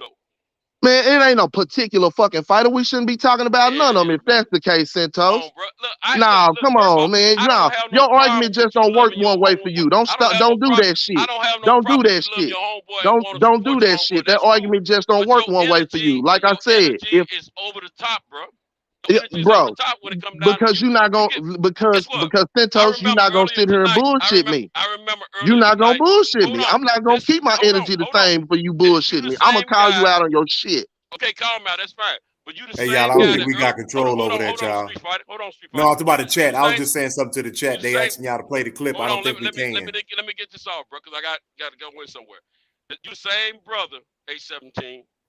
Earlier tonight, we all were having a disagreement with a particular person on the panel, but you were a little hype, but you went out of control. But then you came back, you dialed it down, you spoke very intellectual, and you got your point across with no problem. We know what that's your opinion on how you receive my message, bro. No, let me finish. I can't do nothing about that. Let me finish what I'm saying. All I'm saying to you, bro, it's fine that you love. It ain't got shit to see. There you go. Let me finish. You ain't let me finish. You ain't let me finish. Cause you fucking up. Because you don't know what I'm gonna say next. Then what am I gonna say? Because I love next? Earl Spence. You stopped yourself. I heard you. That's part of what I'm saying. I'm saying it's okay that you love that brother. Ain't got shit. Hold on, bro. Ain't got shit to do. Guess what? Guess who else love Earl Spence? I love Earl Spence. I love Terrence Crawford. But I love these fighters is different. That's what I'm trying to say to you. Centos, don't paint me in a corner. Don't paint me in a corner. Don't paint me as a particular person. I'll say who the hell I am. Energy levels. Man, everybody know every platform you go on. Bro, you get an extra because the truth don't change, because lies don't change. What you think the truth don't carry? You don't think the truth carry? You don't think the truth carry? You don't think I'm gonna be the same motherfucker everywhere I go? You don't think I'm gonna believe the truth?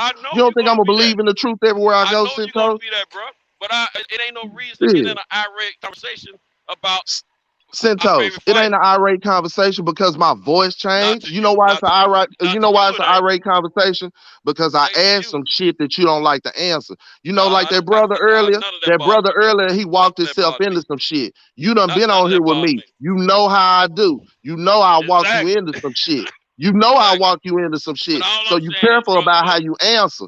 You know I was walking you into some shit when I asked what I asked. That's why. With these guys being disrespectful and all that, yeah, it's been some disrespect. Is what I'm saying. It's been disrespect from the camps, particularly more not from the camp. Stop putting the S on that. No sir. No sir. You lying. That's why I said something. You lying. It ain't been from the camps. It ain't been from the camps. It's been from a camp. I can't finish then. Don't lie. I ain't gonna worry about it. Don't lie. Don't lie. It ain't been from camps. It's been from a camp. You should be an attorney, bro. It's been from a camp. Don't lie. Well, thank you. I'm still gonna speak my statement. Hey, Mex say he backstage too, man. It's been some disrespect. Is DJ available? It's been some disrespect. No, sir. It's been some disrespect from the camp. It's been disrespect from fans. From a camp. And at the end of the day, we just need to we need to just root to get the fight. These guys are respecting each other when they talk to each other directly. We've been rooting to get the fight. That ain't stopped it. Hold on, bro. These guys have been speaking to each other directly in a respectful manner, according to both of them. Let them worry about all that and let us get this fight and enjoy the fight, man. Centos, you better talk to me the same way when you in front of people. Centos, you better talk to me the same way when you in front of people or when we by ourselves. If you don't, I'm calling you out on it. You don't talk to me with some respect. Centos, that's right. But Centos, you're not gonna respect me when it's just me and you, but disrespect me when you in front of everybody else. Hell no, I'm gonna call you on that shit, Centos. I don't expect for you not to call me out. Anybody in this chat, anybody in this chat, straight up, Centos, if you can't talk to me the same way you talk to me when we face to face, but you can go in front of some other motherfuckers and talk about me different. Right now, A17, I don't give a crap about that fight like you do. I'm not talking about that fight like that. Person. I'm not even talking about the fight, Centos. I said you, Centos. I'm gonna talk the same way. Okay, so Centos, so what I'm saying, Centos, is if I'm a bitch when you in the ocean, I'm a bitch when you talk to me. And if I ain't, then there's something wrong with you. It ain't nothing with my camp. Why you equating the hell? Hold on, bro. Say, man, am I flawed, y'all, in the chat, man? Y'all tell me what's up, chat. Because obviously, old school don't understand what the fuck I'm saying. I ain't trying to be y'all old man or nothing, but I was like, yeah, y'all need to read the chat. I don't want to be old school. I mean, y'all, chat, tell me what's up. Am I tripping, bro? Am I tripping? Earl, where your pussy ass at? Where your bitch ass at? Man, bro, I can go run back the video. I seen this shit, bro. Why you put me in the equation with this B word? What are you talking about? Centos. I didn't Centos. I was trying to use an example, Centos. What I'm saying to you is this, Centos, right? If me and you, when we talk, right, amongst ourselves or in this circle, right? If we talk to each other with a mutual respect, even if we in competition for something, say we in competition for a route and me and you drive trucks, right? I respect your driving game, you respect my driving game. You did? But we in competition for this route. You did? And they come to me and they say, what you think about getting this route? And I say, you know what? I'm in competition for this route with Centos. You know what? I feel like I'm the better truck driver. I feel like I'm the big fish in this truck driving, but you know what? To the winner goes the spoils.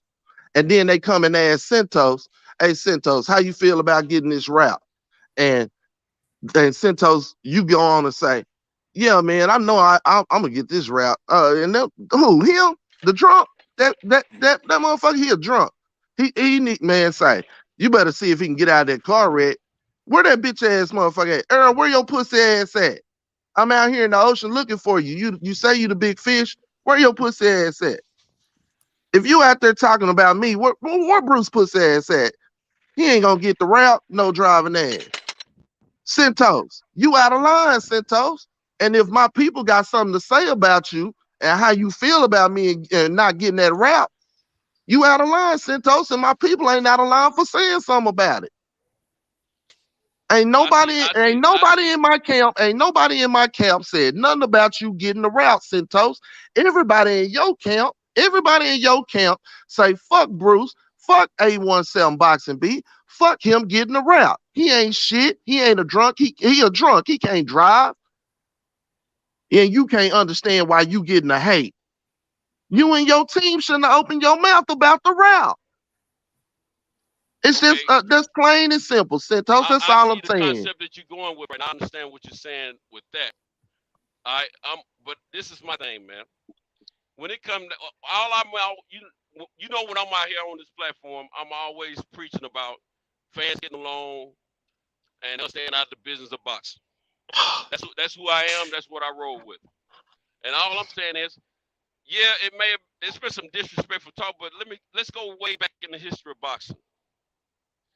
Ali started it, man. He been talking bad to folks.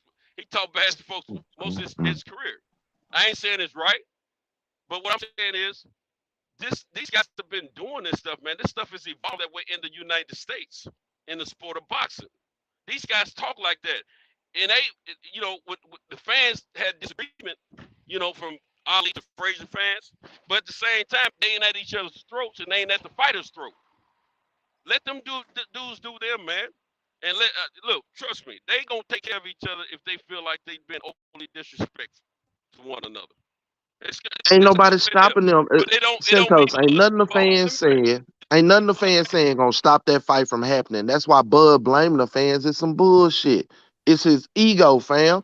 And Shelton Moore said something about, Earl talking about his ego and things of that nature or whatnot, or putting demands on him or whatever, and that affecting the man's ego. But at the end of the day, what he said was, I understand this man got an ego too. And when people putting demands out there, or when his demands being put out there, a motherfucker got an ego gonna step up. Sometimes with a bloviated ego, they gonna overdo it, such as this gentleman. All I'm saying is, bro, the vitriol, I ain't heard no vitriol, bad words or anything come out of Derrick James' mouth, Jay Isom mouth, or Earl Spence mouth, or his father. That's 4 people, right? That's 4 people. We talking about inner circle, right? I'll even put Blu-ray there. That's 5, right? We'll say inner circle. Blu-ray, Jay Isom, Earl Spence himself, Earl Spence Sr., and Derrick James, right? Them 5, right? That's inner circle, right? We ain't heard no disrespectful nothing come out of all 5 of them men mouth. All 5 of them. Now, Terrence Crawford, Travion Crawford, Bernie, Bomac, just them 4 alone, right? In a circle. What can we go to as far as evidence of them being disrespectful or saying things in a disrespectful manner or nature outside of boxing in a competitive nature in regards to him? That's why he getting the shit. That's why he not getting the respect. At the end of the day, it's cause and effect. If you do some shit, it's going to be a repercussion. The fans have taken it to a different level as well. The fans, you listen, you cannot expect, right? You cannot expect to disparage a man, right? And he got a community behind him. And you disparage a man personally and not expect some type of lashing out or vitriol from that base. From that base. And then continue to stoke the fires. Like I said, when Bernie and Bomac said those things, Santos, he could have came out. Listen, if Bud would have came out immediately and said, or Bud would have came out at any time and said, hey man, those feelings are they feelings. They're not my feelings. Me and Earl straight. We gonna fight whenever we fight. That shit to the side, man. I don't blame the fans or anything else. When we fight, we gonna fight. I'm not on that shit with Bernie them. And it ain't no videos of him out there in the ocean, pussy ass, where your hoe ass at. If it ain't none of that, Bud I'm not listen. with you on that. Santos, if Bud does that, I don't have nothing to stand on and say in regards to that, Santos. We not even having this conversation. You feel what I'm saying? It's some more shit. Let me say this though. Let me say this. Okay. You say you 43, right? Yeah. So you've been around. You've been in different neighborhoods. You've been on different sides of town. You're a well-versed man. We know that. And I don't want nobody even think anything different. And first of all, I want everybody to understand this brother, it's love between me and him because we don't done this. I don't know how many times now. You know what I'm saying? But at the same time, this is what I want to ask you. And I love talking with this brother because he's so well versed. I don't win all of them though, because he can argue now. You know how to argue. I give him that. He probably better argue. You make a better attorney than I would. I'll put it that way. But what I'm gonna say is this. Okay, you from different walks of your community. You know how it is in one section of town versus another section of town. What I'm getting at. All right.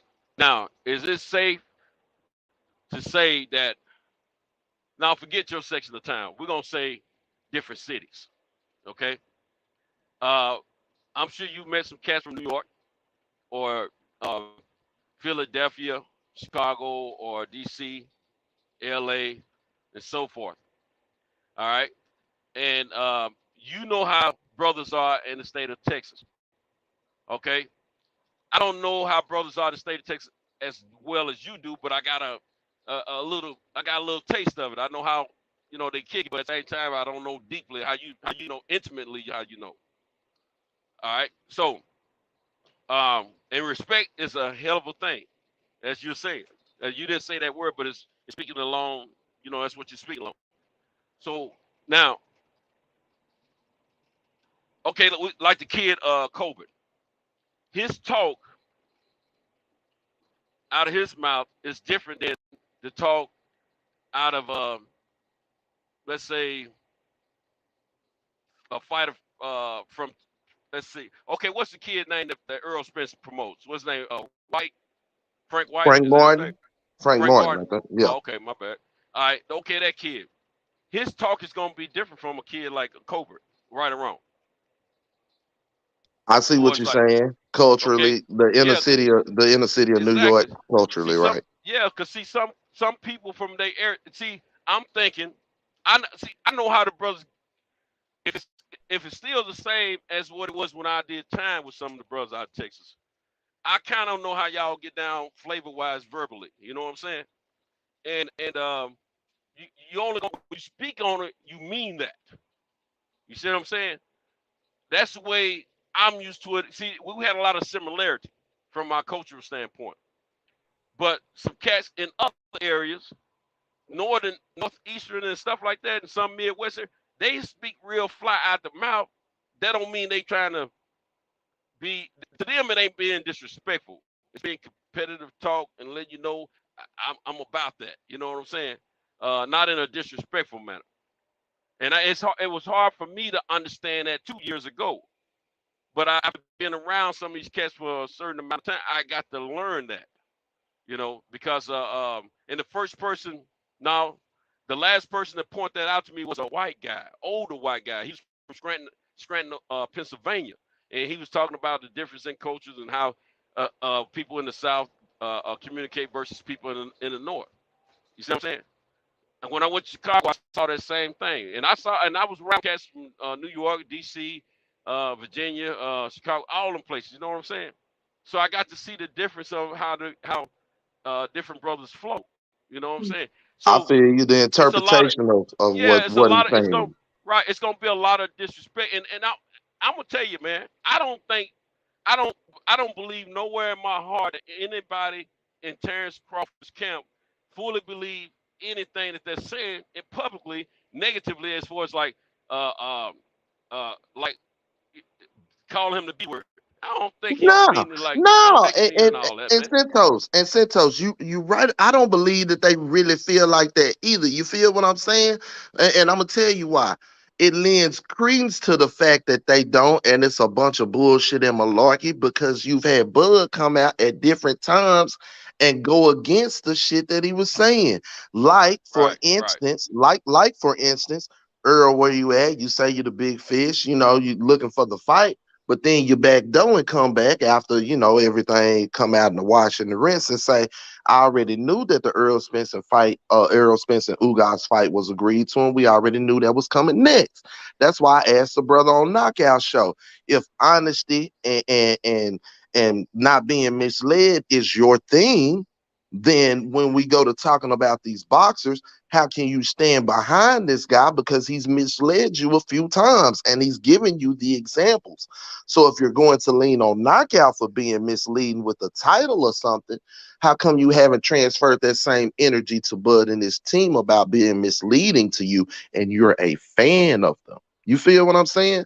So I truly don't believe it either. I really believe, if you want to know what I ultimately believe, Santos, it's all Yeah. talk to drum up the fight and to get more people to That's it. watch and buy That's what tickets. You feel me? It's the Ali same was the shit that artist of it, Shakur, bro. He's the artist right? of it. You know what I'm And saying? remember when Shakur did this with when Shakur did it with Jamel Herring, right? Remember, I got talked about, like I said, I got talked about bad by my family over there at the Trill House. Them my peoples, you feel me? Like you said, the starters, you feel me? But they talk bad about me, monkeyed me and everything, because I said, say, man, Shakur just trying to sell a fight. I understand that, you know, people feel it's disrespect for him doing the food and all of that or whatever, but understand he in the same camp with that dude. And you know, fighters and for that switch, they had to use something to flick that switch on to go in and do what they do to somebody. Probably, right. Especially somebody that they share that space with. You know what I'm saying? And true to form, as soon as it was over, Shakur was trying to explain it and apologize or whatever. And you know, everybody got their own feelings about that. But at the end of the day, what it really was is them trying to sell a fight. So I say that to say this, right? If these things, right? If at some point the man came out and said, say, man, you know what I'm saying? At the end of the day, I really was trying to sell a fight. I knew that this man, like Keith Thurman, you know what? I got to, and I hadn't had a chance to do it. Keith Thurman, I got to give him a little credit. You feel me? Because at the end, he didn't have no more excuses or no lies or whatever. So he was pretty much forced to start telling the truth. He was forced to start telling the truth about Jerron. He was forced to tell the truth about Earl. And what did he say? He came out and said, say, man, at the end of the day, I was looking at Earl Spence like my Floyd Mayweather, Manny Pacquiao, these type of things, right? And my whole thing with Keith was, Keith, if you'd have said that then, motherfuckers wouldn't have gave you half the flack. Even if you wouldn't have fought him. You feel what I'm saying? If Keith would have just been contrite and 100 about it, motherfuckers would have understood. Yeah, Earl is a bad boy. He ain't saying that he's scared of him. He just not saying right now, because that's the end all be all. You feel what I'm saying? Right. That's the big money fight. If he'd have put it in that light, motherfuckers would give Keith more respect. But Keith made all them other excuses and said all that other shit. And then what happened, man? You got to come back around and tell the truth. You feel what I'm saying? But let's say this though. You're right, you're 100% right. But at the end of the day, what some of these fighters are doing, whether we agree with it or not, is okay. Bud Crawford, we all have been on his helmet about being connected with Top Rank, which Top Rank wasn't doing much for him promotion wise, and we always said he should speak more. We wanted him to do interviews, this, that, and the third, right? He hadn't really still, you know, he's doing more interviews, but not with certain outlets.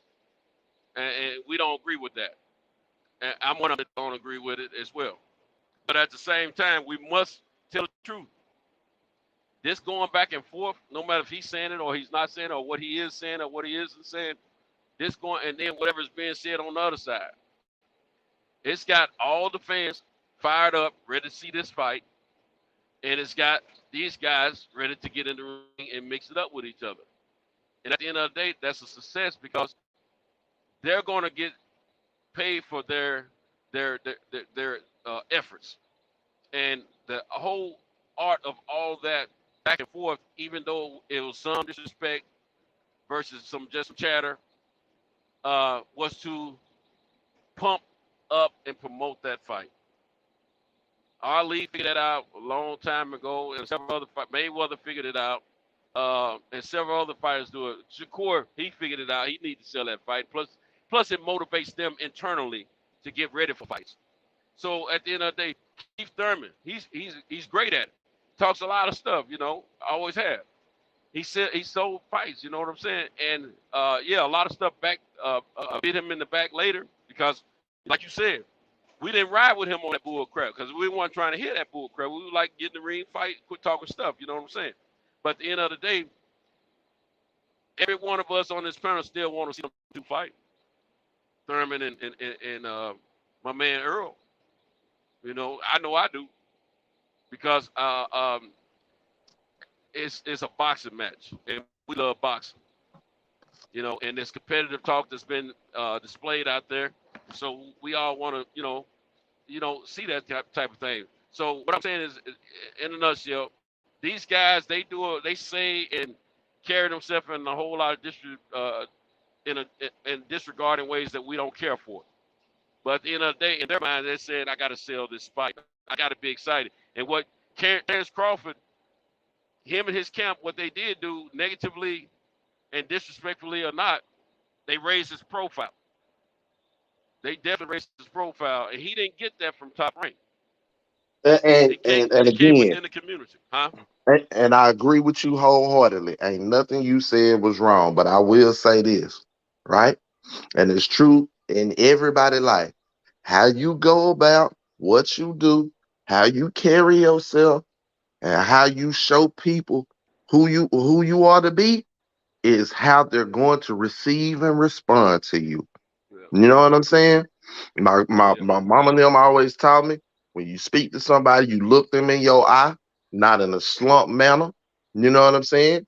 And you make sure that when you speak, you short, concise, and you got something to say so you can hold people's attention. Make sure you saying something of substance, right? Just little things like that. I carry those with me every day. So they come out, I exude them.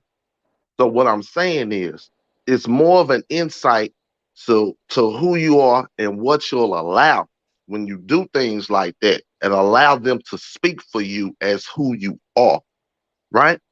So you gonna get what you give out. If that's the type of shit you give out, don't have a response like it's everybody else's fault when the response come back.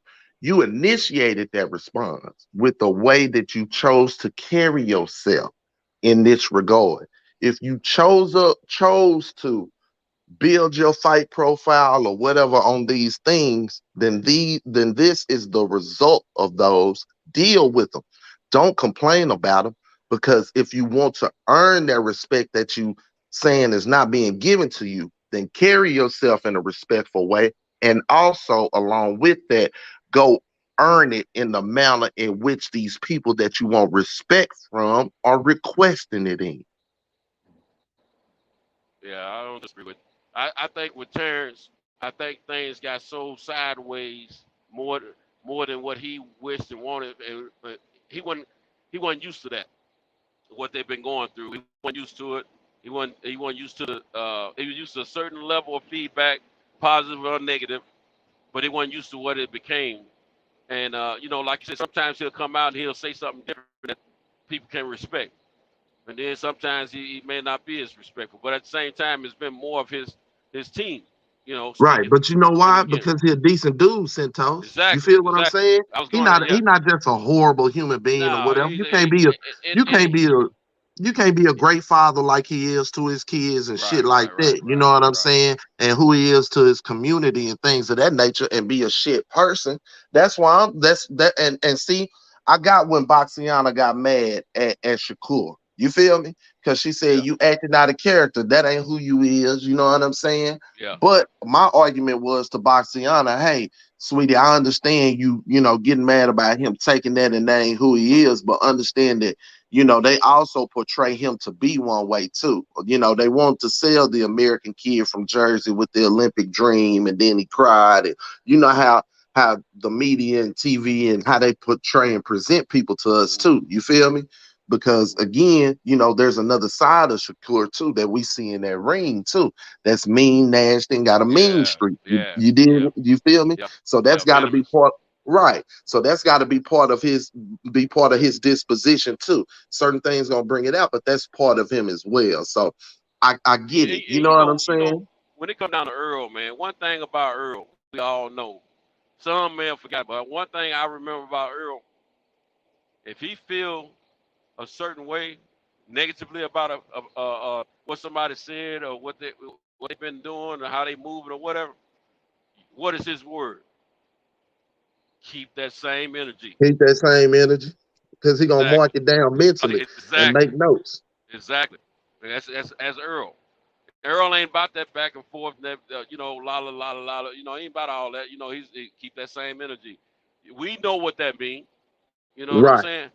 When it right. come down to Terrence, when he argued with your boy Benavidez's older brother, dude was just straight talking crazy. You better go on to your fight before you don't make it to your fight. You know what I'm saying?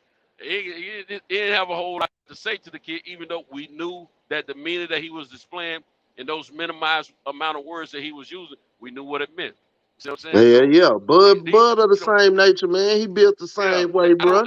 I don't think I'm gonna tell you at the end of the day, Shakur Stevens and Jamel Herring, what did they do? They hugged it out.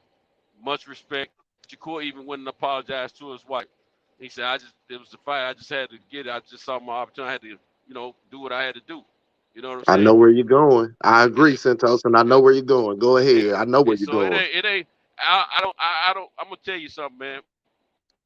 I Earl don't say that. I'm gonna put like I just thought about Earl has said it more than once. He said Terrence a good dude. He a good dude. He just believe in what he believe in. He wants to fight, and we gonna fight. Facts. So they Mm-hmm. at the end of the day, they both have a huge level of respect for each other. But I just think it's all about the competitive talk. But yeah, I'm with you though, 817. I do think boxing need to minimize some of the words they use because in the streets, those words that B word, that's a word we don't tolerate in the streets. You see what I'm Man, saying? So I man. feel what you're saying on that. That's why I And didn't want you to associate my name with that summer gun. You right, understand right. me? And I get, and I feel you, Santos. And again, no disrespect to you. You know what I'm saying? I was just trying to It's lay all down. love, man. I was trying to I lay know. down that. One thing I know is my brother. I know you enough now. I know who you are, bro. I know you're a Right. professional chef You know first. what I'm I saying? know I'm you're a just trying to lay fantastic down man, that. and you're gonna stand on yours, and I respect that highly. You know what I'm I, saying? I, And I appreciate you. Your chat last night, by the way. But anyway, uh, we. But anyway, no, man, it's all love, brother. And the reason I say your energy be different, man, because I've been in different platforms where you've been and you give it to people. You know what I'm saying? And you know what? Most of the time, it ain't that your energy is like you mad. It's just you like, no, nigga, you gonna hear what I'm saying? I'm getting this out. You know what I'm saying? And this is the way it is. You don't listen to that. I So just be so Santos. It seemed like sometimes, fam, and the reason why it come out like it do, because it seemed like sometimes, man. You know, man, say sometimes you got to admit that you was wrong about something, or you might have just been off about something, or yeah, just I agree. even and even in a way of just saying, you know what, you right. You know what I'm saying? Because it's hard for a man to fix his mouth to say I'm wrong. You feel what I'm saying? Right. And I say it often, you know what, I was wrong about that. You know what, I need to be better about that. You know what I'm saying? It's something that I trained myself to start doing a long time ago. You feel me? Because as good as I felt like I would have shit, something would always happen. Well, I was always learning something, you know? And my granny told me, boss is better than borrowed. And it all started coming in, in line to me. So when we be having these conversations, I value, man, it's hard for me to stress how much I value the space and the time and the fact that people are being intellectual with each other. Understand, man, when we get off of this and we go out into the real world, how many real conversations do you have, man? Everybody looking at their phone and shit. Yeah. You know what I'm saying? Or scared to Let me talk to let me each ask you other. something. Let me ask you something. When you're not doing YouTube and you're not at work and your family has kind of relaxed and chilled, are you wish you were intermingling with some YouTube boxing fans at that moment? Like you have a slow down time, right? You're like, damn, I wish I was able to get on with the fellas or whatever. You ever had them kind of moments? Man, I like have I them can't multiple connect times with a day. nobody. Right. Cause see, I can't connect with nobody but the fam. I got to see who on live or something, because right. even if it's not what's on my mind at that time, we on the same frequency. You feel what I'm saying? Right, exactly. So it's gonna be a conversation or whatnot, and the frequency gonna be good enough to where I can meld in, man. I understand that I'm in a realm with other men and women as well. Give my queens the respect too, Yeah, of absolutely. of intelligent people. You know what I'm saying? And intelligent minds, and we fellowship and sharing ideas and our passions and shit. And that shit is awesome, and it's addictive. And so that's where the energy come from, because I respect the space and what happens here so much, to where when certain shit come out, I'll be like, man, come on, bro. It's this space way too important to let certain shit not be said and pass. You know what I'm saying? And at the end of the day, I want anybody to be a fan of whoever, to be a fan of whoever, right? Right. But be a fan of whoever that you're a fan of because you're a fan at the end of the day. You feel what I'm saying? Ain't nothing wrong with saying that. You know what? If a motherfucker tell me that's like Mr. Gumbo or whatever, say, man, I know Mr. Gumbo, shout out to him. He'll say, you know, I know this might not be right or this might not be right or whatever, but I just like Bud Crawford, man, and I want him to win. I think he's gonna win. I can't say nothing to that, man. Gotta be respectful of that. You know what I'm saying? Facts, you know?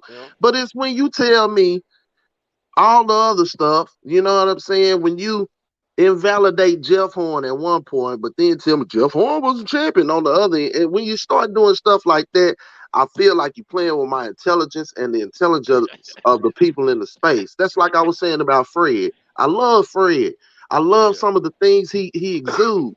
But to tell me that you voted for yourself as president, right? But you have a platform with which thousands of people come through and we share ideas and stuff. If you mean to tell me you have ideas on how to fix this fucked up construct that we live in, but you don't use that platform to promote that, and then you go vote for yourself, how narcissistic is that and selfish is that? You might have had the answers to save all of us. It's a wasted vote, man. It's a wasted vote. Thank you. It's a wasted vote. Even Kanye let people know he was running, even though he didn't campaign on, you know, nationally and all that. He just let people know he was going to be on the ballot. And some people, he got votes. Facts. And to sit back and thumb your nose, and say, I got the answers, but you know, you motherfuckers will catch up. Man, listen, I'm signed up to the Patreon. I'm taking the brother tips and making money. I'm paying attention to him. He got some answers. You feel me? Yeah. So, brother, if you got some answers and you got the platform and you got the mind and you in a position to lead, right? You in a position to help and to lead, right? You doing it in your community. You know, he doing it in his community. Fred got so much that I respect. You feel me? Yeah. But if you gonna do that, fam, and you have the platform and the ability, you go out there and you go vote for yourself and don't tell nobody you don't campaign and you don't run and you go vote for yourself. What did you really accomplish? And you feeding this and so many of our brothers and sisters come and get knowledge and spiritual food and things from that platform. So much good come from it. And then you sully it with that. You know, at the end of the day, we owe it to our ancestors that fought in our behalf for our voting rights. Because every 40 years, after them 40 years go by, let me tell you something. You know what? Somebody touched on it earlier when we were talking to Mex. These voters' rights are not guaranteed to people of color in this country. They look. I'm embarrassed to say it, man. One of my closest homies in church, man, he died a couple years ago. God bless. But let me tell you something. He educated me a few years ago. I heard it, but it went over my head, and I didn't pay any mind to it. You know how you live your own life and you ain't caring about this, that, and the third. You know, I was in that space years ago when I first heard it. But he told me, he said, "Yeah, man, this is when Obama was running." He said, "Yeah, you know, we got that 40-year thing coming up about our voters' rights and everything." He sat there and explained to me. I said, "You serious? I thought it was already locked in." But he educated me. It wasn't locked in. And guess what? I don't think they abolished that. It's still on the books. Still on the books, and they trying to remove more voting opportunities and voter rights as we go. Right now, ain't nobody paying attention. Everybody worried about the presidential election when your state and local elections is what you need to be worried about. That's what's going on now. That's what's going on now. I could take a person not voting on a national level, but not voting locally. I have an issue with that, man, because it affects you directly. Thank you. And listen, I'm a victim. We need to educate ourselves more often than not, man. You know. I'm a victim of redlining. You're right. I'm a victim of redlining, and I also participate in it. Yeah. And again, I also participate in it, right? Just like the conversation was earlier, and it's something I didn't get a chance to work back to, but they was talking about, you know, opportunities and the cities and crime and things of that nature. And I talked about And they talked about we moving to the colony, out from the hood. You know what I'm You saying? got to call it And I college, told man. You trying to better yourself, but it's all your life, your life right, living opportunity, situation. fam, You know right, what I'm saying? So exactly. yeah, But that's to he say said this as college. well, right? That's to say this, Santos. On the ride, it's a 45-minute ride from the hood to my house, right? Right, And on the ride, I see the differences in the neighborhoods, right? And right, it right, really started to dawn on me the opportunities that our young folks have in the hood compared to the opportunity that young people have out here. mm-hmm. My woman, her son moved down here with us for about 6 months, and he was, come down here to get his license, get on his feet financially, and all kinds of stuff, right? Young man, right? And so we're trying to give him the game and things of that nature.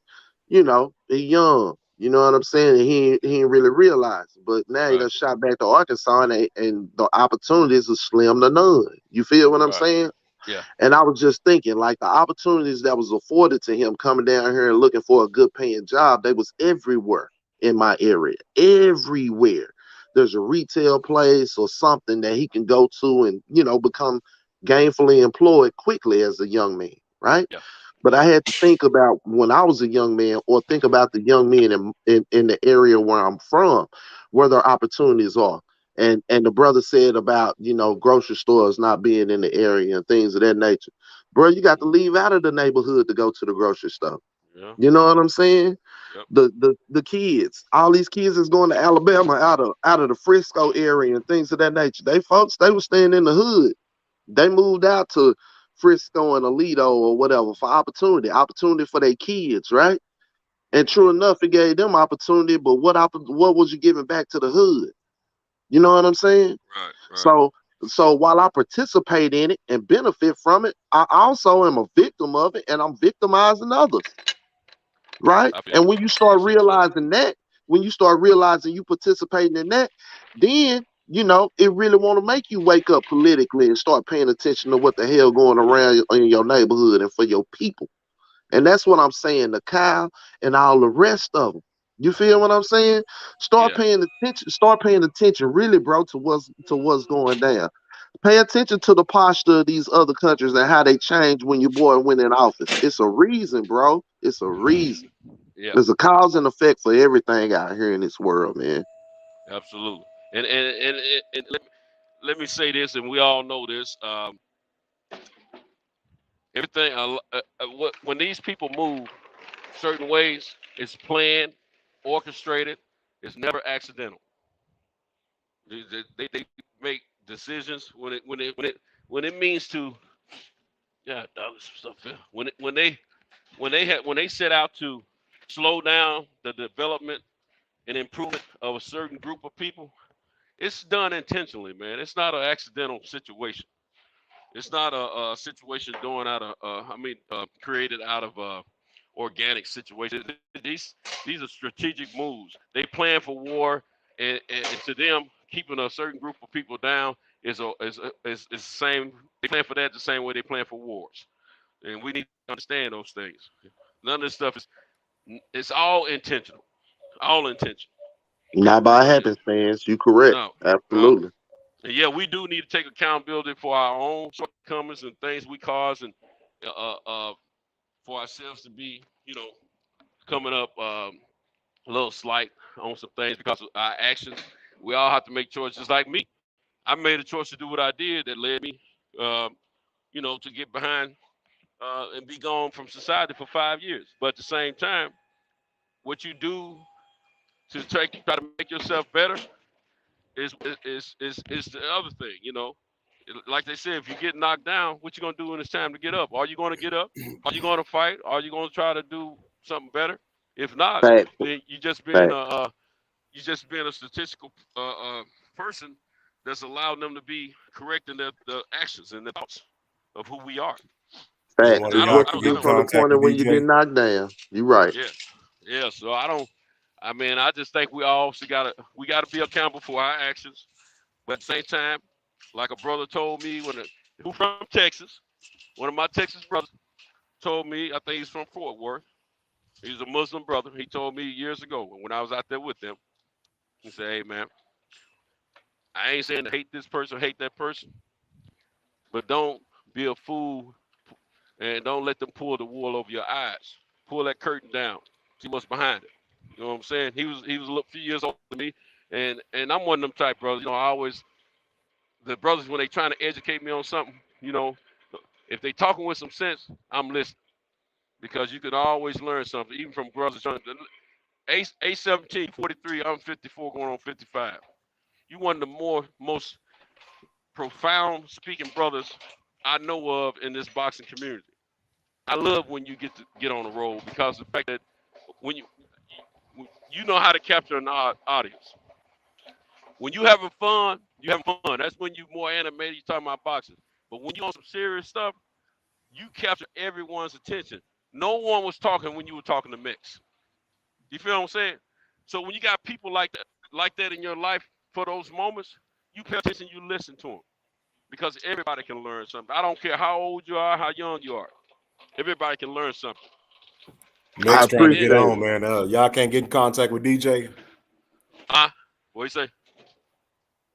No, Mex been trying to get on for a while. I didn't want to cut y'all off. I asked again. I said, y'all can't get in contact with DJ.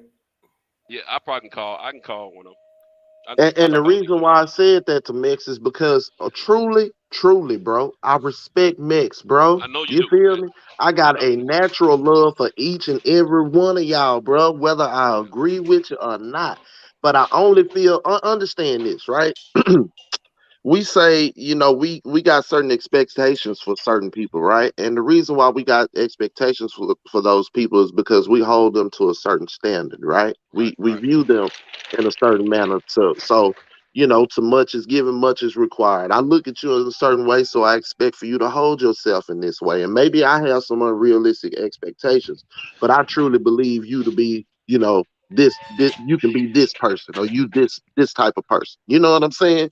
And that's the unrealistic thing, that's being human. But also, if you don't try to hold anyone to a standard, then they can be allowed to be subpar. You know what I'm saying? Right. And I care enough about Metz and his experience as a human being in this life to try to offer him insight on some things that he may be blind to, because I would want him to afford me the same opportunity. Absolutely. And I think Mix knows that he's cared for and loved over here. Are you gonna catch some heat over here? Yeah, I catch heat. We all catch heat. Kyle, it's his platform. He catch heat. We all catch heat. That's just part of us trying to hold each other accountable and showing love for one another. But at the same time, we all love Mix. If we didn't, we'd be protesting to get him off the panel night after night. Am I right or wrong about that? A17. That's a fact, because I'm gonna be honest with you. My shallow ass in the beginning, when I felt like or when I heard initially some of the things, I just wrote him off. Hey, I'm gonna go on mute while you're talking. I wrote him off. So I'm gonna go on mute while you're talking. I'm gonna call the fellas, try to get him on. Okay. When because initially I wanted to write him off, bro, because again, the to me it was almost audacious. You know what I'm saying? But everybody experience ain't mine. So I had to find within myself the ability to doctor myself, to say I'm wrong, and open myself up more to try to understand it and assess. Why? Because if I truly felt wrong about it, or I felt there was something wrong with it, then I need to understand it more. That way, if I still feel that way after I fully understand, then I can go ahead and articulate why I don't agree. So initially when Mex brought that up and then he gave us the backstory, I understood why he felt in such a way, but then I wanted him to expound upon it so I could get a full understanding of how Mex carries himself and who he was, not having a personal interaction with him or a physical one, only in this realm. So when I come back around to it on the other end, it's because of that. You know what I'm saying? It's because of the things that, I took the time to listen or whatever and to try to analyze that and then come back, but not come back in a hurting way to stun him growing, but actually to hopefully open his mind up to some things that maybe he didn't see before, and hopefully get him to question those things about himself so that he can grow in whatever way, whether his ideas or beliefs change or whether they stay the same. If you do not show the ability to question, right? If you don't show the ability to stop yourself and question your things that you've been taught or been told, then how do you grow? I want us all to use the space in the proper form. And the only way we can do that is if we truthful and if we honest with each other. The only way it's ever going to work amongst us on this earth is if we truthful and if we honest with each other, whether it's comfortable or uncomfortable. Yeah, you 100%, bro. Yeah, 100%. See that this is why we do what we do. Night after night, we come out here, no matter if we're in the chat or on the platform. We come back for edification. Or now let's just, if people don't understand what I'm saying, let's just say education. We got brothers. We got Street Fighter on here. What's my man name? I know he's been on here. He's the military brother. Those two brothers, very profound speaking brothers, very knowledgeable brothers. A17. It's like he like Mike Tyson around this joint. He's renowned the world wide. He needs no introduction. We know what time it is with A17, and we respect it because these brothers, yeah, they can debate if they want to. They can go hood or whatever, but they can also be very mild and get their conversation understood by the most minimal thinking mind person on earth because of the fact they know how to communicate when it's time to communicate. You know, you got to be sort of like a disciple when they went out throughout the world speaking in tongues, depending on the native land that they were in, because they want to get that understanding across. And these guys are very articulate, very passionate about what they believe in, what they feel, and you can't do anything but respect people like that. The people in the chat that's speaking some profound information to us, respect. Reggie Owens. Hey, some like him, some don't like him, but you gotta respect him. And I have the highest respect for that brother. A17, you spoke about Fred a few minutes ago. Most of us feel the same way A17 feel about Fred. We respect him. We don't agree with everything he says or his views always, but we respect him. He's very knowledgeable. And if you listen to him a lot of time when he explains himself why he feels about certain things, even if you don't agree with him, you still understand at the end of the day why his thinking is the way it is. Mex is a brother that we love. He's been accepted in this community, and anybody who's new here, I don't want y'all to think we have hate for him. We do not. We love the brother. He comes in with his boxing or MMA fighting or kickboxing or whatever. He laughs, he cut ups with us, and then we have these kind of conversations as well.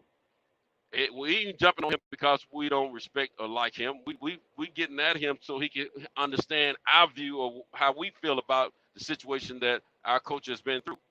Because we don't feel that he's speaking from a racist standpoint. We honestly, I think we all feel that he's speaking the way he feels because we feel like he hasn't been educated on the facts enough to understand why people feel the way they do. But we're also understanding that he's not as connected to his affiliation and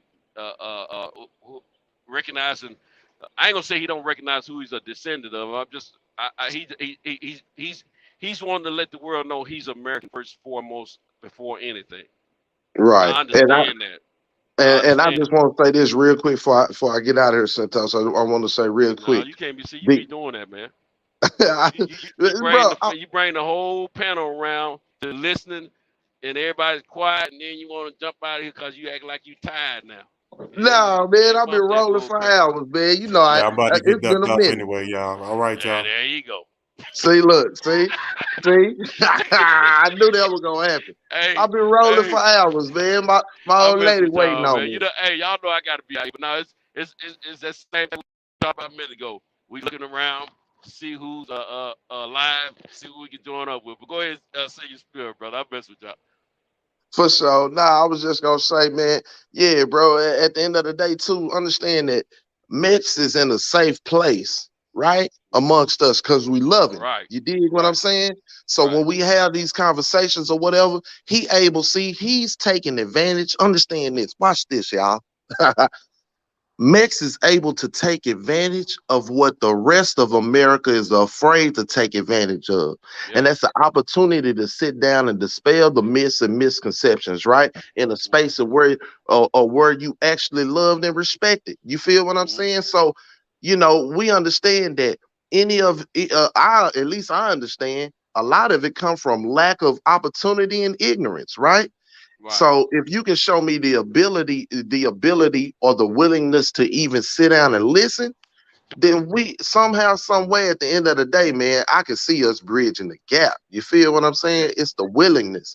That's what brothers was talking about with atonement and everything else. So he got that opportunity. See, what we don't want is for Mex to take them views out and get in an unfortunate situation where he's explaining those views without any opportunity to hear or see anything else, with some people of our culture that don't have that same love or respect or understanding for him. It's like the little brother. It's like a big brother, little brother type of situation. Facts, because they not gonna love him the same way. Wrong way. Yeah. Right. They gonna handle him different, because they gonna look at him the way we looked at him initially. Right. You feel what I'm saying? Facts. So that's where that is. Go ahead. Let me add you. When you get finished, I'm gonna add to what you're saying real quick, because I know you got to go. No, go ahead. All right. What I was gonna say, another thing we need to understand. Oh, by the way, Mex, DJ didn't answer the phone, man, when I called him. But I sent him a text, so I don't know what's up. He ain't responded yet, so it might be chill. Anyway, what I wanted to say about our brother Mex, when he explains his situation and give us the backstory, and it hasn't changed. It's been the same every time, right? A17. So I don't feel like he's lying. Yeah, it's been the same. He's had the opportunity to live with not only himself, but he's had siblings that are black, and I think he said white too as well, didn't he? I think he's had siblings. I know he had some black siblings, and he's had, I think, one white sibling. Did I hear him correctly on that? Yeah. But I anyway, think so. His background is very diverse. So he explained all that. He's coming from a melting pot type of household. I understand him saying I'm American, because he don't want to differentiate himself from his siblings. Facts. Totally get it. Totally respect it. And I understand him. So I don't want anybody, when they hear Mex speaking, to be thinking that this brother. I'd be worried about the wrong person here in the conversation, not knowing and jumping on him the wrong way. You see what I'm saying? That's why I asked him to explain it, Centos. You know what I'm saying? Because I wanted to give context. I was about to comment on it. that too. Yeah, when you came back in and reeled that conversation in like you did, and asked him to explain it, because you want people to hear him. You want them to hear his story so they will understand. And you kept it in a very very understandable level of understanding as far as conversation. Very intellectual, very simplistic. He got it, we got it, and anybody knew that wasn't known over here should have got it. If you didn't, this is not the place for you. Right. Because and the only reason I did Centos is because I care, and I didn't want people to view him in such a way. You know what I'm saying? I already knew that they was viewing him in such a way because of his views. I was thinking to come to his rescue about that too, but hey, there's no way I could have done it better than you, bro. For real. Appreciate it, man. You laid it out there just perfectly. You know what I'm saying? And that's what we have, man. All of us that normally get on these panels, this particular panel, and a couple others that we patronize a lot of, the regulars, we ain't no dummies, and we ain't no hating type people either. We all about the love and education. We gonna have fun, cut up. We gonna debate each other, and it's gonna sound like we ready to fight each other. That's brotherly love, though. You know, if we get this is when you know we got real hate for each other. When we calling each other out our names, being Right, very disrespectful. We know from the streets what that means. right. And so And the only if we time, if we and don't, listen, I'm passionate. I'm passionate back and forth on these topics. You know what I'm saying? But the yeah, only time it's been some times where I done got outside the lines with these cats. yeah, But me a too. lot of them times, them cats was attacking me mentally. You know what I'm Yeah, saying? yeah, Attacking me absolutely. mentally or in a verbal manner, and they thought that they was slick with it. You know what I'm saying? And that's a part of me. Like I said all the time, I need to get better, and I can grow and learn from too. I have to grow and learn from them situations. You know what I'm saying? Yeah, As I'm in absolutely, them, absolutely. and I have to understand and recognize when somebody doing that. I say it, and I say me and or worldwide boxing sports whatever, Scotty. You know what I'm World saying? Combat, World World Combat. Combat, World Yeah, Combat. Me and World Combat got into it. You know what I'm saying? Because he made a sly comment about how I was raised and my people. You know what I'm saying? And I I didn't missed take that one. kindly to it, and I took it Yeah. outside of boxing. But it was a reason for that because he met me outside of boxing. He took it there, and I met him there. You feel what I'm saying? Mhm. I can always disagree with your stance or whatever, and talk about what you may say, but have respect for you. But when you blur that line, I'm gonna help you blur it. That's and again, whether that's a gift, a curse, or right or Texas, wrong, that's Texas.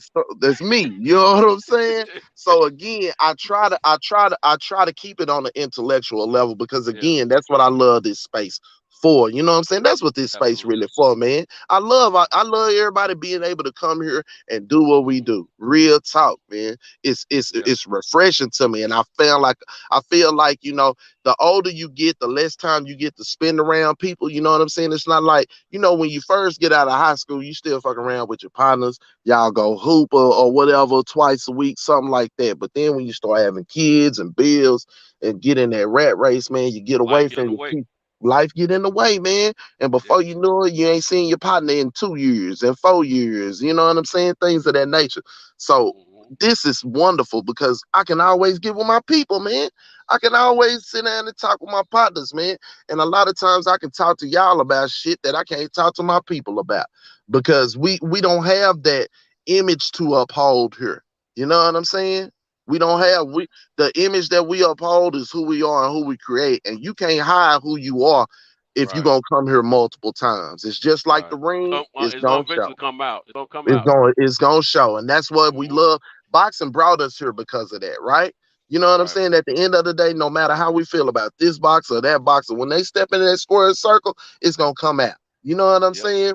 And we would love for life to imitate that. If we could just put some shit in the wash and the rinse and get the truth to come out, we would Right. all be the much better for it. You Be know a what I'm better saying? world, So man. Be a a better better world. world. So those things bring us here, man. That's why I say the dollar and all of that don't matter because our common ideals bring us here. That's what bring us here, man. That's That's where it. our passion comes from. So I say that, man. I love all y'all. You know what I'm saying? I'm glad I came in tonight. I've been chilling on these chats and shit, but I'm Yeah, glad I came in tonight. I've been chilling on videos too. I'm gonna go on and make a you've been video. taking some. Am I sub to your channel? I'm not sure. I had put the link out. I made a couple and I chilled for a while because I took vacation and came back and was trying to get my timing right. And I don't be wanting to step on everybody else show toes. You know what I'm saying? I'll check. So I I'll check them. figured, What yeah. the So I figured A17 I'd just boxes? drop some videos. You know how BF do his little morning grind. I Yeah. figured I just drop videos on my thoughts. Like in the middle of the night, let everybody catch them and run through them and do what they gonna do. You know what I'm saying? But at the end of the day, I'm gonna get back to it because I just kind of feel like some of the things that we touch on or some of the things that be talked about in these boxing circles, some of the views, you know what I'm saying, just be skewed a certain way. And I'm not one that's looking for relationships with any of these boxers or trainers or whatever. That's for these other guys to do. That's their space. You know what I'm saying? I Mhm. I really, have just been trying to find my own space and my own lane in this. And I'm trying to I'm But you know trying to what? get it together, y'all. I think we all are doing it, seeking type situation, but we get so caught up and we're so passionate about the lanes that we fall in on a regular basis, man. It's kind of hard to carve out some time for your own channel. You know what I'm saying? Because I've been talking about doing some stuff on my own channel for Over a year. I ain't started yet, bro. You know what I'm saying? Because I have so much love and enjoyment when I come out here chopping it up with the rest of y'all on this end. Um, I don't want to change that, to be honest with you. And I know A17 is hey, he's out here. He's putting his time in over this YouTube thing. So is the rest of Reggie Owens. That dude grinds. He works his channel, but he's on everybody else's channel as well, and he grinds. Shout out to Reggie. Anybody that's out here with their own channel and they still make time to go to all these other platforms and you know speak their opinion about what they feel about the state of boxing, certain fights and stuff like that. I take my hat off to them. Even the people that I don't respect so kindly. Y'all know I don't care for that brother that was in here last night. I was beefing with last night, but I gotta respect the fact that he's on multiple panels. He has a passion for boxing. He started his own channel. I was being disrespectful purposely last night with him. I don't like the brother. I ain't gonna lie to him. But I don't wish no ill will for the brother. I said some stuff last night. I'm just in my mode, but truth be told, I want him to be successful. I hope he is. And I don't wish him no ill will on his channel, none of that kind of stuff. But the brother, like I said last night, he does know boxing. So when he speaks in a negative way about certain things that I know he knows not to be the truth, it, like A17 said, it rubs us the wrong way. We got to speak on it. But at the same time, I know what he's about. So I wasn't gonna speak his name, but Troy Graham, good luck on your channel, bro. I hope you are successful. I said what I said last night because I was in my feelings with you, as you know.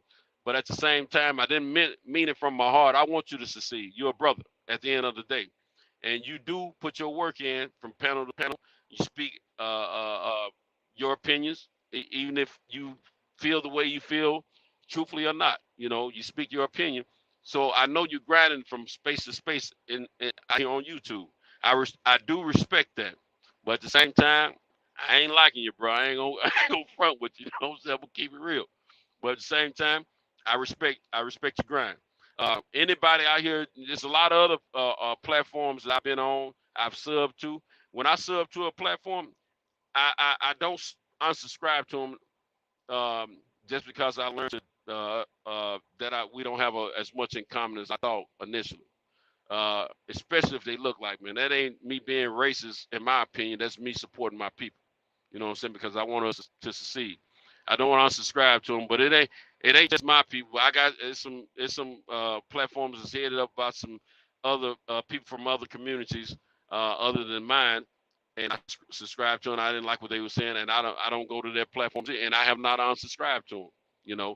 That's just who I am. Once I subscribe, I'm pretty much over there. But I don't go to those places when I don't agree wholeheartedly, and I don't want to hear what they have to say. When I get to that point, I just don't venture out there. But yeah, I'm still subscribed to several platforms that I don't participate in.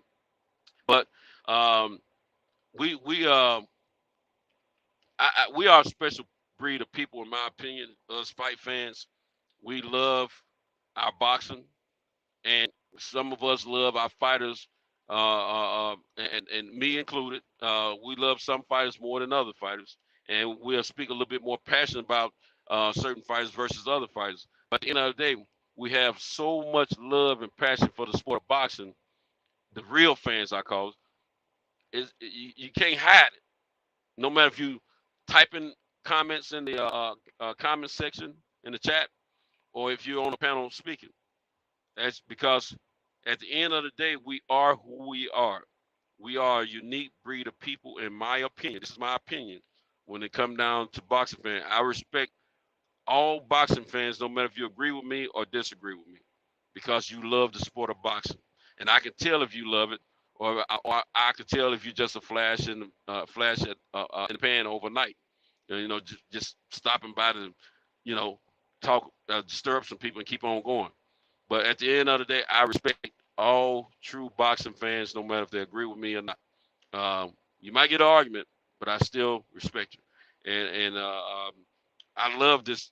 Let me tell y'all this real quick. I meant to say this before A17 got out. My cell phone come. I don't know what the deal is. This cell phone has been running me crazy lately, and I've been talking to y'all through my tablet. But let me tell you, my cell phone, I've had problems with it since I had it. Got it a little over a year ago, and this summer gun is. I didn't have any internet service a few hours ago. It's telling here it is the 3rd of March, and it's telling me that I'm already. I have already exceeded my gigabytes for the month of March. Now, I'm not saying that I haven't used a lot of data, but I don't think I've used no 5 gigabytes already in just 2.5 days of the month. So I think something's been wrong because it's always been real early in the month. They say I'm about hitting my limit or almost there or whatever. But the reason I brought that up because I made a statement when A17 was out here that when he's offline, I'm sure, and he doesn't have anything else going on around him with the family, he's probably trying to figure out a way to find some live panels to go listen to or join. I'm the same way. If I'm not busy, I'm not doing anything. I don't have anything going on with the family. I don't have anything going on with the business, and I'm awake. I ain't really watching television. I'm trying to see who's talking about boxing because we are a unique type of fan, in my opinion. We're a unique type of people. We have that passion and drive for this sport. So that's going to happen, and I'm telling you, it's the craziest thing. So every time I think about, AT&T saying I've exceeded my gigabytes for the month, I'm like, yeah, that's impossible. Now, y'all know me. I'm looking some booty while I'm out there. You know what I'm saying? I'm on Instagram a lot, but I ain't been on Instagram, YouTube, or any of these other panels. Social media sites any more than I normally am. I hadn't even been on Facebook that much this month, and sometimes I venture over there, because I got some booty shots over there too. You see what I'm saying? But at the same time, something ain't right about your cell phone. But that's a different story. I'm saying I brought that up though, just to say how much some of us are so passionate about the sport of boxing, how much we've learned to love this arena that we share with YouTube about boxing. It's just what it is. You know what I'm saying? So it's a beautiful thing at the end of the day for me. But anyway, I gotta get this load up. I don't think my phone gonna hold up, but I'm gonna keep the headset on while I go out and get this load out of my truck. But y'all if y'all want to talk about a certain thing, put it in the chat. I'll look at it when I get back in here and we chalk it up. But I gotta do my job too. I gotta keep the money flowing. You know what I mean? Know what I'm saying? Let's see. Man, sun's coming up. I'm running late. I overslept tonight. Got me a start. I gotta start. I'm starting an hour later than I normally do. Kitty cat ready to come out and play. Hey, kitty.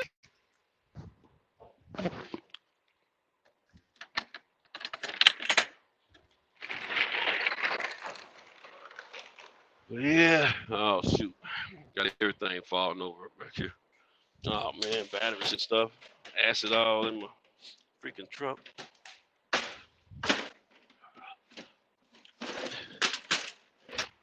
Yeah.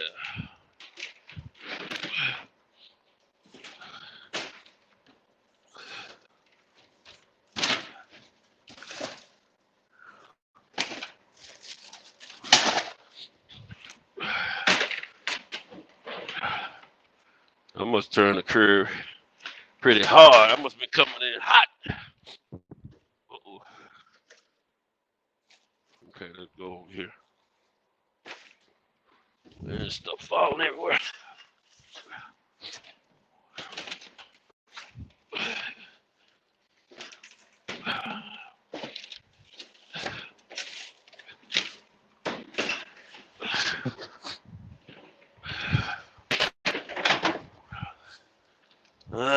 Man, messy.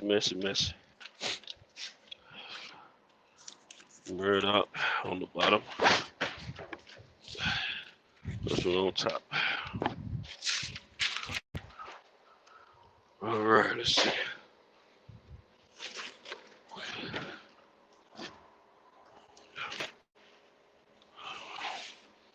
One one.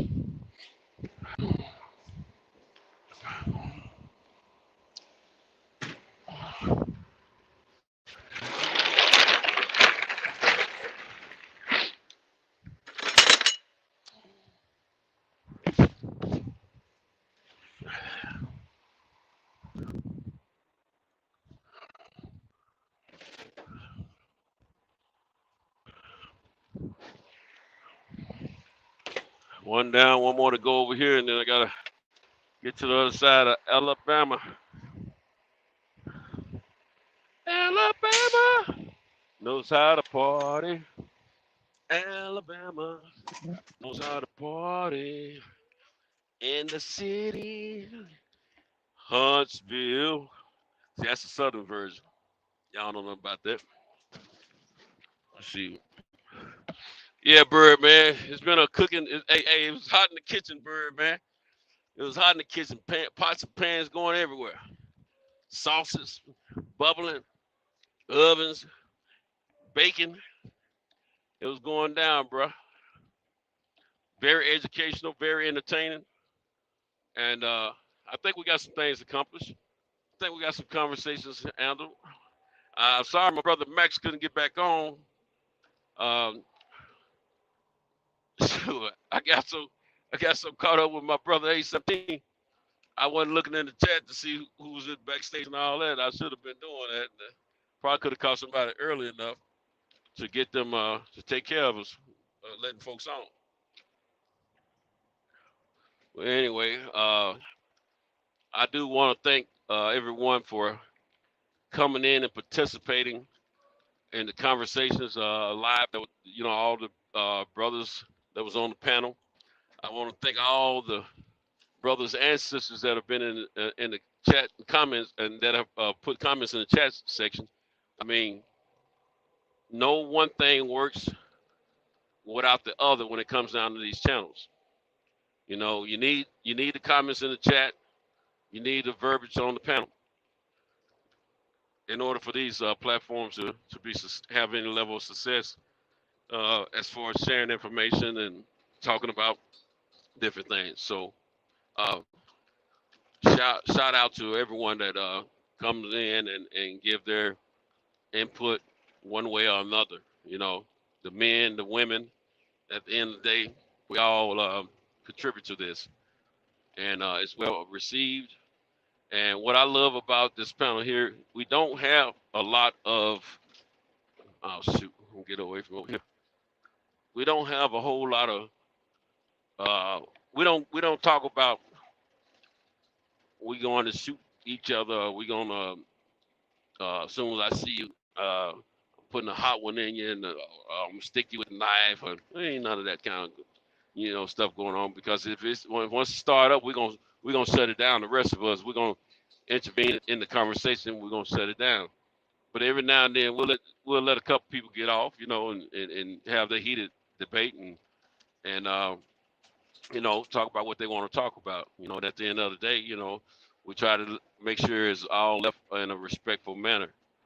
Well, I mean, I want to try and be respectful last night. I ain't gonna lie to you.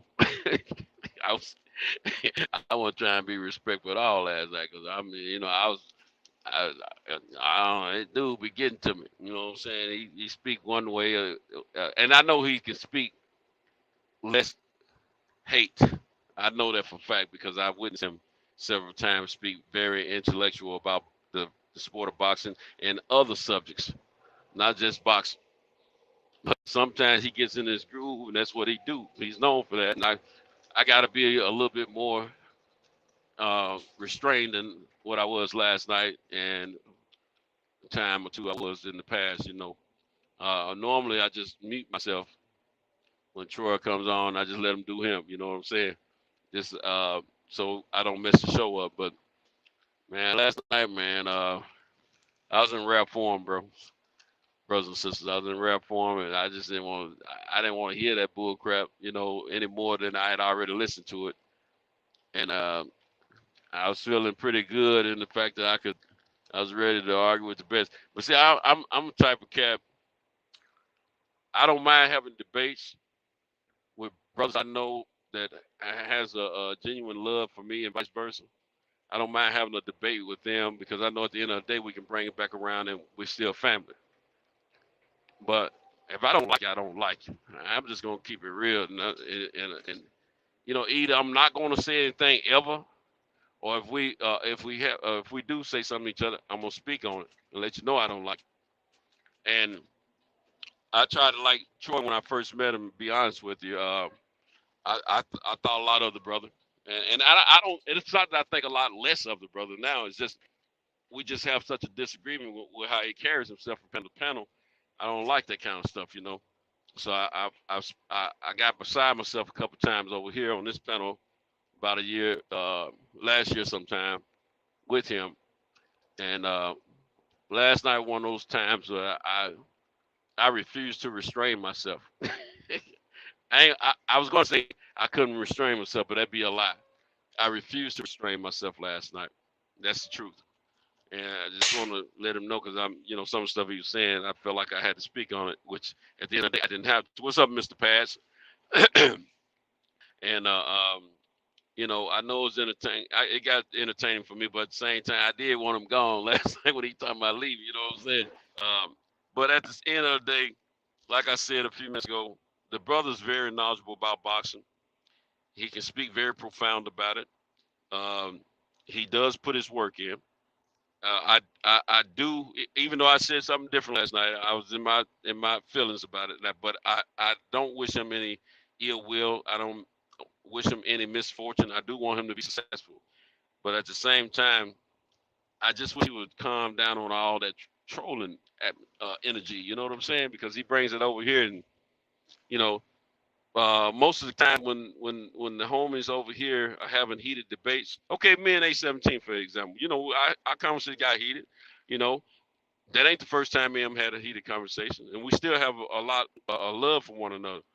But the thing is, we are not trolling each other. We're debating. There's a difference, you know, because see, if every time somebody spoke and I chimed in and say something opposite of them, to me, that's basically been a professional troll, you know, or if I'm commenting that in the comment section. And if it's just certain people about certain subjects that really touch, and I speak on that's, it starts off as a conversation and might turn into a heated debate. I do that with some of the guys, but most of the guys I do that with, they are very much aware of what they're saying. They don't have ulterior motives. They're passionate about what they're saying. They stand on what they're saying and they believe in what they're saying. They don't double talk. They don't go somewhere in another YouTube space and say something different. I've witnessed that with that brother before, say some different things in other panels, and then he come over here and say something different. And it just gets to me sometimes. But I'm gonna do my best to stay reserved as I used to be. When Troy come on, I'm gonna let him have his space. I'm gonna mute myself and let him talk. I'm not gonna, I ain't saying I ain't gonna ever get at him, but I am gonna chill. It ain't gonna be no regular thing. You know what I'm saying? Because I owe it to Cal and the rest of y'all to stand down from time to time and reserve my opinions to myself and let brothers and sisters get off. You know what I'm saying? And Troy, he deserves that opportunity. You know what I'm saying? I'm not saying this to try to make no amends with him and all that. I'm gonna keep the same energy. I don't like the brother, but I gotta respect the fact that I respect the fact that he is a true boxing fan. I believe that foremost, and he does have a lot of knowledge of the sport. He interviewed fighters and all that kind of stuff, And these are things I know, so that's what I'm speaking of. What's up, Mr. Pacentos? It would be funny to see his reaction if Dylan gets knocked. Exactly. You know what? I didn't think about that part. Yeah, he didn't want to admit that he had a little extra love for Dylan because of the Jamaican thing. But see, I've heard him speak that before. That's why I spoke on that last night. And it's okay. Ain't nothing wrong with loving yours. You know what I'm saying? Look here, let me tell you, at the end of the day, these are two black men I'm talking about. That's Troy Graham and Dylan White. They're two black men at the end of the day. I'm going to ride with them before I ride with the others when it come down to some bull crap. You dig what I'm saying? But at the same time, when it come down to the sport of boxing, I got to keep it 100, I got to speak on what I feel about boxing. You know what I'm saying? That's who I am. So it's all good. But yeah, man, Dylan White didn't even show up to that press conference. But look, man, hey, Mr. Pass and Birdman, and if you're still here, and is that Reese, bruh? But look, check this out. Y'all just hang on for a minute. I gotta run around the front side of this building, unlock the door, and come through, get out the back. So I gotta leave my headset in here for a minute so I can get this load off. But just bear with me, okay? Be right back. Oh shoot! I didn't even know I did all that.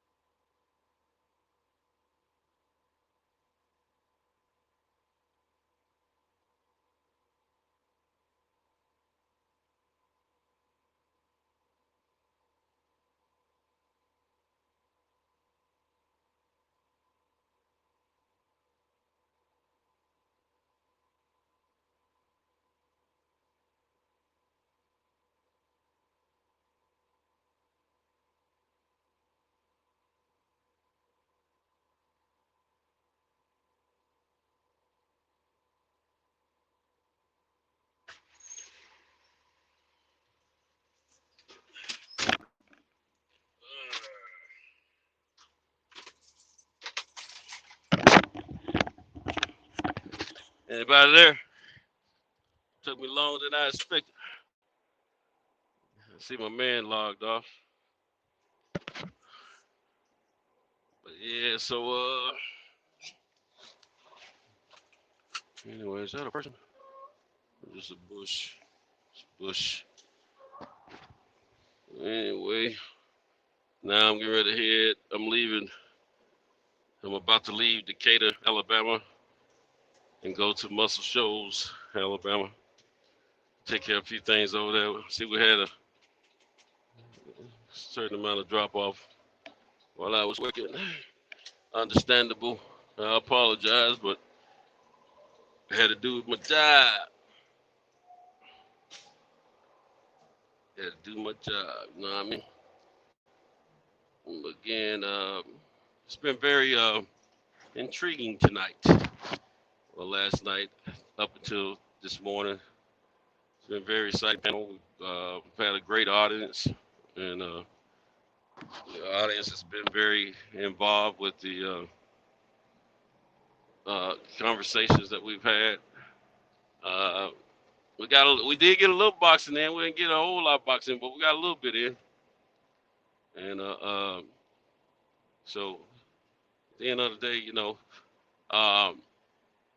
hey, if whoever's listening still, if any of you all would think about it sometimes, it ain't normally how I like to roll, but our brother Cal, he's put a lot of effort in to make this platform available for those of us that's on this third shift. So if y'all could, since he's monetized now, if y'all could from time to time drop $1 or $2, he'll be very appreciative of it. It help move things the right, correct way. If he was able to start getting a certain significant amount of money, he said he would pull back on working as often as he work and stay up all night. But I don't think that's gonna happen though. To be honest with you, I'm just keeping it real. I think Cal gonna get some sleep regardless. But anyway, because at the end of the day, he more likely is not gonna give up that first shift. He'll probably give up that second shift. You know what I'm saying? But anyway, there's still brother from time to time a little love. I mean, like me and B17 was talking a minute ago. We have channels as most of us do, but some of us are putting effort into make our channels work, and give us some of us put content on our channels and some are not. It's not really putting any content on this channel because I find it hard for my time. Now, once I get situations straightened out to the fact that I get personnel in place after I get this other truck, when I start building my team, it'll leave me a little air to, from time to time, probably do something with my channel from time to time, a video here, a video there. I can't go live right now because I don't have any suitable amount of subscribers nor hours, but I can do videos. And that's what I, may do from time to time once I get a little bit more time to myself. But at the same time, just help my brother out from time to time. We got a few brothers that have already been helping over the course of time this past year plus, and it's well appreciative. He's made it clear, several times. Birdman been one of those, and a few others. But he's monetized now, so brother out a little bit.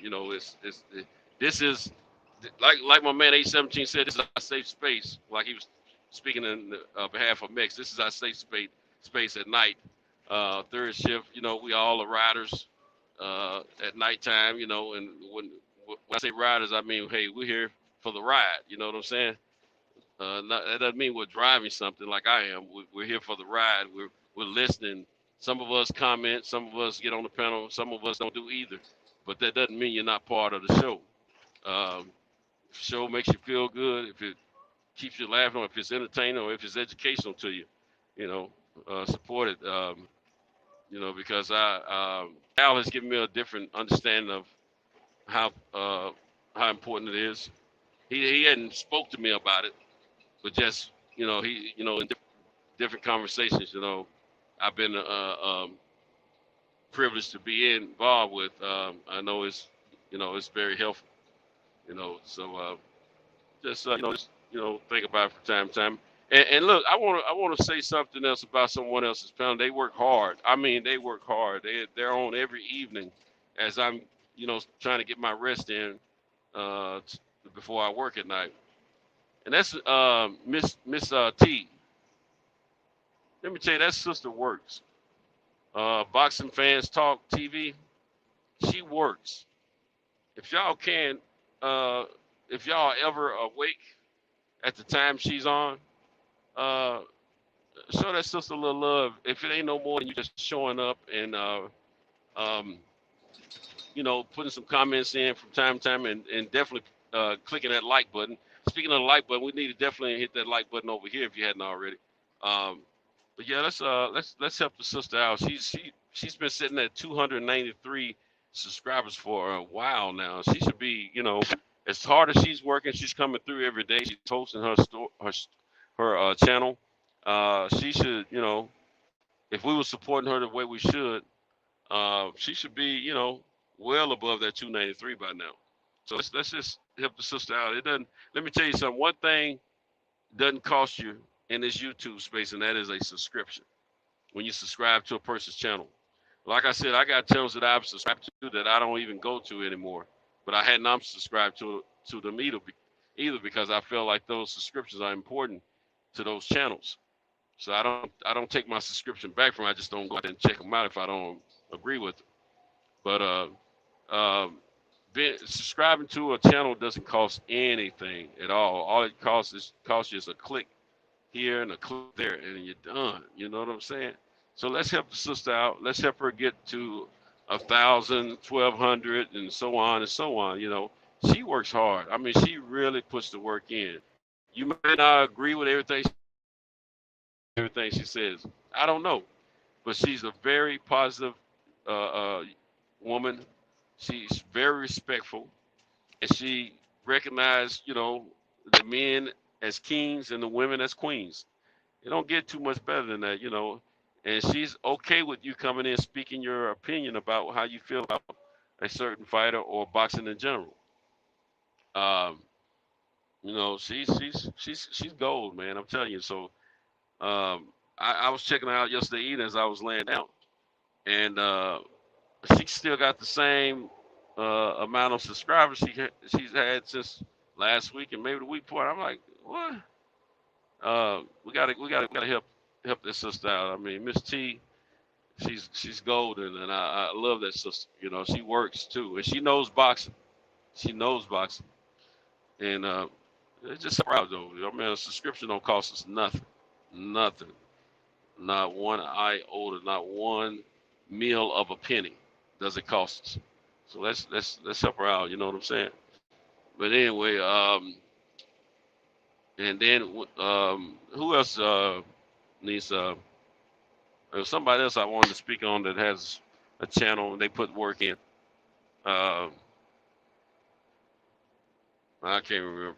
Now shout out to CC Robinson. She is growing by leaps and bounds. Last week she was over 3,000 subscribers, like 3,500, somewhere around those levels. I don't know where she's at this week. She's growing every week, leaps and bounds, and she's doing videos. The only time she does a live show, I think, is when she's on with Trill Boxing, and I think they pipe it through her channel as well. So it is what it is. But I think the only way I can do a live on my channel is through my laptop. I can't do it from my phone or my tablet. I tried last week, and but let's be more vigilant in helping one another and help build these channels, especially if someone is deserving, someone who's actually putting the work in, that has a great disposition and character about themselves, and they're a very respectful person. They deserve all the help they can get. I'm telling you. I mean, it doesn't cost us anything. So let's just look out for those folks. I think Southern T. He's well over 1,000. I forget how many he's at, but that brother puts work in too. He puts work in. You help him out, with a subscription. You might go over there and find a conversation that you like. You know what I'm saying? But he's very active online, and we just got to help each other out. And my man DJ said it's going to be a few months before he goes, before he turns his channel on. But when DJ turns his channel on, hey man, we have no excuses not to support that brother. I don't care if you like MMA or not. Just the work and effort that he's put in over here on this channel says enough. Every whatever we have subscriber wise here should be equally subscribed to his channel. It shouldn't take him long. He should build that channel really quick if we support him like we should. So let's make sure when he turns himself on that we support him. He's a great brother. DJ and I have met in person. It ain't just a YouTube thing, We've had many conversations offline. He's a good brother, good father. And that's I'm gonna tell you something. If I'm in the panel with a cat and he's, doing his YouTube thing, chopping it up with the rest of us, but he's a terrible father, I don't have any talk for that brother. Instant mute. You talk to the rest of them, you're not talking to me. Because let me tell you, as fathers, we got to handle our business, our responsibilities. And from what I've seen, from what I've heard, most everyone, I don't know of anyone that's shown me anything differently, or I just missed it.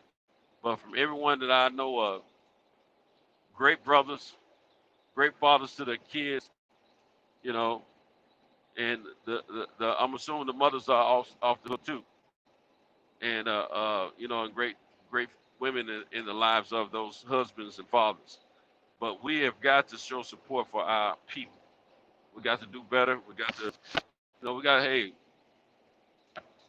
you got to stand up and say it loud, you black and you proud, but you darn sure need to support and do a subscription to any channel that's putting the work in, that ain't speaking some racial bull crap and just doing a whole lot of crazy stuff. You know what I'm saying?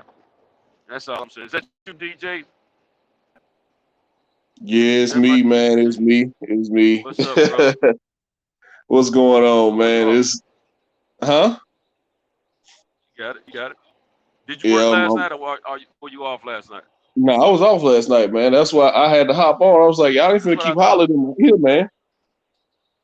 Yeah, I remember you saying that. I thought you were just tripping. No. Hey, it was a great show. Mex was trying to get back on, but that was a while ago. But I hate I missed it, man. I fuck around and went to sleep. You did what you're supposed to do, bro.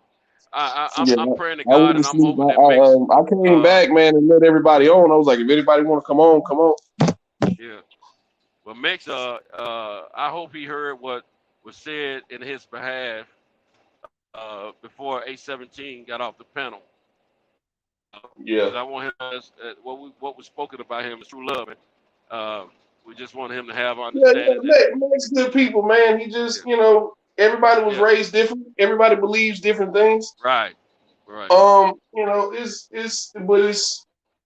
them lessons that you learn when you go to them lessons that you learn when you go to college, man, or if you go off in the military, or once you leave home or whatever, and you get to meet people from different backgrounds and who were raised different, it's just you have a clash of personalities, but it's really just out of misunderstanding. Right. But at the end of the day, it's all love. It's all good, man. Absolutely. And everybody need to understand, like I said earlier, this brother, he's not speaking from a hatred standpoint. He's speaking from a diverse upbringing.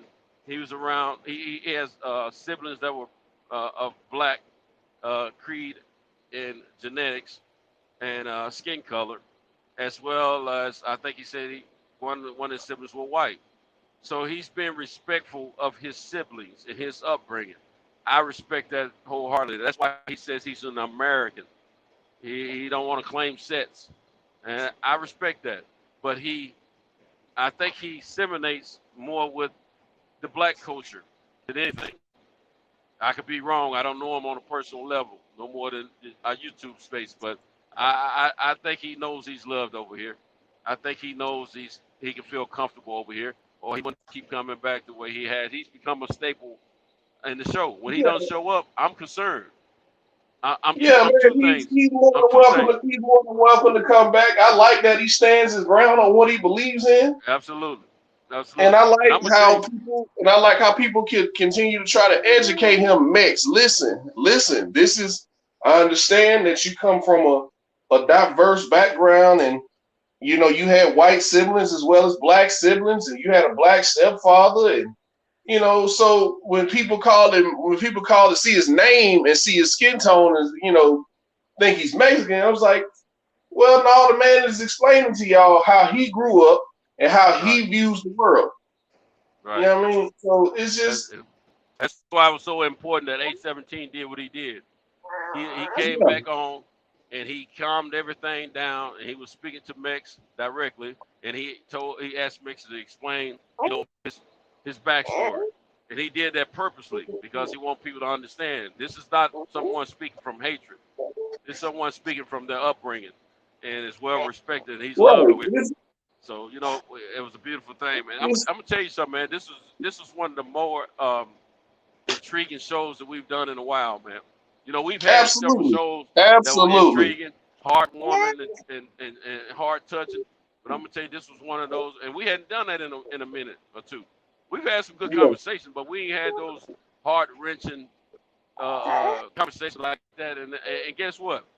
No one was disrespected. See, that's how we get down over here. We get down with everybody having love and respect one another. And we might stumble and we might talk over each other every now and then, but we ain't allowed all that old BA in. I'm gonna do this and do that to you. I see. We ain't doing that over here. All that pull up, you know. We might cuss when we talk and all that, but yeah, but we ain't. You know, at the end of the day, you know, as my guy said in the movie South Central, this is a man. A man. This a man. You talking to a man standing here. I love that girl. I love that girl. As long as we don't forget that part when we having these discussions, whether it's about sports, life, politics, you know what I'm saying? It's just as long as we don't forget that part, I'm good with wherever we go with this show. Absolutely. Now I'll fall back because I'm not really into like when people got started on the conflict that's going on right now with Russia and Ukraine.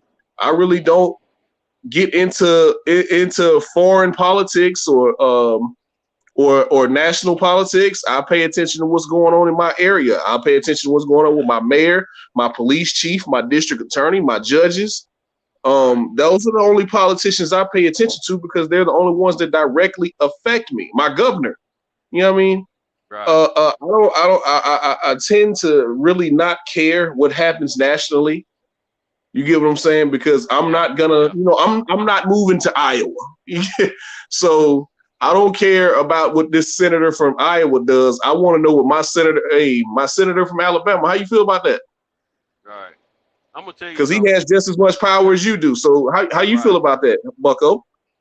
I'm gonna tell you something. What you're saying is spot on. People need to understand this right here. When it comes down to national politics versus local politics, yes. If you're not gonna vote on a national level, I ain't gonna trip as bad. But I will tell you, if you didn't participate in the voting, you don't need to speak on it. You know what I'm saying? But if you don't, you breaking up, Sentinel. Oh man, I'm in the bad area. Okay, there it is. You back now. Yeah, I'm gonna be more harsh of the fact of you not voting if you don't vote in your general local politicians, because they are the ones that affect you directly. And I'm gonna tell you this: at the end of the day, don't get it twisted. Don't pay taxes to the federal, local government. That's where you pay your properties. That's where you should be most concerned with. when you go to the stores in your community, in your cities, you pay taxes on that, the food and all that stuff. That's for the local, general area that you're living in, and that your environment where you're patronizing these businesses and things of that nature. That's where Right. your biggest concern should be. And the national level to me is par for the course. Now we need to pay attention to it to a certain degree, but we don't have to be as caught up in that as we are the local stuff. The local stuff to me shouldn't be a question of whether you vote or not. It should be automatically a thought in your mind saying, I need to vote. You know, on this local level. Absolutely. But I feel like a lot of people get caught up on what's happening nationally and forget what's happening in their local elections. Like they'll just brush off, who their sheriff is, or who, or who the mayor is, or who these local judges are. Like that's really important for y'all to know that. That's because that directly affects you.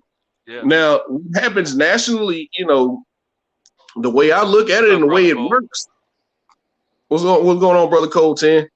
The way it works is it may trickle down to us eventually, but how does your governor feel about that?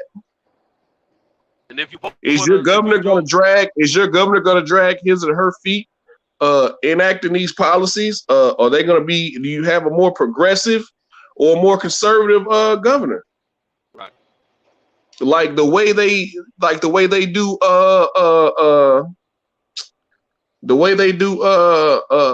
their pro-life laws in Mississippi are outrageous, man.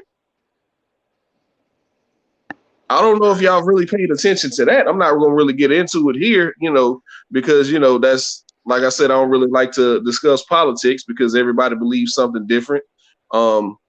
And once somebody has a strong enough belief in something, they're willing to die over it. That's why I don't, under no circumstances, talk about religion. Right. If somebody believes strongly enough in their religion, they're willing to die for it.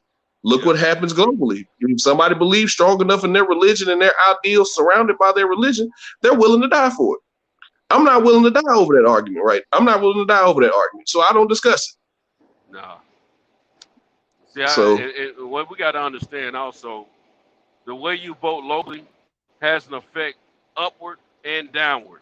And what I mean by that, absolutely, if you help put certain people in office that have a mindset and they on the same frequency that your thinking is, you're gonna have representation up top. But you're also gonna have a situation, representing you coming downward. Because for a simple fact, if you put the wrong people in place to help you on the local level, when they do come up with certain laws or certain things they want to affect local areas from the national standpoint, it's going to trickle down, and the national political figures, they need people in these local areas that think and feel the way they do. If they don't have that, then they don't have the support they need to affect you and your community.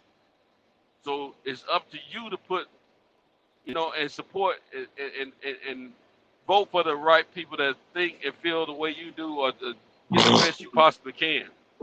And you vote for those people. You help try to put them in office with the hopes that they're going to give you the representation that you're looking for with Congress. That's your government, Congress. And when I say Congress, I mean senators on the congressional level as well as senators on the state representative level. that's in DC. But you got to get it right locally first before you can get it right nationally. You get it right nationally and don't get it right locally, guess what? You're going to get the same stuff you've been dealing with, because those laws are going to be pushed the same way. Those taxes are going to be pushed the same way. And the hate or lack thereof is going to be pushed the same way locally. I'm listening to you. I'm going back reading the chat. It looked like looked like it got a little out of hand. Oh man, me and H710, we go at it, bro. That's my dude dude, at the end of the day, though, you can't argue. Some days he conceded to me, and some days I gotta concede to him. You know what I'm saying? A17 is the greatest debate brother that come through here. Let me tell you something. He can swing it either way, and he's very entertaining, very educated brother. Knows what he's talking about. You know what I'm saying? Right. No matter if it's an opinion or if it's a factual state, a factual statement that he's making. And he has a funny way, of expressing his opinion. Absolutely. You know, I've heard him talk about Bud. He was like, he over there top rank. He got them top. It's gonna be one of them top rank wave offs, and I remember what he said. Man, I have a ball laughing that damn 817. Man, we gonna cut up at that fight. I'm gonna tell you, I be hot at him when he don't show up. He laid back. He laid back for a couple of weeks, man. A little while ago, and then he would come. He might hit the panel, but he didn't come on. I mean, he hit the chat, but he didn't come on the panel for a little while. And he come in. I said, man, where you been, man? I think it was me and you on here that night. I said, man, you hadn't been showing up, man. Guys like him make the show, man. They make the show. We can't do it without that's what I'm talking about.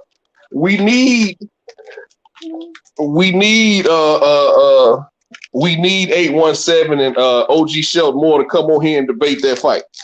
You know what? OG Shelton Moore jumped on for a second and jumped off, man. I think that was when we were talking to Mex at the time. I was on mute at that time, I think, when that was going on. But we need that. I got to call that brother anyway. But anyway, me and him talk almost every day, man. Do you? Okay, good. Yeah, we talk almost every day. He'll call me. He was like, DJ, did you see this bullshit such and such said today? That's him, man. I had been seeing him online in the last week or two. That's why I was just a little concerned with him, make sure he's all right. I know he was sick not long ago. But man. It's we you know what, man? I can't wait till we get to Dallas, bro. Man. Between 817 and my guy Brandon Washington. I got to call Eli too, man. We definitely gonna have to run into Eli out there, man. Yeah. He's a very well-spoken brother. He knows his stuff. I can't think one of these brothers that come here on a regular basis that I don't have respect for out of Texas. They cool people, man. Even though, I love the Texas brothers, man. They all cool people, man. Even Picasso, Picasso is Picasso. Absolutely. He jumped in and jumped out last night too, but he was in the chat a couple times. It was against my will, but I had the opportunity to amongst these Texas brothers, and man. You breaking up, Senso. You breaking up. You breaking up. You going in and out. Okay.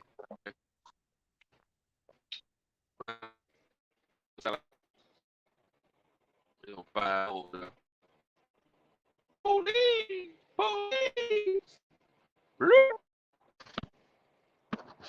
Hey, you hear me, DJ? All right, that is much better. Okay. Yeah, I was trying to say I'm in Condoleezza Harris's neighborhood, but I know she's from California, but I'm just saying. Condoleezza Harris. That's funny. I had to catch that for a second. Kamala Harris. I like how you put them two together. You didn't do that on purpose, but I like how you put them two together. Yeah, Condoleezza from Birmingham, man. Is she? Oh, okay. Yeah. Okay. Yeah, she's from Birmingham, dog. Yeah, and that's Condoleezza Rice, right? Yeah, Condoleezza Rice from Birmingham. Yeah, I know she's older, but quiet as kept, and be real about it. I don't have a real personal dislike for either one of those sisters. I want to poke them both. I'm just gonna keep it real. They're very well It's never accomplished. personal because I don't, I didn't grow up with these people. I don't know you I don't know you in that capacity to dislike you like that. What I'm saying is, I disagree with some of Kamala Harris's tactics and politics, and I feel like, she did what she needed to do to stay in office. She did what she needed to do to stay in office. I disagree with it. I think she could have went a completely different route and kept her job at the same time. Because California was a very liberal state. Even though she ran as a Democrat, she had some very conservative views. Well, like the whole thing. I understand she was a district attorney and then became, and then went her way up from there. She started out as a lawyer, prosecutor, became a district attorney, which is an elected official, and she did what she needed to do in that area to keep her job. But at the same time, you had an opportunity to make some real change in there, and you didn't. You just went along with the machine. Right. She should have. Yeah, and but then again, she didn't want to piss off the police. You got to vote. You got to cast your vote on the local level to get the people that you need to represent you. That's what that was at the same time. Well, she probably ran on the fact that she was going to be fair. I don't know, but the people that live in those areas know more about that situation than I do. But let me say she this. wanted just for an example, like these politicians' voting records. If you care enough, you can go and look it up. One of the things that she voted against police having body cams. That's just one of the things that she voted against. Now, me and Reggie done had this discussion before, and I expressed how I felt about it. He told me how he felt like I was wrong. But at the end of the day, we moved on from it. I was like, okay, you feel like that. I feel like this. This is why I feel the way I felt. She did this or she didn't do that. I felt like she could have done this, but she didn't. So, it's all, at the end of the day, it's all good. It's all love. And I just disagree with her politics. I have nothing against the woman, personally, because I don't know her. Yeah, well, I think at the end of the day, the average brother that doesn't agree with her, I don't agree, like what you're saying, a lot of stuff I didn't agree with her about either. But at the end of the day, the average brother, me included, will recognize the fact that she is an AKA. But even without that, we're in that room with her by ourselves. It's going down. It's going down. And I know she no spring chicken like. Oh man, you just trying to fill on her. You darn right. I think even though she probably ain't shaped up like she used to be, I think her booty still might be soft. Oh my goodness. I got your girls that. Okay, let me change my lyrics. I'll squeeze the Charmers. How about that? And I ain't kicking out. Come on, baby. Come on, bunch of people. We gotta get ready for school. Come on. I ain't kicking her out at all. But hey, at the end, I enjoy looking at her. She's older now, but I know she was a little she was younger. You know what I'm saying? But at the end of the day, I respect the fact of how she handled herself in the Senate. I did respect that as far as when she was questioning a couple of Trump. I think some Trump some Congress members. Some of the folks that they questioned when they were investigating Trump and all that stuff. I respected all that, but other than that,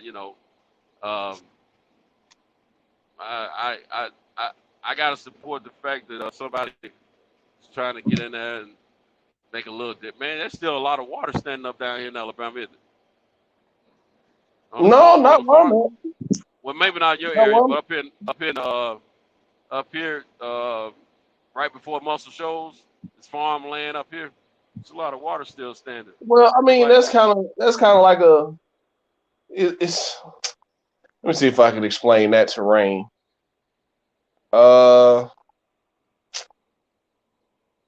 It is more wide open. So It is more farmland than anything. It's very, it's a very rural area, man. It's not a lot of cities, Right. so the drainage system ain't the same. Yeah, they don't have any. but you know what? But these. Yeah, you up there in Muscle Shoals, Tuscumbia, Well, that I ain't whole got. area, right? I'm heading that way, but I hadn't got the city over from them. You know, I'm real close to the Tuscumbia area. Yeah, Unless Tuscumbia. they consider this part Tuscumbia, but I don't think they do right here where I'm at. Yeah, that Tuscumbia, Muscle Shoals, Florence, all that's right there in there together. Yeah. But you know these Yeah. farmers need that water anyway, though, for the land. So Yeah, I got Birdman is up from around that way. Is it okay? Yeah, he's from up around that way. I know exactly what city it is, but I ain't gonna yell out his personal business. Nah, we don't want to do that. But So yeah, man. Just we just want we laugh and talk when we play, but at the end of the day, we have real serious life conversations over here, and they can be a heated debates formats, but at the same time, at the end of the day, we have love, respect for one another. no, see, I don't need this Zen Santos, but because Tuesday night, you know, he was calling folks squat pistols and whatnot. So well, I already touched on that, man. So you know, yeah, hey, but you know, hey, I make it no bone. I don't like that, brother. But some of the stuff I was saying about, you know, he was gonna flop, he wasn't gonna do any good with the champ.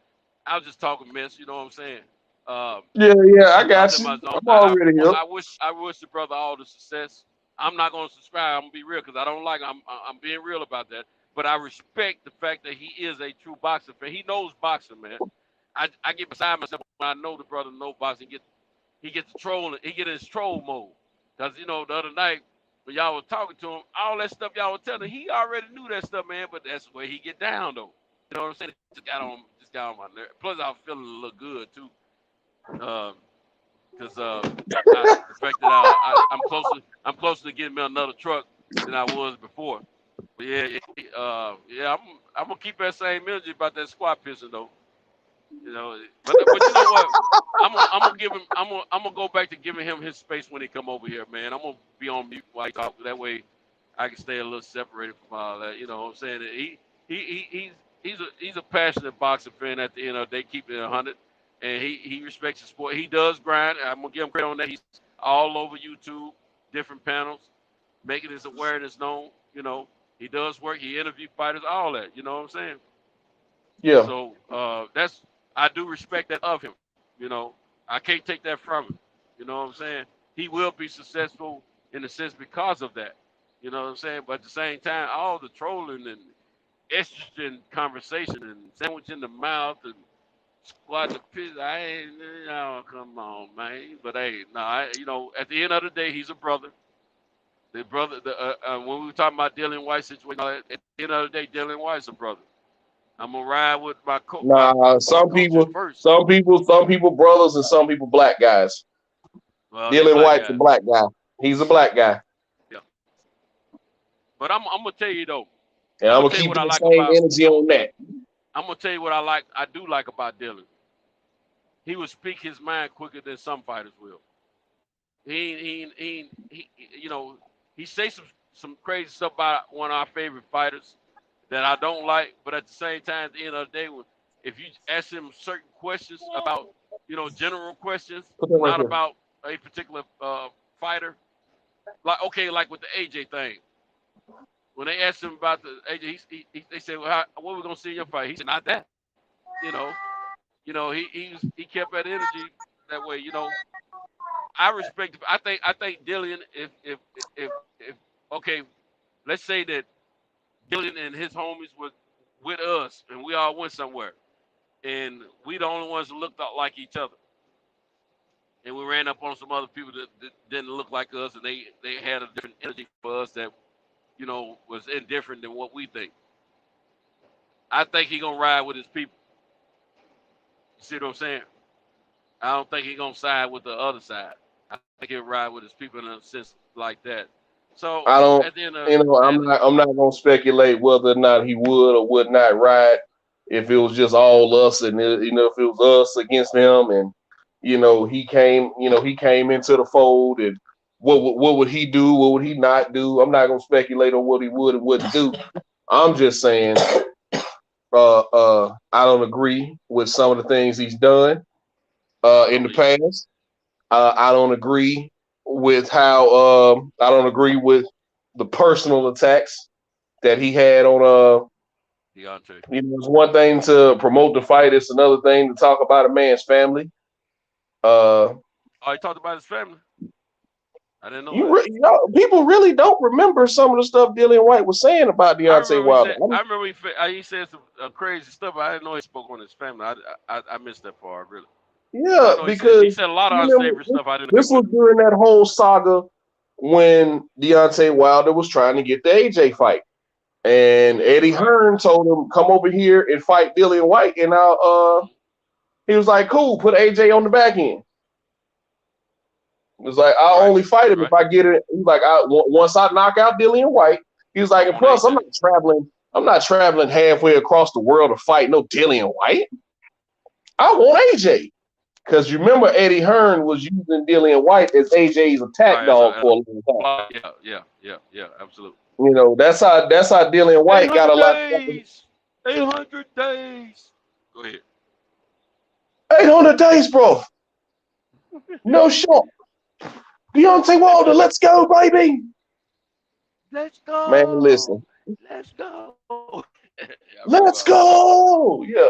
So that's why I say that's part of the reason why I say Eddie Hearn fucked off that fight, man. Eddie Hearn and Shelly Finkel fucked off that fight.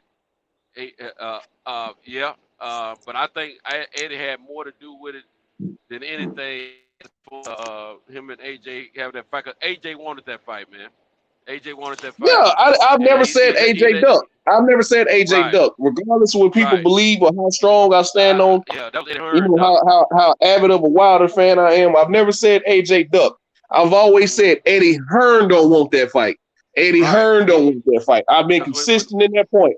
Eddie Hearn don't want that fight. When Wilder told me that 50 million was in the bag, what did AJ say? And Fury confirmed it. A lot of people kind of they don't remember that because I actually watched Joe Rogan's podcast and Fury's been on it a couple times.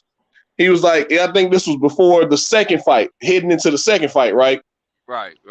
Fury talked about his guy Frank Warren. Yep. And I think Frank Warren and Eddie Hearn were talking. And they sent somehow, some way, whether he got it from Shelly Finkel or he got it from Frank Warren, or he got it from Eddie Hearn. Somehow, some way, he got the contract that was set up between Wilder and Joshua, and it was the 50 million. And Wilder was going to get 15. They were going to fight. They were going to fight in the UK, and Eddie Hearn was like, that's when he kept trying to devalue Deontay Wilder. He was like, remember, he was all over here walking down the streets in New York. Who's Deontay Wilder? Can you tell me who Deontay Wilder is? Right. That's when Eddie Hearn was trying to devalue Deontay Wilder, didn't want to pay him. Absolutely.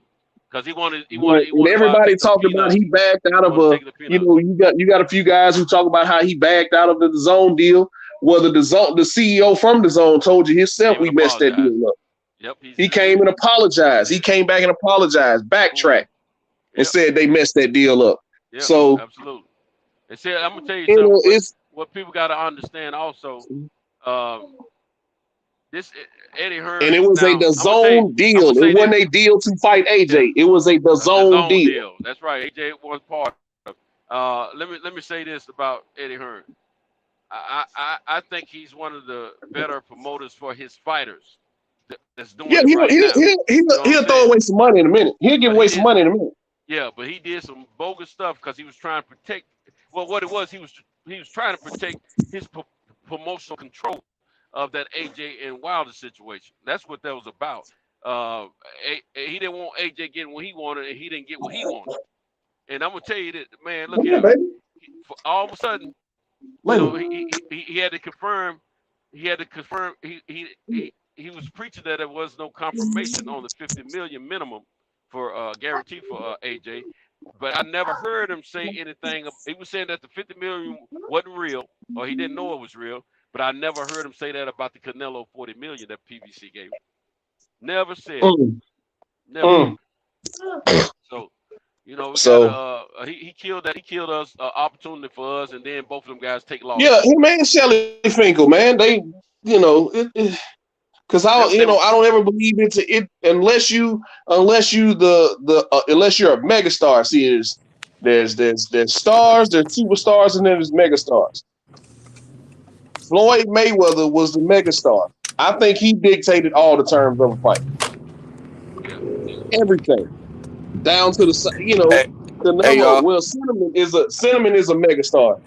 You see what I'm saying? He dictated everything. Other than that, Cal, he feels what's up, Kyle? Can y'all hear me? Good morning, man. What's up, Kyle? Cal? What's up, y'all? Hey, you get some good sleep in? Dillian White is the first black dude I'm gonna root against.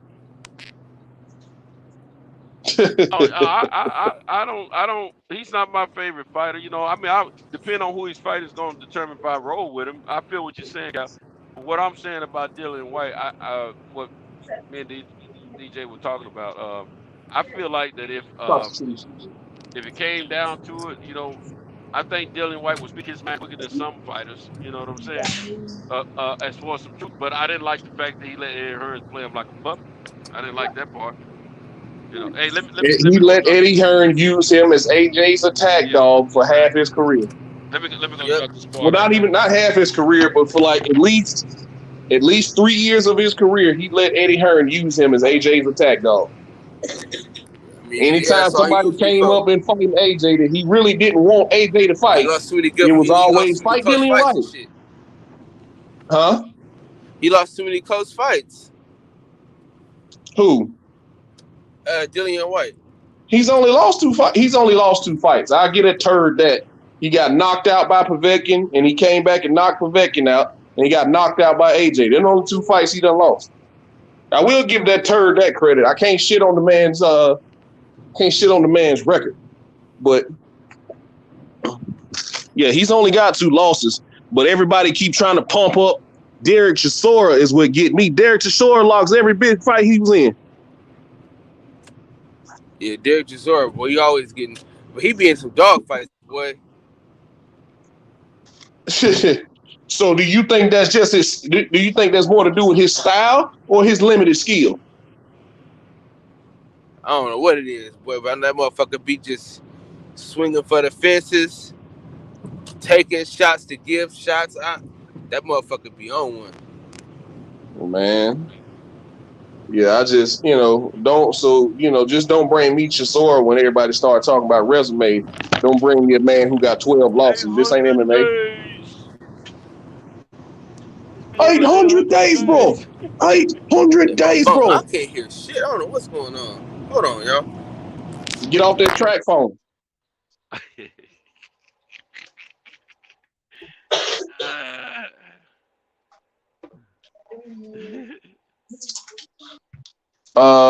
Hey, girl, I be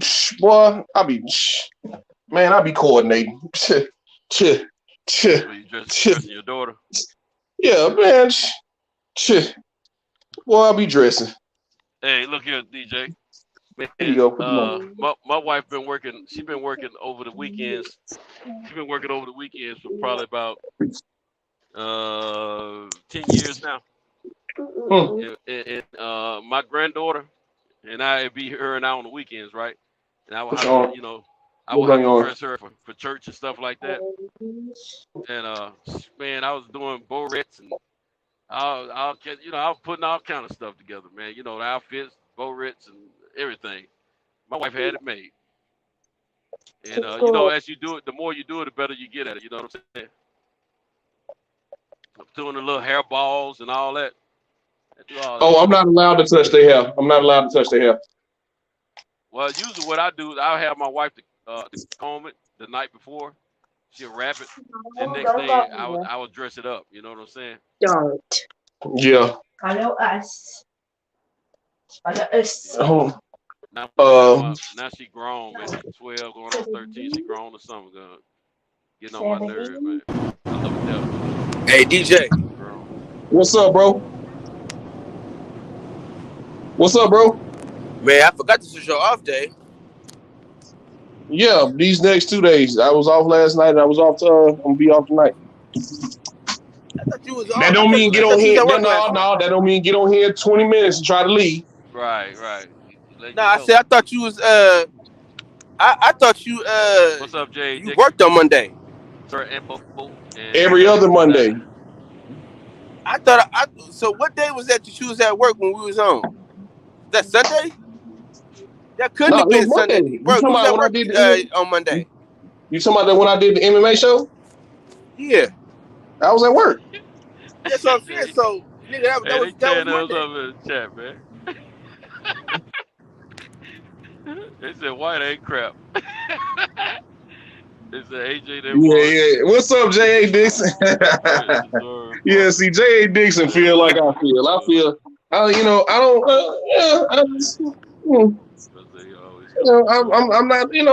not a Dillian White fan, bro. Not at all. But I'll tell you what, though. I'm not even a Tyson Fury fan, but I respect him. Yeah, I respect Tyson. I respect boxing ability. I gotta give respect if a man or a woman possess good boxing skills. I gotta give it to him. I can't take that away from him. Just like I took it away from him. When it comes down to certain football teams, certain basketball teams, I may not like the franchise, but if the player themselves are good, I gotta give it to them. You know what I'm saying? I ain't gotta give you nothing, nigga. Fuck you.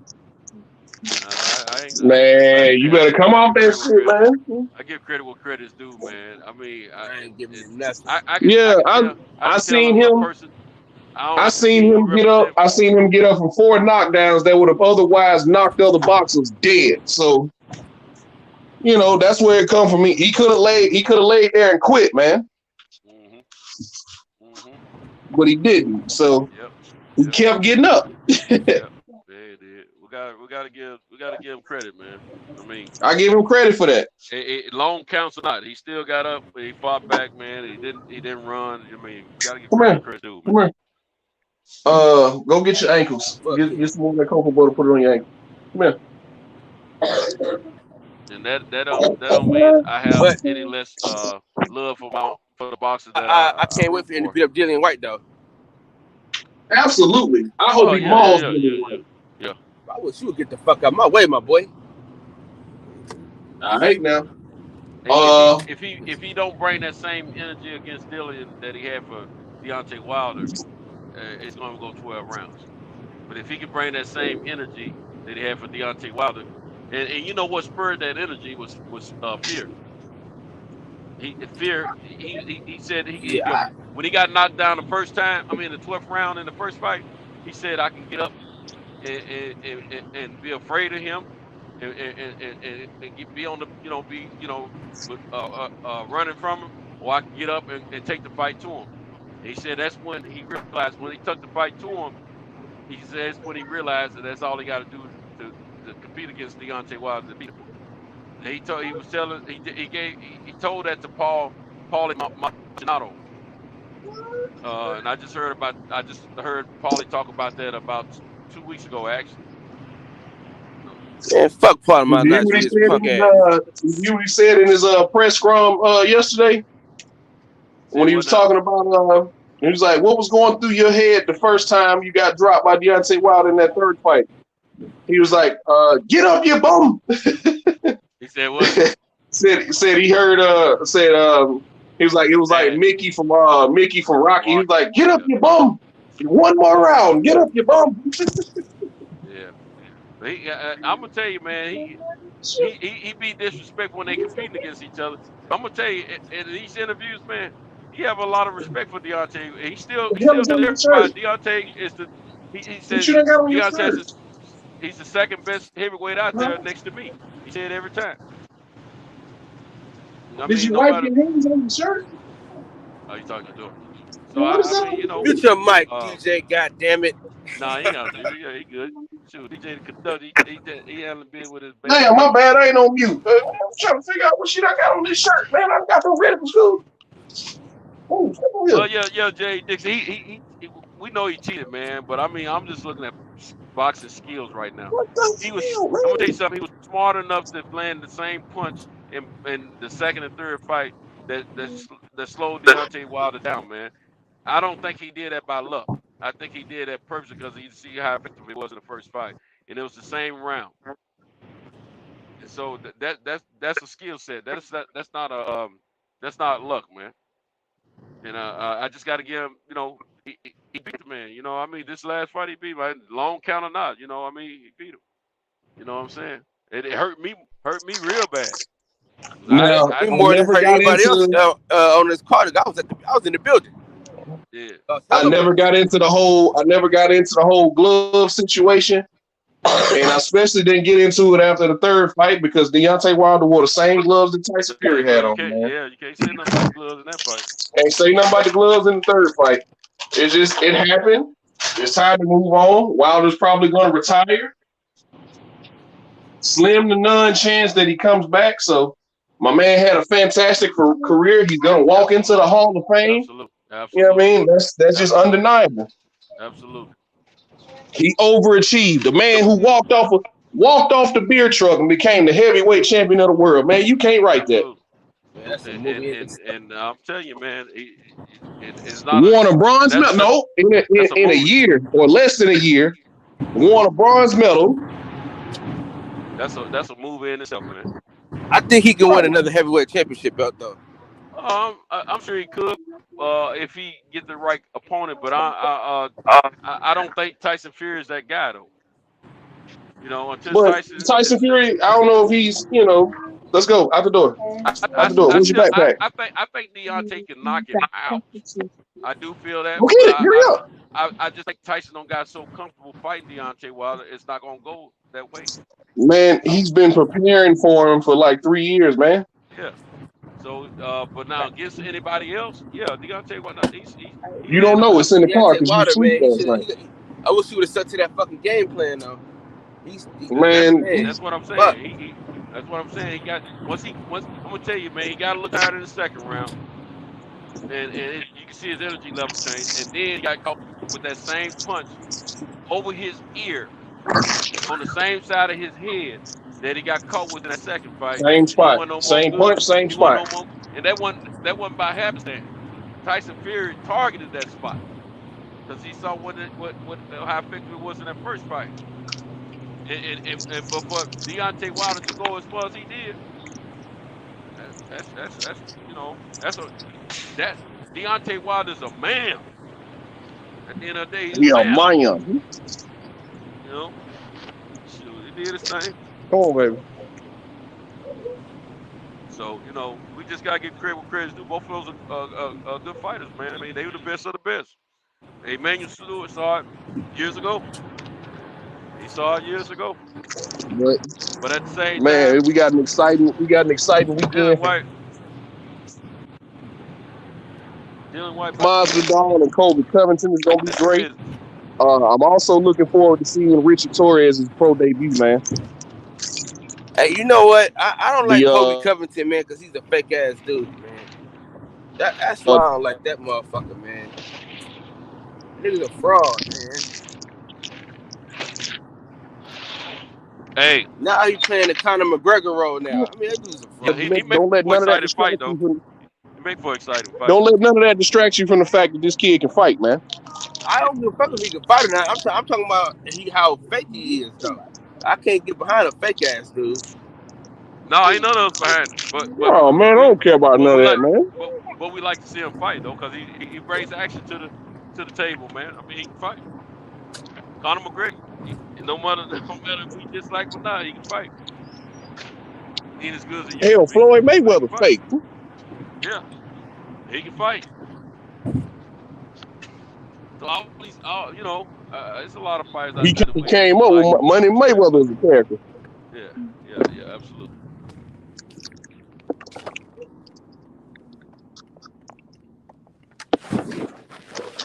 I'm gonna say this though.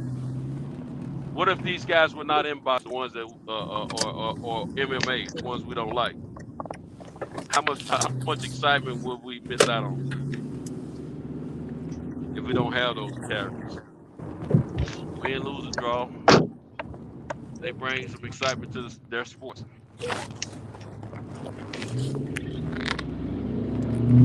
Yeah, I mean, despite that's what I'm saying, Jay Dixon. That's what I'm trying to tell us.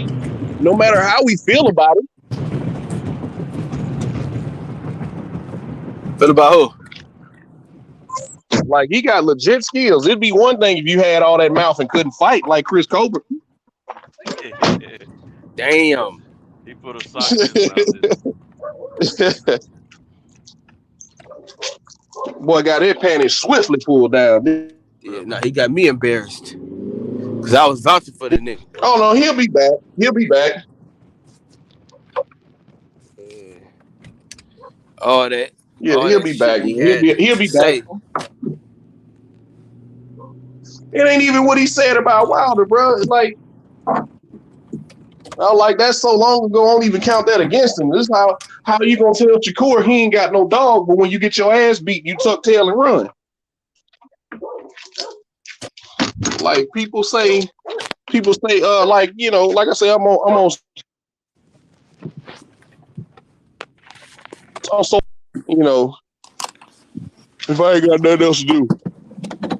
So I'm on social media and I see these guys telling Shakur, they putting like these sneaker emojis all under Shakur posts and stuff.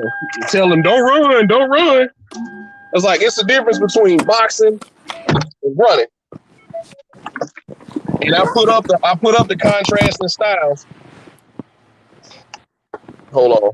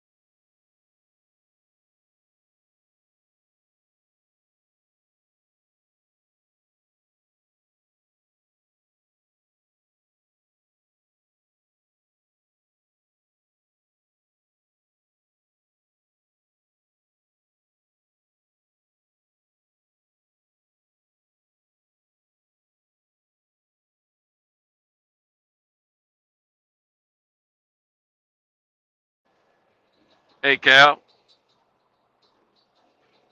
I gotta jump off, man. My calls are coming through. Uh, I wanna thank everyone for coming out and hanging out with us overnight. It's been wonderful. Been great. It's great now too, but my calls are coming through, so I can't. I know Cal be getting to work pretty soon, and I don't want to be jumping on and off, keep y'all stalled out.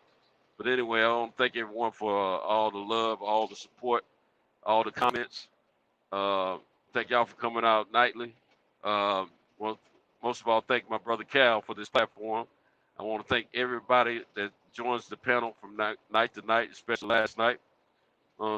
Special thank you to my brother DJ for his work as a conductor. And if any of you guys and ladies have not hit the like button, please hit the like button, support the channel. And don't forget, the channel is monetized now. A buck or two or three or four or five or six is not bad. You know what I'm saying? Show a little love and support for the brother. You know, He's been putting the work in. We all been putting the work in for some months now. I'm asking for you guys to support him because he has a lot of ideas he wants to implement to the channel. So if you would, please support him.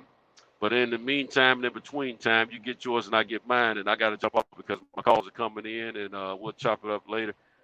It's now 7:05 a.m. Central Time here in the great state of Alabama, and I'm heading back to Tennessee.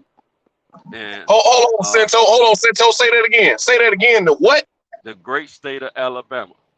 Home. Oh, okay. Home, you know, Alabama. I just had to make sure everybody heard you. You know what I'm saying? And I want y'all to pray for me tonight that I can get. I forgot DJ got his girls. Okay. Well, anyway, I don't know. Yeah, they can hear you.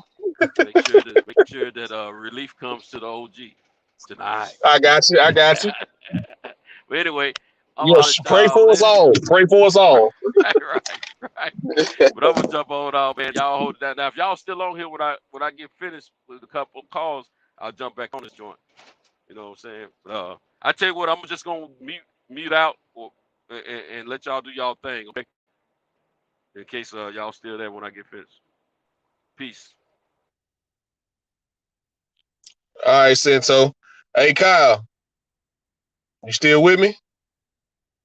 I see why Cobra didn't want that Shocky Foster smoke. Yeah. But he had the nerve to say, you know, Shakur ain't got. That's the one that get me. You know, him giving his opinion on the whole Fury Wilder thing, which a lot of fighters hold against him. A lot of fans hold against him. I really don't care too much for that. Man just gave his opinion. I disagree with it. I highly disagreed with it. But you know, it's but that was his opinion. But when you sit up here and tell Shakur Stevenson he ain't got no dog in him, I'll beat you because you ain't got no dog in you. And then you go in there and not only get mopped up in your fight, but you run when it comes time when you're losing. So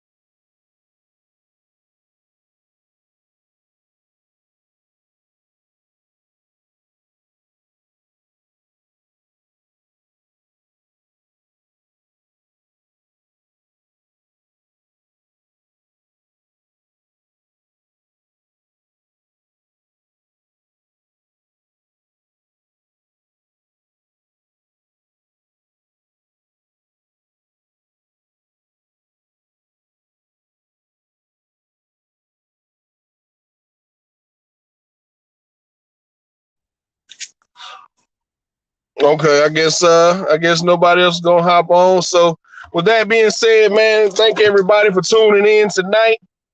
I appreciate everybody who came through on the panel tonight. 817, Michael Fuller, my guy Brandon Washington, Cento, In Shape Street Fighter pulled up tonight on us, man.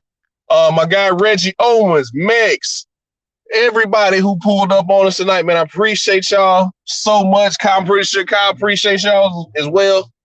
Man, what a great show tonight, man. No matter what, we're always respectful here. We're gonna try to let everybody talk. You know, sometimes it may just go by the wayside. And, you know, some nights we might not even talk about boxing or sports at all. You know, we may tackle, you know, just politics or life. And, you know, just have men discussions. Just think of it as the barbecue. We gonna talk about everything, man. So I appreciate y'all coming through. Appreciate everybody staying engaged in the chat. Too many names to call out, man, but I appreciate it. Tune in tonight. We're gonna have MMA Thursday. We're gonna talk about the cards coming up this weekend. The big card, which is Colby Covington versus Jorge Masvidal, and all the fights that's leading into that. Give our final breakdowns. We'll even tackle some more boxing tonight. You never know. This show is free flowing. We never know where it may go, but I want everybody to have a safe and productive day, and take care of yourself as well as others. And with that being said, man, I sure, like I say all the time, I sure appreciate y'all coming through and making this show great, man.